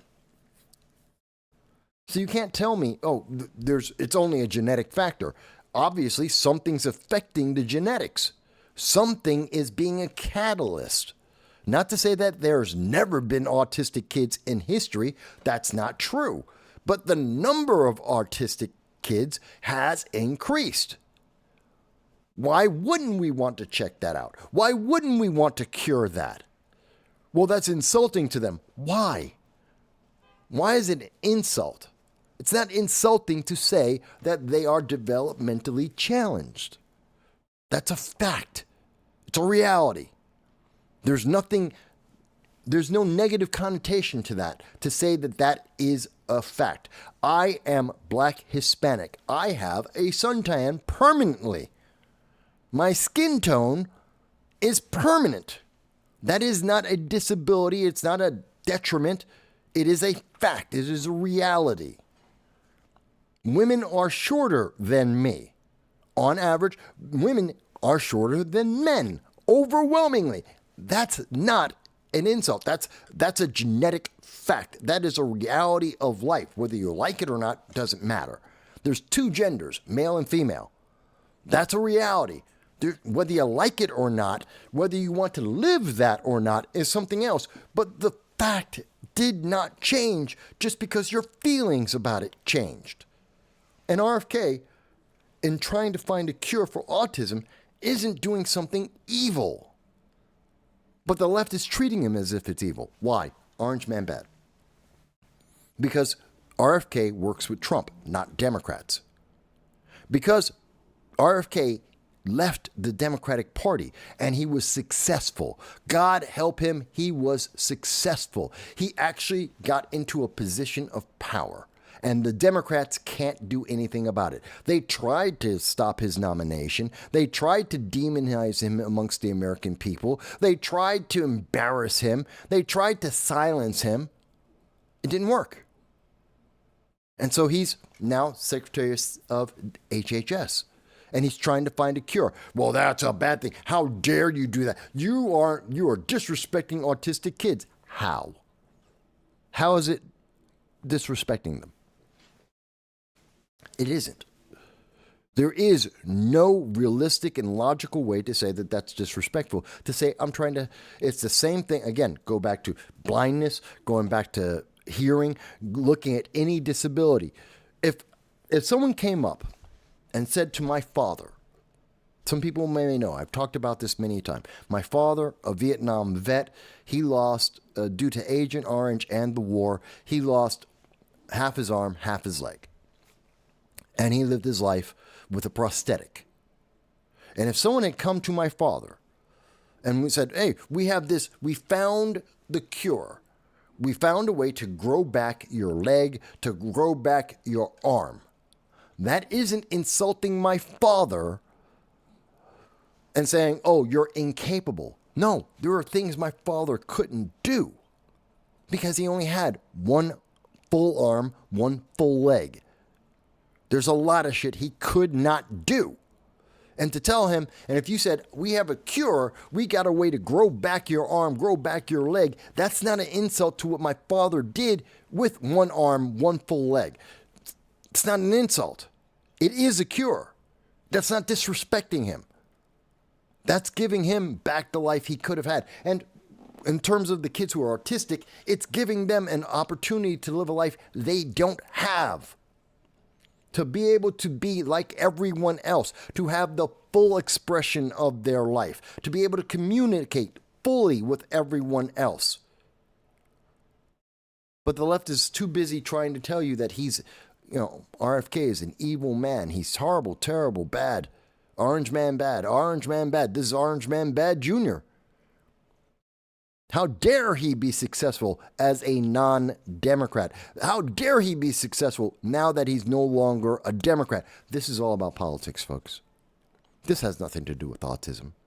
Just like the illegal alien. It's not about trying to be just. It's not about the moms, their kids. It's about politics. It's about Democrats having power. You may not like that I am being honest with you. You may not like what it means to be honest with you. But it is the truth. It is the reality. And if we want to make a better system, we must first deal with the reality. We must deal with the truth and work from there. Not what we want to be truth, not our fantasies, not our impressions, not our feelings. There is no individual truth. There is the truth.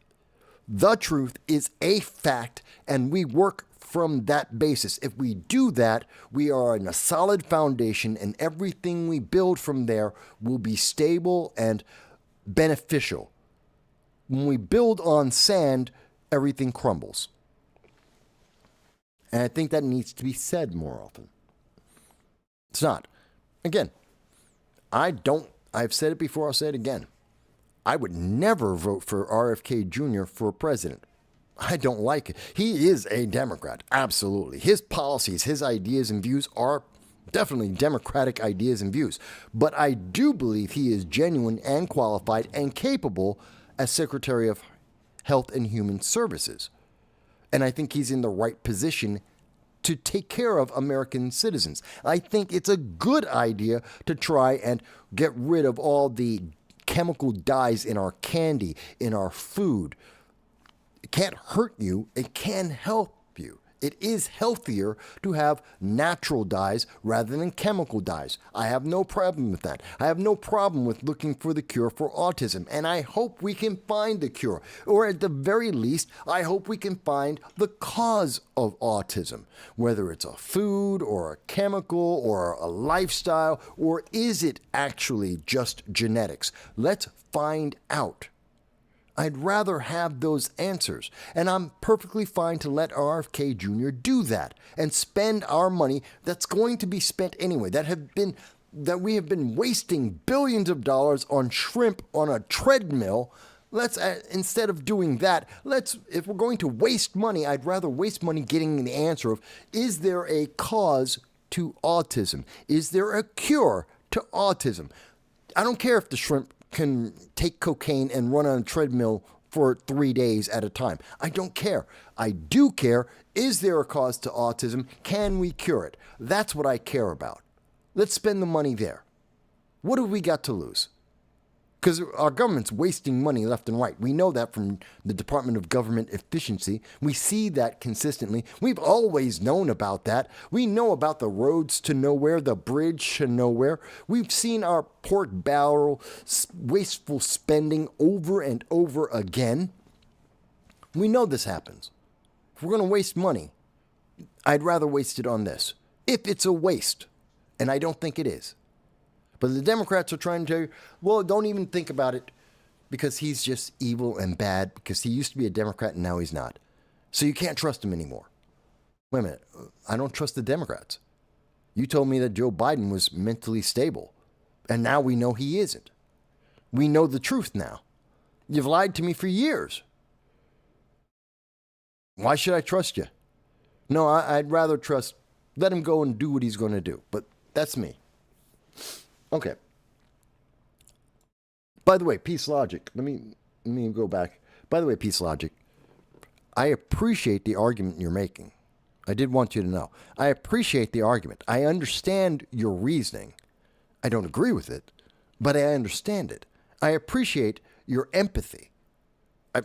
And I agree with your empathy, but I don't think that's appropriate for the law. From a legal standing, from a societal standing. I disagree with you on that aspect, not the empathy. I understand the empathy. I have similar empathy. Not as much, but similar. But my argument isn't based on the feeling. It's based on the fact. That is the difference. Joel says, the left is very dishonest on the measles outbreak too, blaming RFK Jr. for being an anti-vax. Yeah, but parents get to make a choice. RFK didn't... The left seems to assume that if RFK said it, then everyone else is going to listen. It doesn't work like that. And there's more than just one reason for why measles has gone around as much as it has. It's not just because of the vaccine. But again, they're trying to paint everyone in the Trump administration as the most evil, most horrible, most incompetent person that they possibly can. They don't want you to question anything. They just want you to feel they must be incompetent. They must be bad. They must be evil. Vote Democrat. That's the answer. That's the end of the day. That is the math that they are trying to put together. Whatever it takes to make you vote Democrat. So everything must be horrible, must be worse than it has ever been. And yet it isn't. When we empirically look at the data, when we step back and look at the situation, things are better now than they have been for years. Things are on the road to improvement now, and we haven't been there in years. And you may not like Trump. That doesn't change the fact we're on the road to improvement on multiple layers of our government and our country, in terms of transparency, in terms of economics, in terms of the law and enforcement, in terms of society. We're on the road to improvement on all of these things. You may not like who made these things possible. That doesn't matter. President Trump is being effective and efficient. Who cares that he's Orange Man bad in your mind? I never asked you to have a beer with him. No one cares if you have a beer with him. That's not important. We're closer to peace, more peace in the world than we have been for years. Doesn't matter if you like Trump. That's not important. That really has nothing to do with it. Thank you, Joel. Let's talk about the judges. I want to finish up with the judges and Andrew Cuomo because I know we're going a little long today because my dog was having some problems. Khan was not feeling well. And because of the problems being forced on this channel by social media. Again, if you were watching the show in the first half, immediately after talking about Donald Trump, the 100 days, talking about what's happening in our system, talking about international, when we were talking about that, all of a sudden, we had every interruption in the internet you could possibly have. Amazingly, on the same internet connection, commercial quality, we've had no problems since. The moment we stop talking about the 100 days and that Trump isn't doing as badly as the media wants you to believe, suddenly, channel's fine. Not one single interruption. Not one hiccup. I'm telling you, censorship is real. And you saw it live on this channel. But I'm moving forward. So that's why part of the delay here today. And again, I am paying attention to the comments. I am looking at the chat and the super chats. I'm paying attention to all of that as it comes in, if it comes in. I know there's a lot of people who've been watching this, and I appreciate everyone who's put up with some of the roadblocks today, because those roadblocks were put in place to discourage you from hearing what we have to say. They were put in place to frustrate me, to try and make me give up. They were put in front of you so that you would stop, so that you would give up, so that you would obey. That's why they do this. This is why the censorship is so insidious. Why shadow banning, why throttling is such a terrible thing. It is meant to make you comply when you would otherwise never do so. It is coercion, and that is illegal. But let me go on. So there's a judge. There's two cases of judges oddly enough, they're both Democrats. What a shock. And these two judges, in terms of immigration, we saw them get arrested. One's a former judge, which is this case. And most people in the news media aren't mentioning that he's a former judge. He's not an active judge. And the reason why he's a former judge is because he resigned. He resigned to get away from the charges. He resigned to end the investigation he was hoping. So he was an active judge, and now he's not because he didn't want to have the review. He was under judicial review for the blatant violation of law. So Joe Cano had illegal aliens living in his home. Full stop. Full stop. This is a judge who knows the law.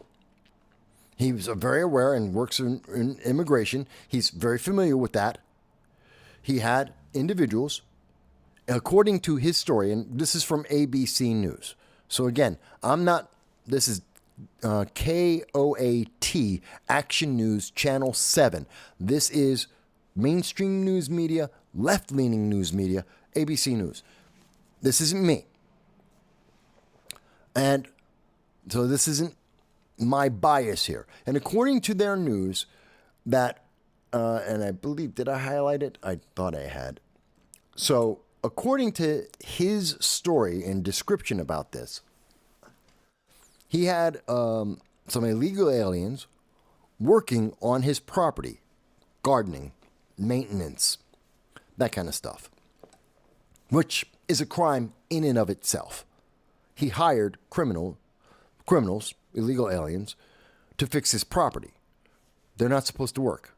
And apparently they were working off the books because they're illegal aliens. They don't have Social Security cards. They don't have green cards. They don't have authorization to work in America. So this judge, if you do nothing else, if you think nothing else of this case, he's already broken his oath of service. He's already broken the law.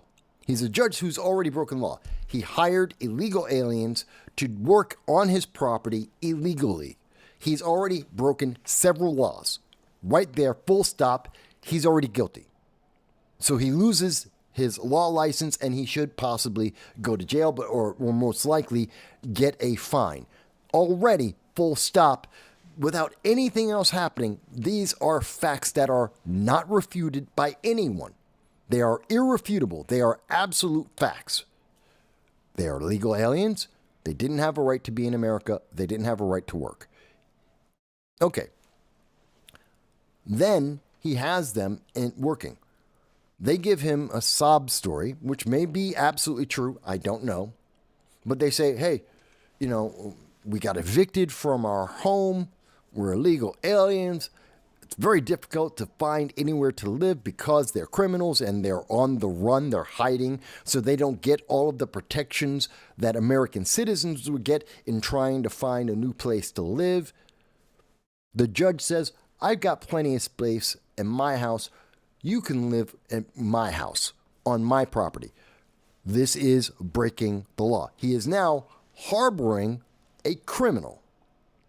And he is not informing the legal authorities about these criminals living in his property illegally. That is called aiding and abetting a crime. So he's harboring criminals and he's helping them avoid punishment of the law. These are all criminal actions. The case is getting bigger and bigger and bigger. Democrats don't want you to talk about that. They don't want to talk about that. They avoid the fact that these are all legal crimes that are being committed by this judge knowingly. The judge knows that he is breaking the law. He knows the penalties, and each and every one of these crimes he is actively committing. He says, I didn't know. I didn't know they were illegal aliens. Yes, you did. Because they told you their story. They told you why they had so much trouble getting housing, why they had so much trouble working. Then he went to a gun range with these guys and got pictures taken of him with these illegal aliens with firearms. Where'd they get the firearms? We don't know. He says, I didn't give them a gun. Okay, where'd they get the gun? They went to a firing range. They went to the firing range and they got guns. Wait a minute, they're living on your property. You didn't give them the guns, but they have guns. They're illegal aliens. They illegally have firearms in America. Where'd they get the guns? That's a problem. That's a problem that needs a resolution. Somewhere along the line, if they suddenly show up at your house and they have firearms, you would think you would ask, where'd the gun come from? Those aren't my guns in my house. Where'd you get guns from? Why are there guns why do you have guns on my property? Okay. He doesn't ask any of that. He ignores it. Okay. Goes to the shooting range. He's got pictures of him, like you can see on the screen. Many pictures of him and these illegal aliens with guns and him. He says, oh, I'm innocent. You can't punish me. I didn't know. He's a judge. Not knowing the law does not protect you from the law. Not knowing you broke a law is not a protection from the law. He's a judge. He knows that. This is a fact of life. If you jaywalk across the street, and many people in many of the large cities and even small cities across America, if you're jaywalking across the street, you walking across not at the crosswalk and without the light being in your favor, that's a crime. It's called jaywalking. You can be fined and in some places arrested for jaywalking. That is a crime. If you didn't know that was a crime and you've done it in your life and you've seen other people do it, it doesn't change the fact that it's still a crime. You can be arrested for that, or at least you can be fined for that. You can be detained and you can be fined for that in virtually every city in America. That's just a fact. Not knowing that it was a crime doesn't change the fact. Not seeing other people punished for the crime doesn't change. It's still a crime. When police pull you over and you go, I didn't see, if they say, oh, you were speeding. I didn't know I was speeding. You can still get a ticket. Doesn't matter if you knew you were speeding or not. Doesn't matter if you knew what the sign said. Doesn't matter if everyone else is speeding and they picked you. Doesn't matter. Were you speeding? Yes. Doesn't matter if you knew that you were speeding or not. Doesn't matter if you noticed other people speeding or not. Doesn't matter if other people were getting away with speeding or not. Did you, in fact, break the law? If the answer is yes, you're still punished. It's still a crime. It doesn't change just because you go, I wasn't aware. Doesn't matter. Now, you may say, but I don't like that, Mike. I don't like it either. Is it always fair? No. Is that the best way to run the legal system? Maybe not. But that's not the point. That's not the argument we're having right now. That's not the discussion right now. That's the distraction. Again, you want to change the law? If you want to get rid of the jaywalking laws, okay, write up the new law, say that, and tell me why we should revoke the old law. We'll revoke the old law or we'll write a new law. We can do that. We can change that. We can revoke laws and we can write new laws. Okay, great. Present that to me. Make that argument. Oh, but I don't want to make that argument. Then why are we wasting time? To say, oh, but I'm not going to offer a better law. Then you're wasting time. The argument is moot.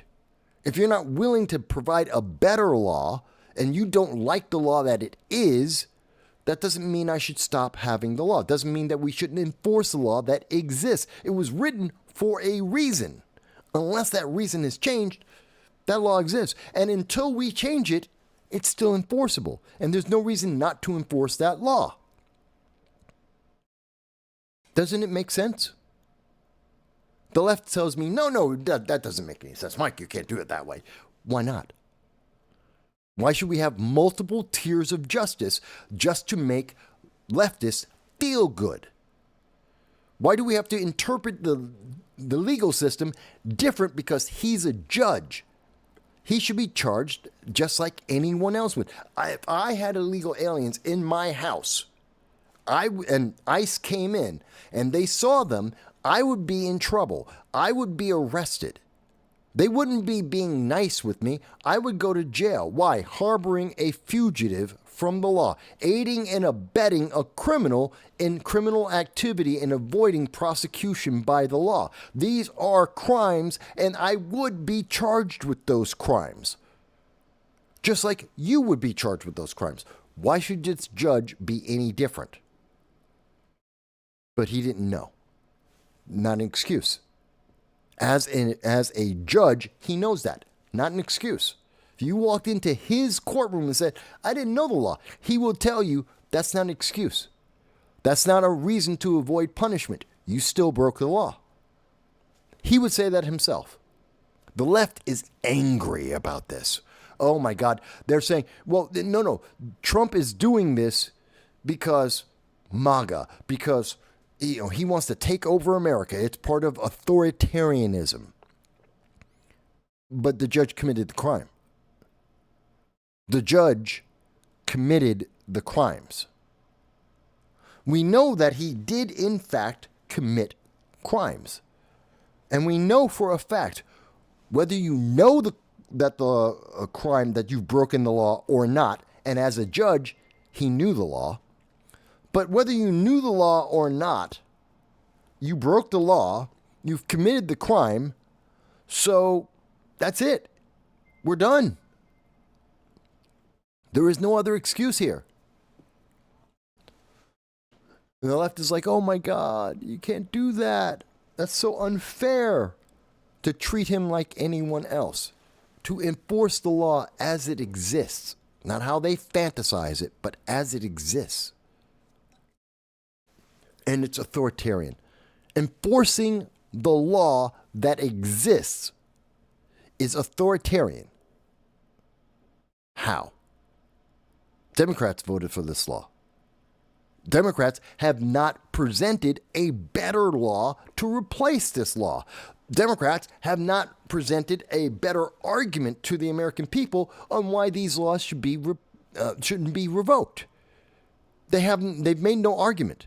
They have feelings. They have lots of feelings. They're telling us all day long about their feelings. That's fantastic. I know all their feelings. I don't care about their feelings. None of their feelings are legally enforceable. None of their feelings have anything to do with justice or the law. But they've got lots of feelings, and they're telling us all about their feelings. This judge felt like he didn't break the law. He did, but he didn't feel like he was breaking the law. He didn't feel like these guys were bad guys. He didn't feel like they were criminals, but they were.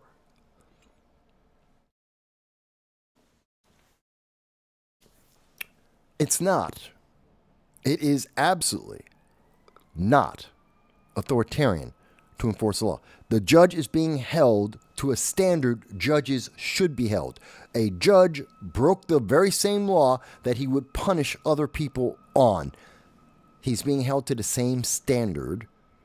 He absolutely should be punished for that. Because he did, in fact, break the law. It's not enough that he no longer is a judge because he's trying to avoid being punished for breaking the law. This was his excuse to get out of breaking it. He's like, look, I resigned. Isn't that enough? Can I get away with this now? Will you go away now that I resigned? I'm no longer in power? No, because that's not the penalty. And you know that. As a former judge, who up until the moment you got caught was more than willing to put other people in jail and fine them for the very same things you're doing, guess what? You go to jail. And he should. And they're going, oh my God, it's so authoritarian. No, it's not. No, it's not. This is the normal process. They just didn't think anyone was going to apply the law to them. That they were above and separate of the law. This is what happens when we get multiple tiers of justice. When we have multiple tiers in the legal system. When some laws apply to some people only some of the time, that's when you get this. It's not authoritarian. It's called the law. Trump is enforcing existing law. He's not overreaching. He's not going beyond the limits of his office. He's enforcing the law that exists. His administration is enforcing the law that exists. Just because other Democrats didn't do that because it was politically advantageous for them to ignore the law, to ignore punishment, doesn't mean it's not a crime. Let me go back to some of the comments here.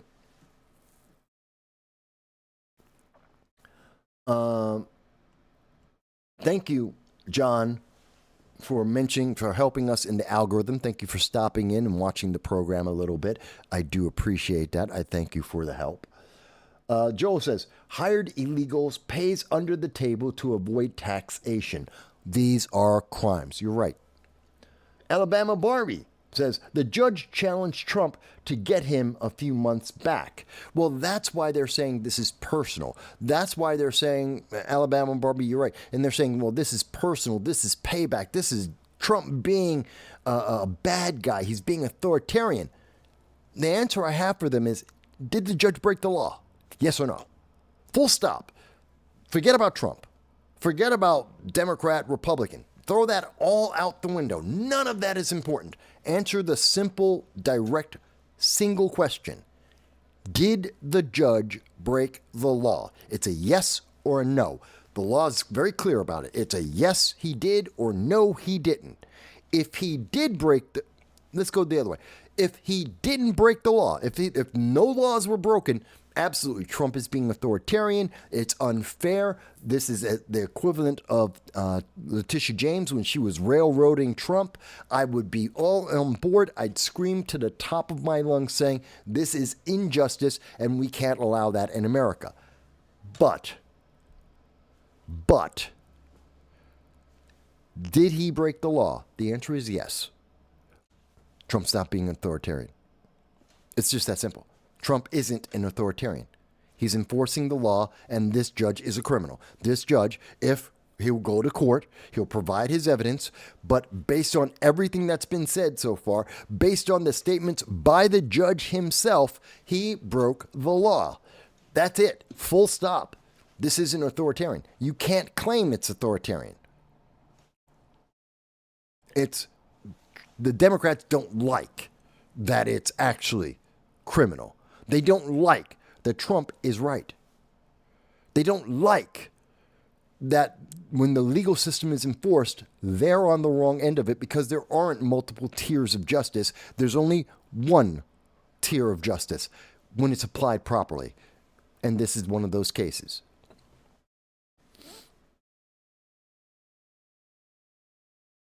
Let's see. Gray says, the mainstream media is so spinning this judge story that it does not resemble what actually happened. Well, the judge should not have broken the law. No guarantee the Democrats were going to get away with it with this kind of corruption forever. No, they thought they would, Grace. They literally thought they would get away with this forever. But you bring up a great point, and I want to make sure that people understand, because it's not just one judge. There's another judge this week who, again, broke the law. And the law says she's a criminal. Now, again, it will go to court. This is alleged. They'll have a court trial, and there'll be a decision that'll be made, but she got arrested. This is a Wisconsin judge, Judge Hannah Dugan, and this is the one where they're getting real crazy. This is where the left is losing their minds, because it's a woman. The other judge, he was a man, and he resigned. She didn't. She didn't resign. She kept her position. She's still in office. She was still in office. And they're like, oh my God, it's a woman. You picked on this woman. How dare you? You're authoritarian and you're a misogynist. Again, I have to ask the question, did she break the law? The answer is yes. Then no, none of that applies. Trump isn't being authoritarian. She broke the law. And she got arrested for breaking the law. So it doesn't matter if she's a Democrat. It doesn't matter if she's a woman. It doesn't matter that she's a judge. It doesn't matter that you don't like Donald Trump. It doesn't matter. She broke the law. That's why she got arrested. It's part of the process. She'll go to trial and maybe she gets convicted. Maybe she doesn't. I don't know. That doesn't matter. She got arrested. Why? She broke the law. She was aiding and abetting an illegal alien trying to avoid, she was helping this illegal alien to avoid being deported. The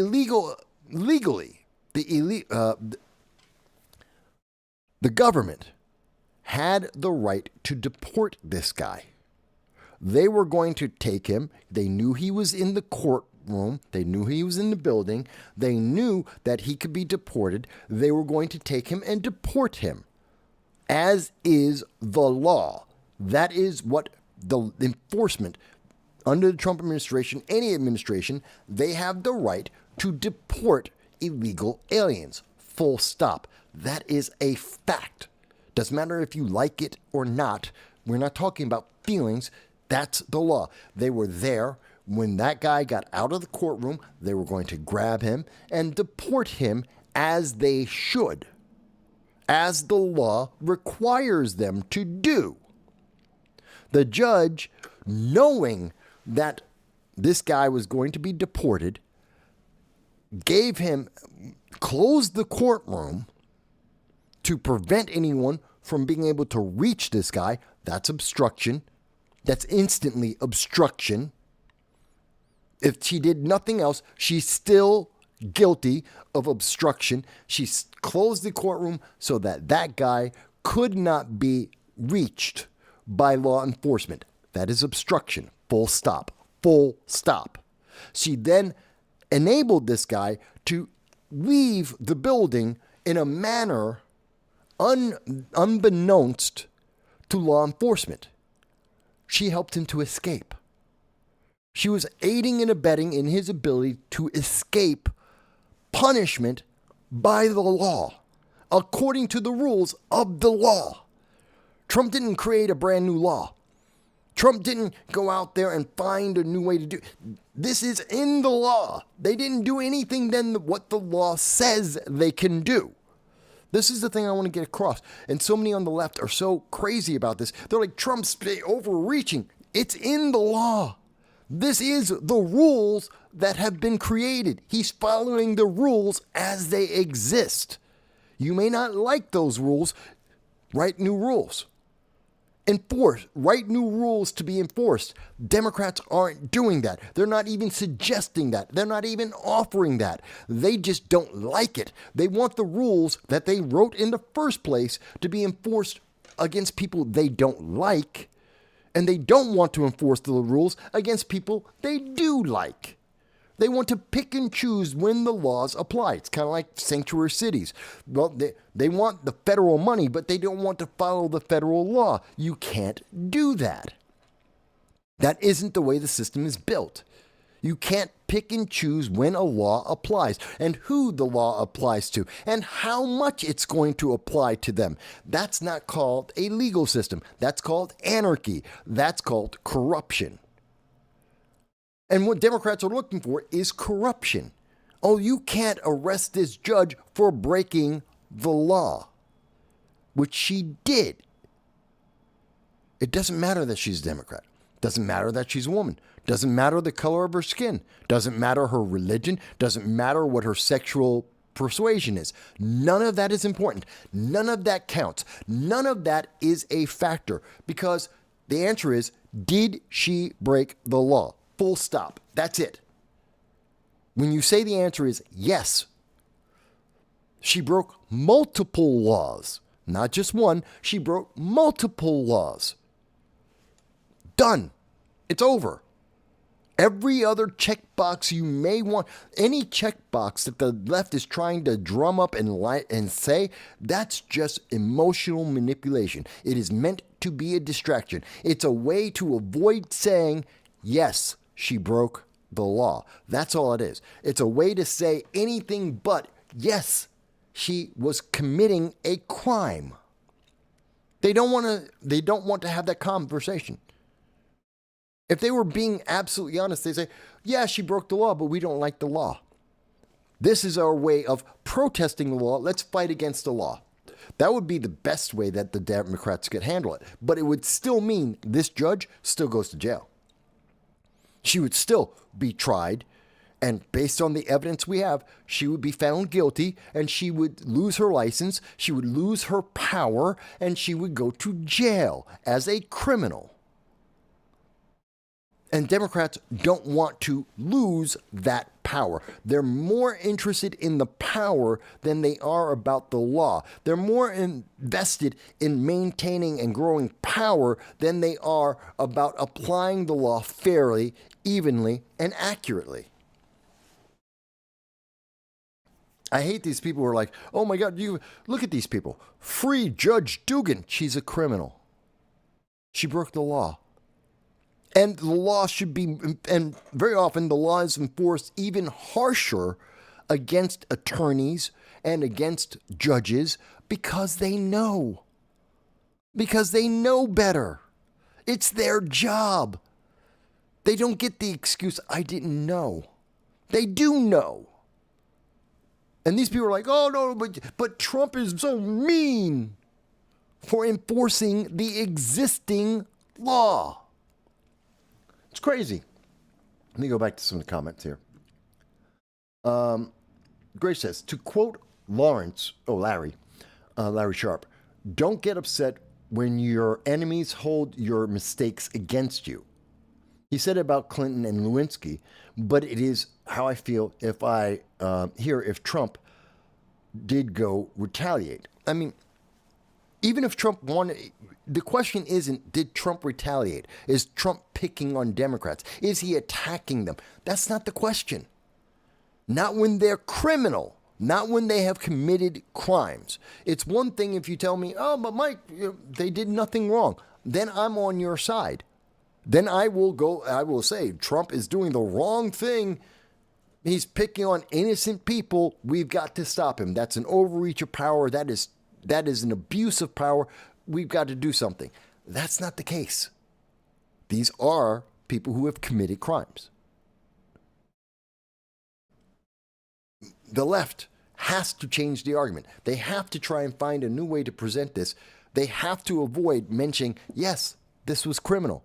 Yes, the law says that these people should be arrested, that they should go to trial, that they have to be punished.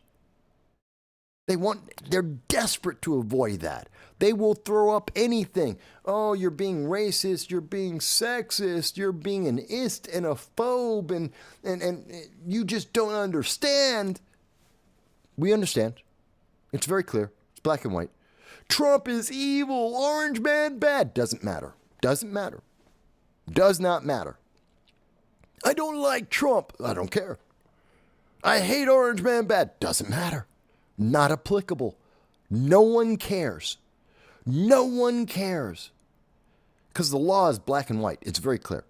And the judge, if she were looking at someone else, if this was roles reversed and it was something against Republicans, if it was against Trump, they'd be like, we're throwing the book at you. You should know better. Grace goes on to say, this guy was apparently charged with domestic violence. I think you're talking about the judge beforehand. With domestic violence. I would drive him to the border myself. Yeah, some of these people are bad people. The people they're trying to protect are not good people. Very often. They're usually not just breaking one law, they're breaking multiple laws, the ones that we're talking about. I'm not questioning, are there thousands of illegal aliens that live their life every day, don't commit additional crimes, they get jobs and they're keeping their heads down and they're living a decent life. I'm sure, not only am I sure that's true, I know that's true. I live in the Bronx. I've been living in the Bronx on and off for 50 years. My family's been here in the same spot for 60 years. There's no question. I've seen I know many illegal aliens over my lifetime. I've grown up with people who I found out were illegal aliens in my lifetime. I know that I see people every day that go to and from work. I know they're illegal aliens, or I believe in some cases, that they're illegal aliens. No one cares. I get that. The law is still the law. And would I have some random illegal alien that I know nothing about and they're getting picked up? I'm not going to stop that. That's the law. Grace goes on to say, if a Republican did something like this to protect a pro-life Christian, the Democrats would be screaming impeachment. Of course they would. If this was about somebody protesting in front of Planned Parenthood, they'd be losing their minds. How dare you allow that person to break the law? Say they were praying. Well, if we were in England, if someone was silently praying in front of the Planned Parenthood, they would get arrested. That is an authoritarian system. You want to talk about authoritarian? That's authoritarian. You silently pray next to an abortion clinic, and in England, in the United Kingdom, you can be arrested. You didn't say anything, you didn't do anything. If you're within, I think it's 50 feet, if you're silently praying by yourself within 50 feet of an abortion clinic in England, you can, and people are, getting arrested. At least 2 people have been arrested that I'm aware of. I know of 2 different news reports. One for a man, one's a preacher, and one was a woman that were both arrested. A priest and not a priest, I think it was a priest, and a woman were arrested for silently praying near an abortion clinic in the UK. That is authoritarian. You want to talk about authoritarianism? That's authoritarianism. That's the insanity. That's, now, mind you, it's leftist authoritarianism, which isn't that crazy because we see that all the time. The left loves authoritarianism. They love oligarchies. They love to be in control. They love to force people to feel what they want to feel. The left has a heyday with that. The right has its problems too. The left has more of them, and they have more extreme of them. And they're the ones who are flooding the world with their problems right now. That's just, you may disagree with that. I have lots of examples of it, and this is one of them. Where, praying, silently praying by yourself near an abortion clinic is a crime. This is insane. But here, back to America. And if you were to see something like that, in America, if the left had the opportunity to arrest someone at a pro-life protest, they'd go hog wild. Oh, yes, you must. They'd lose their minds. And we've seen them lose their minds on these things. We've seen them do this before. It's insane. This hurts America. Democrats are fighting for a 2-tier system. They are fighting for injustice in front of our eyes. People have broken the law, and they are fighting for those people to break the law. Whether it's Kilmar Abrego Garcia, they have sent members of Congress, have gone to a foreign nation and have begged for that foreign nation to absolve a convicted criminal in that foreign nation who broke that nation's laws. They want that government to absolve the person of their crime in that foreign land so that they can take that criminal into America, where that criminal has already broken American law, which is illegal for them to bring that person into America so that they can be rearrested and redeported. They want to enforce criminality. They are literally fighting, and that's the example of Kilmar Abrego Garcia. Kilmar in El Salvador is a criminal. By El Salvadoran laws, has nothing to do with America. He's a criminal in El Salvador. In America, he is a criminal because he's an illegal alien, because he may have been doing human trafficking, and he is a member of MS-13. These are things that are problems in America. In particular, several crimes are connected to that. Fantastic. So we took him and we deported him. The Democrats are trying to remove all of his crimes to bring him back into America, which is a crime. I mean, talk about aiding and abetting. It makes no sense. And their answer for that is, he's a dad. And he lived in Maryland. And I'm waiting for the answer of why should we not enforce the law? Why should we allow this guy to break the law? Why are members of Congress helping people break the law? They're going well out of their way, above and beyond, to get a guy to break the law. They want someone to break the law. Look, if you think the law should change, write a new law. You're a member of Congress. You don't have to go to El Salvador to do that. Write a law, submit it, introduce it into legislation, and say, we want to vote. Here's my bill. Bill number, XYZ. Bill number XYZ. This is to free Kilmar Abrego Garcia. This is to allow illegal aliens to live in America, to give them a pathway to citizenship. This is what Democrats want in the first place. We know that. Kamala Harris said so when she was talking to ABC News in Philadelphia. She said, this is a pathway to citizenship. That's what they want. Okay, write it up. Write the path to citizenship. Write that up as a law. Show that to the American people. Make your argument why we should ignore the crimes and the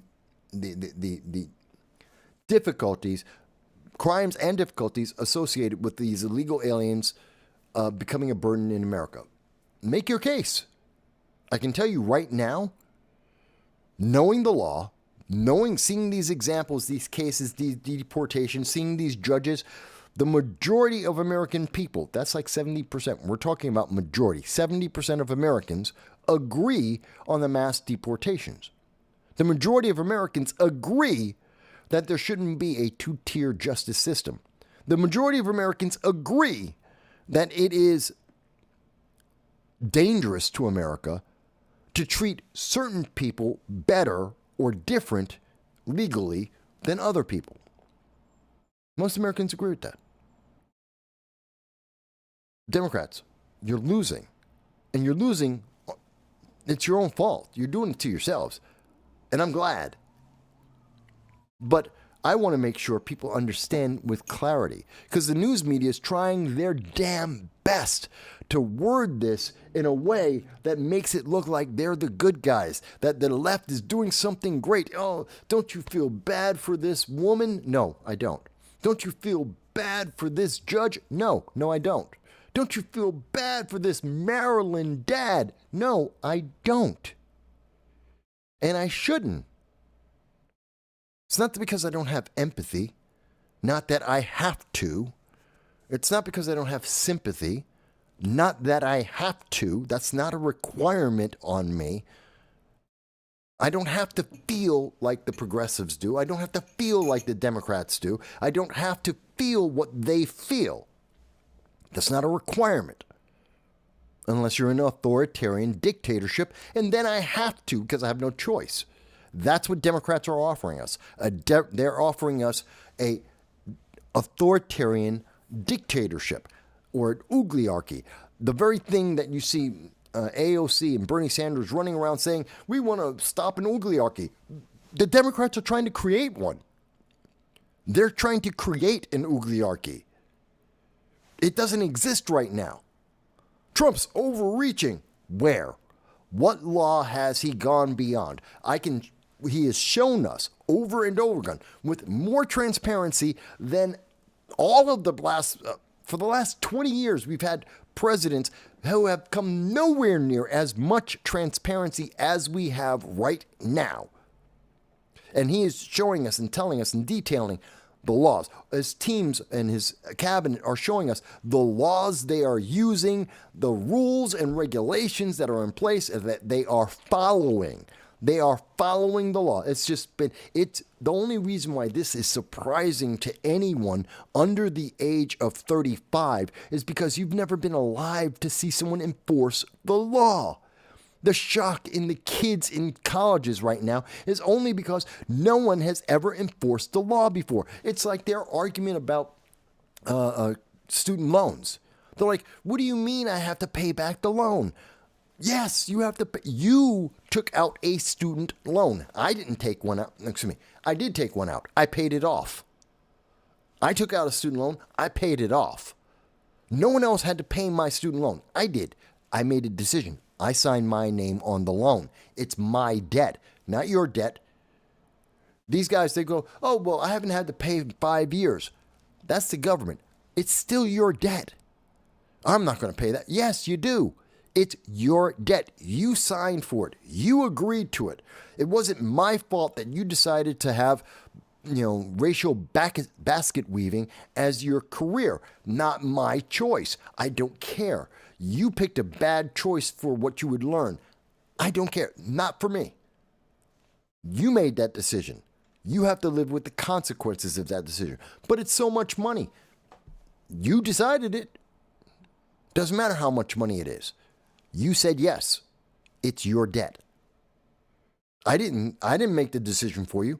I guarantee you, if I was going to pay for some of these students to go to college, guess what? You'd be electricians right now. We'd have a bunch more electricians. You wouldn't be going to college. I don't care if you want to know about Africana studies. You want to learn how to lesbian dance theory. I don't care. You want to be a art major or a philosopher. Fantastic. You can do that on your own time. Go spend your own money. If I'm going to pay for it, you're going to be a machinist, an electrician, or a plumber. Your choice. You've got 3 of them. That's if I'm paying for it, that's what I want because that's what America needs. And guess what? You'll make money. It won't cost as much as you think it will, and you'll make money. Very quickly, you will be making 6 figures. So you won't be poor. You'll have a guaranteed job. You'll be able to work as much as you want. Not a problem. And then you can take all the profit from being an electrician, from being a carpenter or a plumber. You can take all that money, that 6-figure income that you will be making, which many make across this country. You'll be able to take that income and then you'll go to college and you can be an art history major. You can go and learn about lesbian dance theory. You can learn about basket weaving all day long. You can get a PhD in that and you can pay it off yourself. They're just not used to someone saying, it's your debt. You pay it. Generation after generation after generation, including my generation and the generation after me, were taught, you signed for that bill. You went to college, you asked for the loan, it's your debt. We have never expected anyone else to pay that debt off. No one else. If you're lucky, you've got a rich family and they paid for it. But outside of that, it was your debt. You had to pay it. We grew up and we understood that. That's the same thing as saying, oh, I have a car loan. I don't have to pay for the car loan. Yes, you do. I have a mortgage. You don't have to pay the mortgage. Yes, you do. There's a whole bunch of loans, a lot of debt that we can talk about. Credit cards. They're your credit cards. You got to pay that debt. There's no difference between a student loan and anything else. Oh, well, I'm entitled to it. No, you're not. You're not that special, snowflake. You're just not. I know that your teachers have told you when you grow up, you'll be special. No, you're not. Sorry, they lied to you. That was the lie. You're not a special snowflake. You're just another snowflake like everyone else. Nothing special. Really sorry that someone has to burst your bubble. Should have happened a long time ago, but you're not special. You're not entitled to have an education. You want to have an education that's free? Go online, go to a library. It's real simple. Read all the books, do all the tests, do it all online, through searches, Google search, DuckDuckGo, whatever search engine you want. Read all the material, take all the exams. Or you can go to the library, read all the original source materials, read the books, and then go take the exams. Prove that you have the qualifications. There you go. It'll cost you nothing, probably take about the same amount of time. Oh, but you won't be able to live on a campus dorm. Not my problem. You won't be able to get campus food. Not my problem. You won't be around your friends. Not my problem. What do I care? You don't care. When I lost my house, nobody was running up to me going, Mike, I'll buy your house for you. I'll pay your entire mortgage debt. And no one should. That wasn't for anyone else to pay off. That was my debt. That was my bill. I had to deal with that. No one came up and said, Mike, you're black and, the business just closed because they locked down the entire damn nation. And so you can't make money. You're losing your income. And that plus the fact that you're older, so ageism, let's throw out an ism there. A lot of companies don't like hiring older people who have a hell of a lot of experience. I have more experience than all the managers. I love when I go on job interviews. I have more experience than the person interviewing me. I've done their job longer than they've done their job. In some cases, I've done their job longer than they've been alive. And they're like, oh, why should we hire you? Are you kidding me? Because I have more experience than you. That's why you should hire me. Because I know your job better than you know your job. I know your job and your boss's job better than both of you. I've done it longer. I have more experience. That's why you should hire me. They don't like that answer, by the way. Businesses, younger people in business, they don't like that answer. Because I have more experience. That's why you should hire me. Because I know how to do the job better than you do. I'm more efficient at it. I'm more effective at it. Well, thank you for coming in today. They don't hire you when you say that. And sadly, if you have a resume and your resume shows what you've been doing for the last 50 years of your life, guess what? It's going to come up that, I got more experience than you. Can't hide it. Yes, I have more experience than you. Well, thank you for coming in today. Yeah, there's ageism. But you know what? That ageism set aside, because it is real, it does happen, and it has happened. Set that aside. I still wasn't saying, oh my God, why isn't someone paying for all my bills? I'm black. Someone should be paying for all my bills. No, the hell they shouldn't. No, they shouldn't. And me being black has nothing to do with it. Me being Hispanic has nothing to do with it. Me being a straight male has nothing to do with it.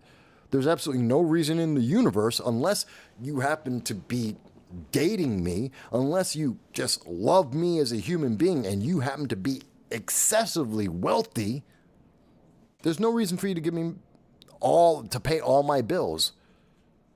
Hell, I don't even ask for that when it comes to the super chats. I'm like, do a super chat if you can. My Patreon's $1.50, not $5,000, not $150,000. It's $1.50 because you have no obligation. I can't force you to do that. All the chats that we get, I don't ask people to pay for every single one of those chats. If you want to do a super chat, fantastic.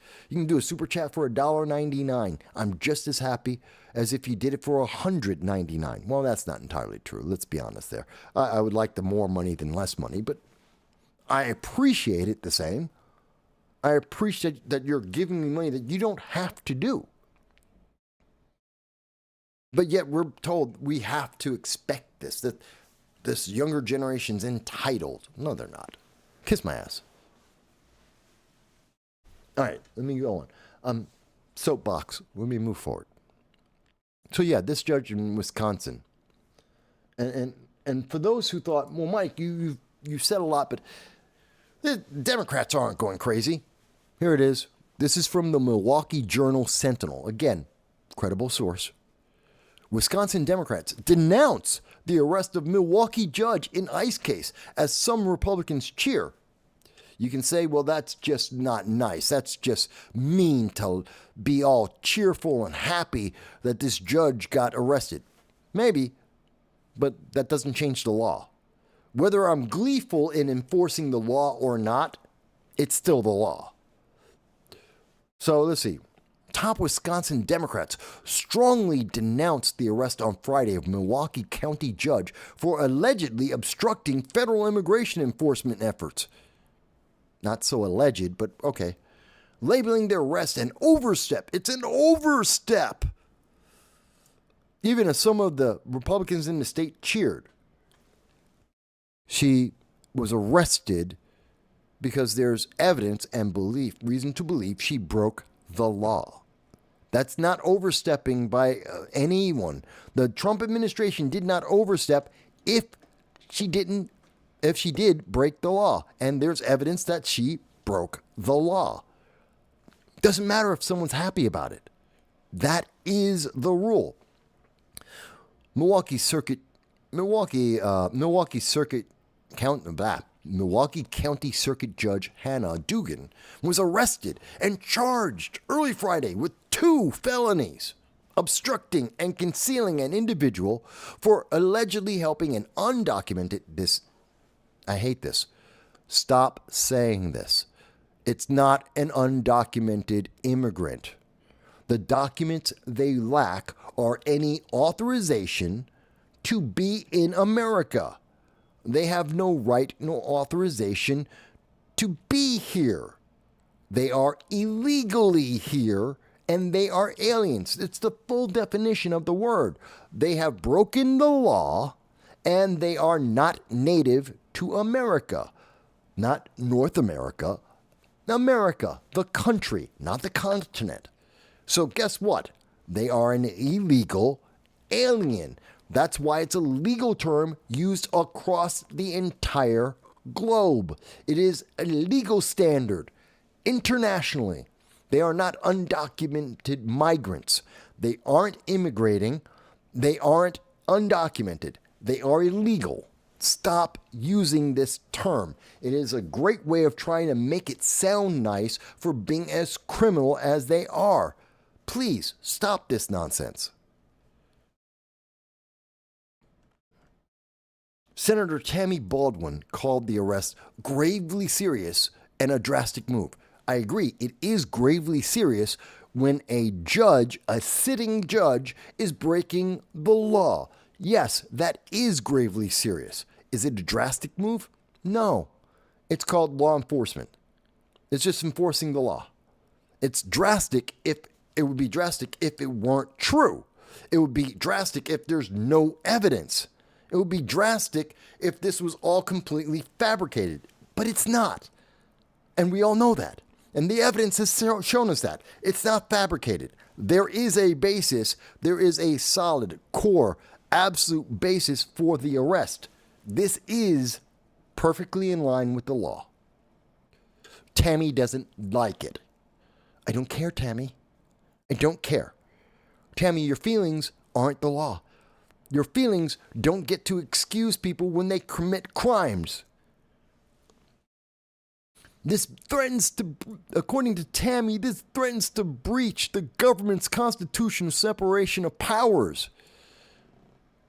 Being part, the separation of power doesn't mean you get to break the law.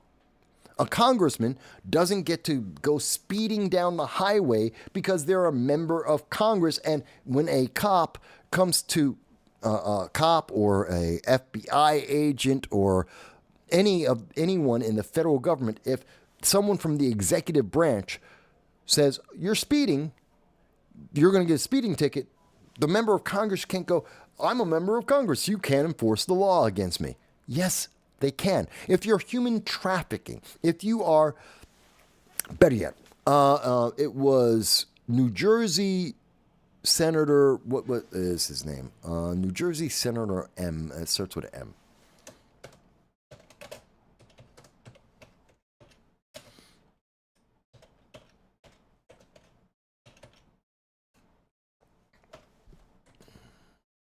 Robert Menendez, that's it. Former Senator Robert Menendez was literally, he had gold bars. He was being bribed. And he went through several court cases about this. But Robert Menendez, a Democrat senator from New Jersey, who was convicted of bribery. So it wasn't illegal for the government of the United States to investigate him and to arrest him, and now that he's convicted, to throw him in jail. He never got to say, oh, but I'm a senator, so you can't investigate me. Because it was the federal government that was investigating him. And so you can't say, oh, well, the executive branch is going after a senator who's in the legislative branch. So they can't do that. So Menendez gets to be corrupt. He gets to have a bunch of gold bars. He gets to be bribed. He gets to have corruption in our Senate. No, that's not how it works. But that is what the left is trying to say here. I want to be clear about that. When she says it's a threat to breach the government's constitutional separation of powers, Robert Menendez is the example. She knows nothing about what she's talking about. Robert Menendez, among others. Charles Rangel is another example of that, a little bit older, but same thing. There are many. What about the guy who lied to everyone? Santos. Representative Santos is yet another example of it. What she's saying is absolutely fabrication. It has nothing to do with the truth. This is a lie. This is stupid. Democrats are losing their mind over nothing. So I just wanted to prove to you that I know. And if you still have a doubt, if you still think, Mike, you're just being a Republican, you're just being a conservative, you just don't get it, Mike. Okay, Glenn Greenwald is anything but a Republican. He is anything but a conservative. He is a Democrat, and if anything, left-leaning. If we're being honest in any description for anyone, he helped create The Atlantic, a very left-leaning organization, a news media organization. Glenn Greenwald is credible internationally. What does Glenn Greenwald have to say about this? Is that the FBI's theory, or the Attorney General, the DOJ's theory about why this judge got arrested was that she committed what is, in fact, a crime, whether you think it should be or not. Full stop. Glenn Greenwald, whether you think it should be or not, she committed a crime. Full stop. Done. Now, there's more in his conversation about this, but he's going to reiterate several times, as I have, and he's going to clarify, as I have, she committed a crime. Guilty. Arrest her. No, you can't say, it's a separation of powers of government. No, it's not. Oh, Trump is overreaching his power. No, he's not. And everyone knows it. Glenn Greenwald knows it. There's your left-leaning point of view. That's his words, not my words, his words. And I can keep on playing this entire video. He has a video that's half an hour long. I can play the whole thing, and you can listen to every single word. He's going to agree with what I've already been saying. Democrats just don't like it. Okay, we're coming to a close. We're going to be finishing up shortly. Another thing, Democrats want you to think everything's settled. That's already said and done. If you listen to the left-leaning news media, you will find out that Andrew Cuomo, according to the left-leaning news media, as an example, Cuomo has already won the mayor's race for New York City. He's the only candidate they talk about in the mayor's race. And they want you to think, again, this is about racism as well. They want you to think that all black people agree, that there is no separation of thought, that everyone's on the same page. Andrew Cuomo was ambushed by protesters during the New York City mayoral candidate forum. Cuomo lies, people die. And that's, as you can see here, this is from the New York Post. But I'm going to show you what's the important part here. But I want you to notice that, let's see, people are being pulled off the stage. That's a black woman right there. And there's a couple of young white guys, or girls, or whatever the hell they are, young people. They're white, or, well, maybe Hispanic. They're not black, let's say that. They're not obviously black people. But guess what?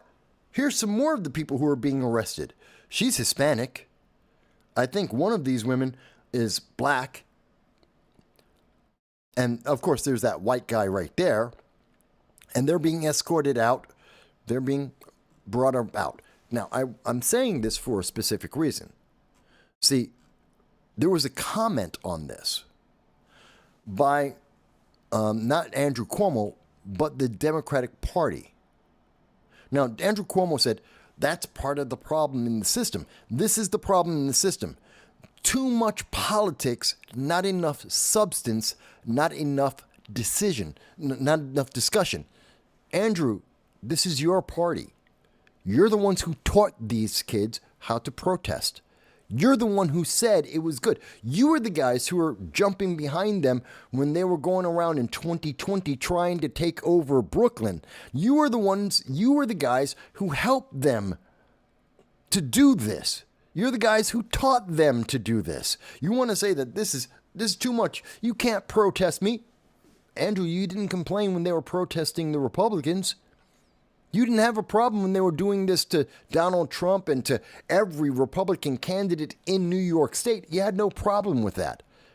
This is the same thing conservatives and Republicans that Andrew Cuomo himself was saying in 2013, said, get out of the state, leave, kicking them out.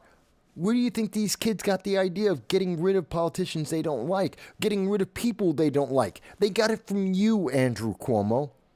Now that he's running for mayor, he wants everyone to forget his history. He wants everyone to forget what he did. What were the consequences of his actions? The death of 16,000 people. The sexual assault of 11 women. He wants people to forget the corruption. Not just the cover-up of the 16,000 people that died, but all of the corruption that surrounded him, that the Moreland Commission was trying to bring to light, that he stopped. Yeah, they learned from you. You want to talk about not enough substance, that's from you. That's from the Democrats. But I thought there was an interesting part in here when Henry Butler, who led the forum, slammed these students, these individuals, these Democrats. These aren't, by the way, none of these people, they're not Democrats. They're not Republicans. None of the people that you're seeing who are getting arrested, these aren't conservatives. These aren't Republicans. These kids, not one of them. They are progressives. They are Democrats. They vote Democrat. They're registered Democrats, or Working Families Party, which is Democrats with a different name. But they're not Republicans. They're not conservatives. So Henry Butler, who ran the candidate forum that had Andrew Cuomo there, said that these people who are his own party, he says, and I quote, one of the issues and problems with the Democratic Party, they're part of the Democratic Party, this is his party, is who claim to be a big tent party is that if you don't have a certain view, then they start to shut you down. He's trying to say that these guys, they're trying to shut people down. That's what the Democrats do. That's what progressives do. They shut down people all the time. They scream and they shout and they cry and they protest and they burn down things to shut other people up. That's their threat. This is the Democratic Party. He's upset with this. Okay. He goes on to say, and I think it's a disgrace when I see a bunch of young white progressive types come into our space, black people space, black Democrat spaces. Do not tell us who we should vote for, and we can think for ourselves. We are educated. Now, how many times have black Republicans said, stop trying to tell me why I should vote Democrat. Stop telling me that I need to be a Democrat. Just because I'm black doesn't mean I must be a Democrat. This is an oxymoron. These guys don't understand. They will literally come to me and other black conservatives and other black Republicans, and they will tell you, and Hispanic Republicans, they will come to your face and tell you, these very same Democrats at these very same events will tell you, you have lost your mind, you're black, you have to be a Democrat. Joe Biden said it nationally. You're black, you have to vote Democrat, otherwise you're not black. They say it all the time. And now he wants to say, well, you can't tell black people how they should vote. Democrats tell black people how to vote all the time, constantly. They make a living off of telling black people how to vote. and telling you that's the only way you can vote, that you are monolithic, that you have no choices just based on the suntan that you have. This is an oxymoron. It's insane to hear this. And then he goes, when he sees a bunch of young, white, progressive types, she's Hispanic. They're black. That young woman is black. I'm not sure about this guy. He could be Hispanic, could be white. I'm not sure. But that's a black woman. Yes, these two, they might be white, they might be Hispanic. I'm not quite sure. I'll give him the benefit of doubt, but she's Hispanic. These women, maybe you could say they're Hispanic, but they're probably black. Young white progressives? No. Don't use the race card. He's trying to use the race card, Henry Butler, to distract from the legitimate complaint that these kids have and the technique they were taught at Harvard, at Columbia, at the colleges, and in the democratic organizations, Antifa and the such. They were taught to do this. They just didn't think they'd use it against someone like Andrew Cuomo, who Democrats want to win. They want people to vote for him without thinking about it. Don't think about the past. Don't talk about the past. Don't talk about the record that Andrew Cuomo has. It's a record of failure, but you're not supposed to talk about it. The New York SAFE Act did not make anyone safer. Complete failure. Andrew Cuomo.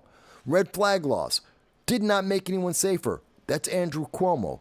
Corruption. Andrew Cuomo. The Hollywood studio. He wanted to create a movie studio in New York State. Complete failure. Andrew Cuomo. The drone testing site in upstate New York. That was in Oneida, New York. That's Andrew Cuomo. Complete failure. Hemp.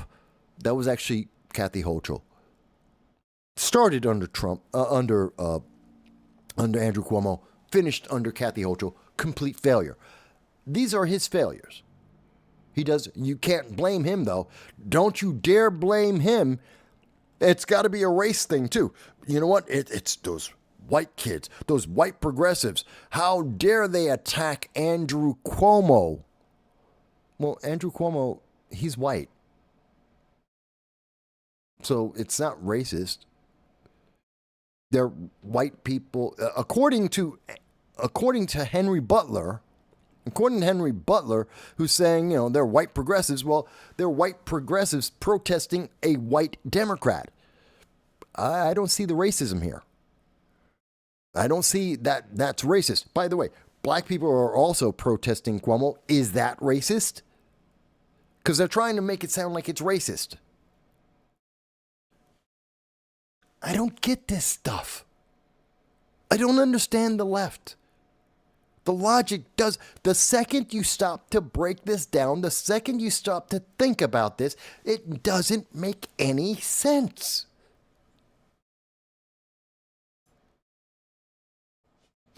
Let me see, where did I leave off in the comments? Yeah, Grace says that Andrew Cuomo wants you to forget about your dead grandpa, your dead grandma, that he was responsible for. Yes, he does. Sadly, he may well win the mayor's race in New York. I just don't understand why.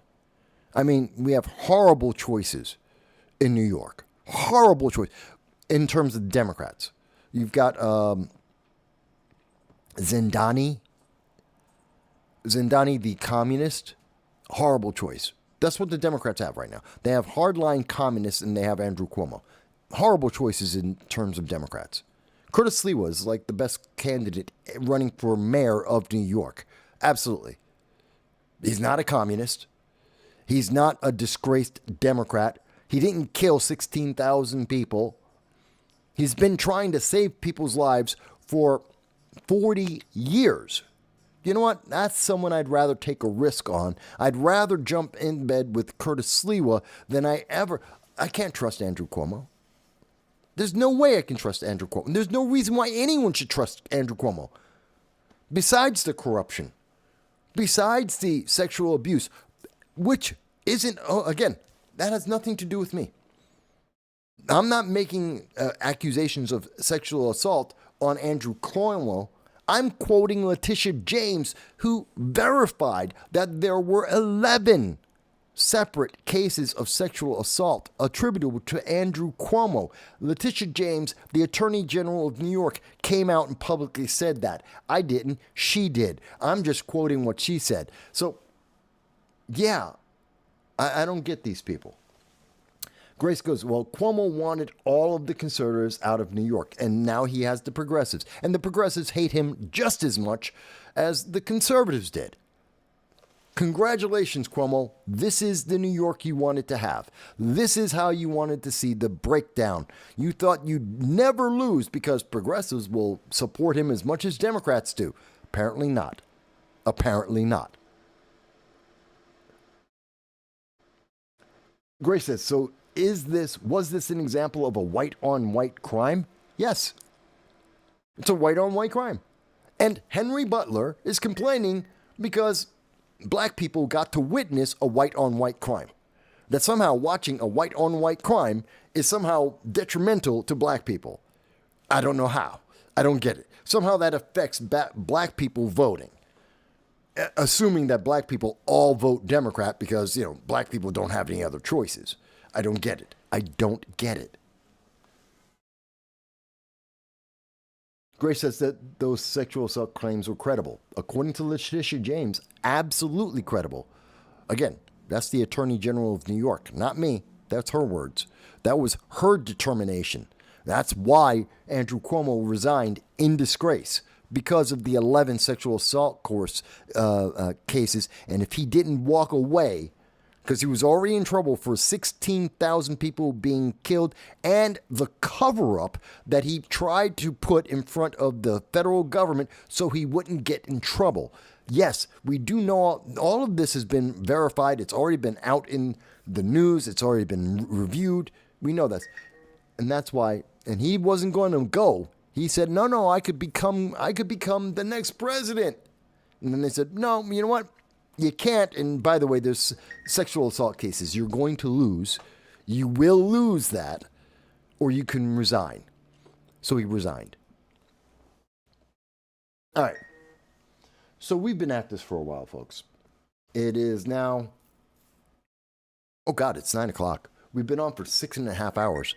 I know. Part of that was because of the delay. I know we had some delays. I thank everyone for their patience. I thank everyone for helping me through the beginning of the show where we were being shadow banned actively, when we were being suppressed actively, and you could see it, you could hear it as they were suppressing our channel. It's not an imagination. This is why we ask you to like, share, and most of all, to subscribe, to give us the ability to get to 5,000, maybe 10,000, God, one day, maybe 50,000 people, so that we can get past these algorithms that are only around to infuriate and to annoy you and me, to try and force us to be silent because we're annoyed. That's why they do it. That's why they make these problems that for hours. As soon as we stop talking about the 100 days of Trump, as soon as we stop talking about that, we haven't had a single problem. While we were talking about the 100 days of Trump, there was no end of the problems in the connection on the servers. I tell you, it's obvious what they're doing. It's sad. All right. But with that said, look, we've been on for 6.5 hours. I thank everyone who's made it all the way through with us. We appreciate each and every one of you, whether you were here for 5 minutes or you're here for the whole time. We think you are wonderful. And I appreciate every single one of the comments from Grace. Yes, Peace Logic, I thank you and I love your comments. Even when we disagree, I appreciate that. Thank you, Alabama Barbie. I want to say thank you to Joel and Josh. John Lashcombe. I want to say thank you to, there's so many people here. And Sarah and IC, I know you showed up for a little while as well. I want to thank all of you guys. God, and there's all the people who didn't make a comment, and we're still watching the show. Dow Grimm, I want to thank you too, Dow.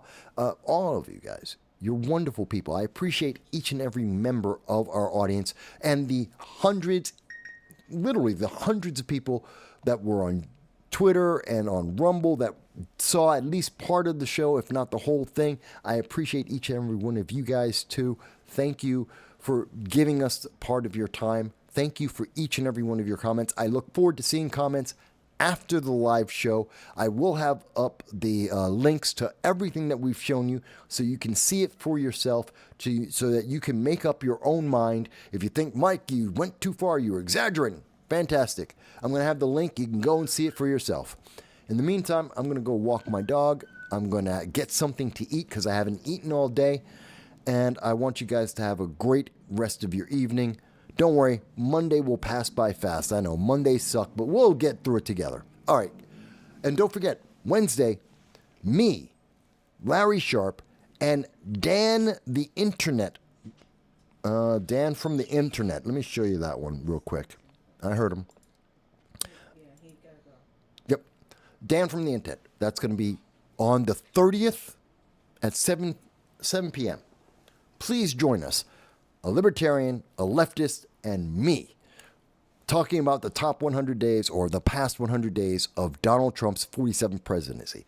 Do drop in and check us out. Okay, guys, I got to take my dog. I appreciate you all. I'll talk to you again very, very soon. Thank you, Sarah. I do see you.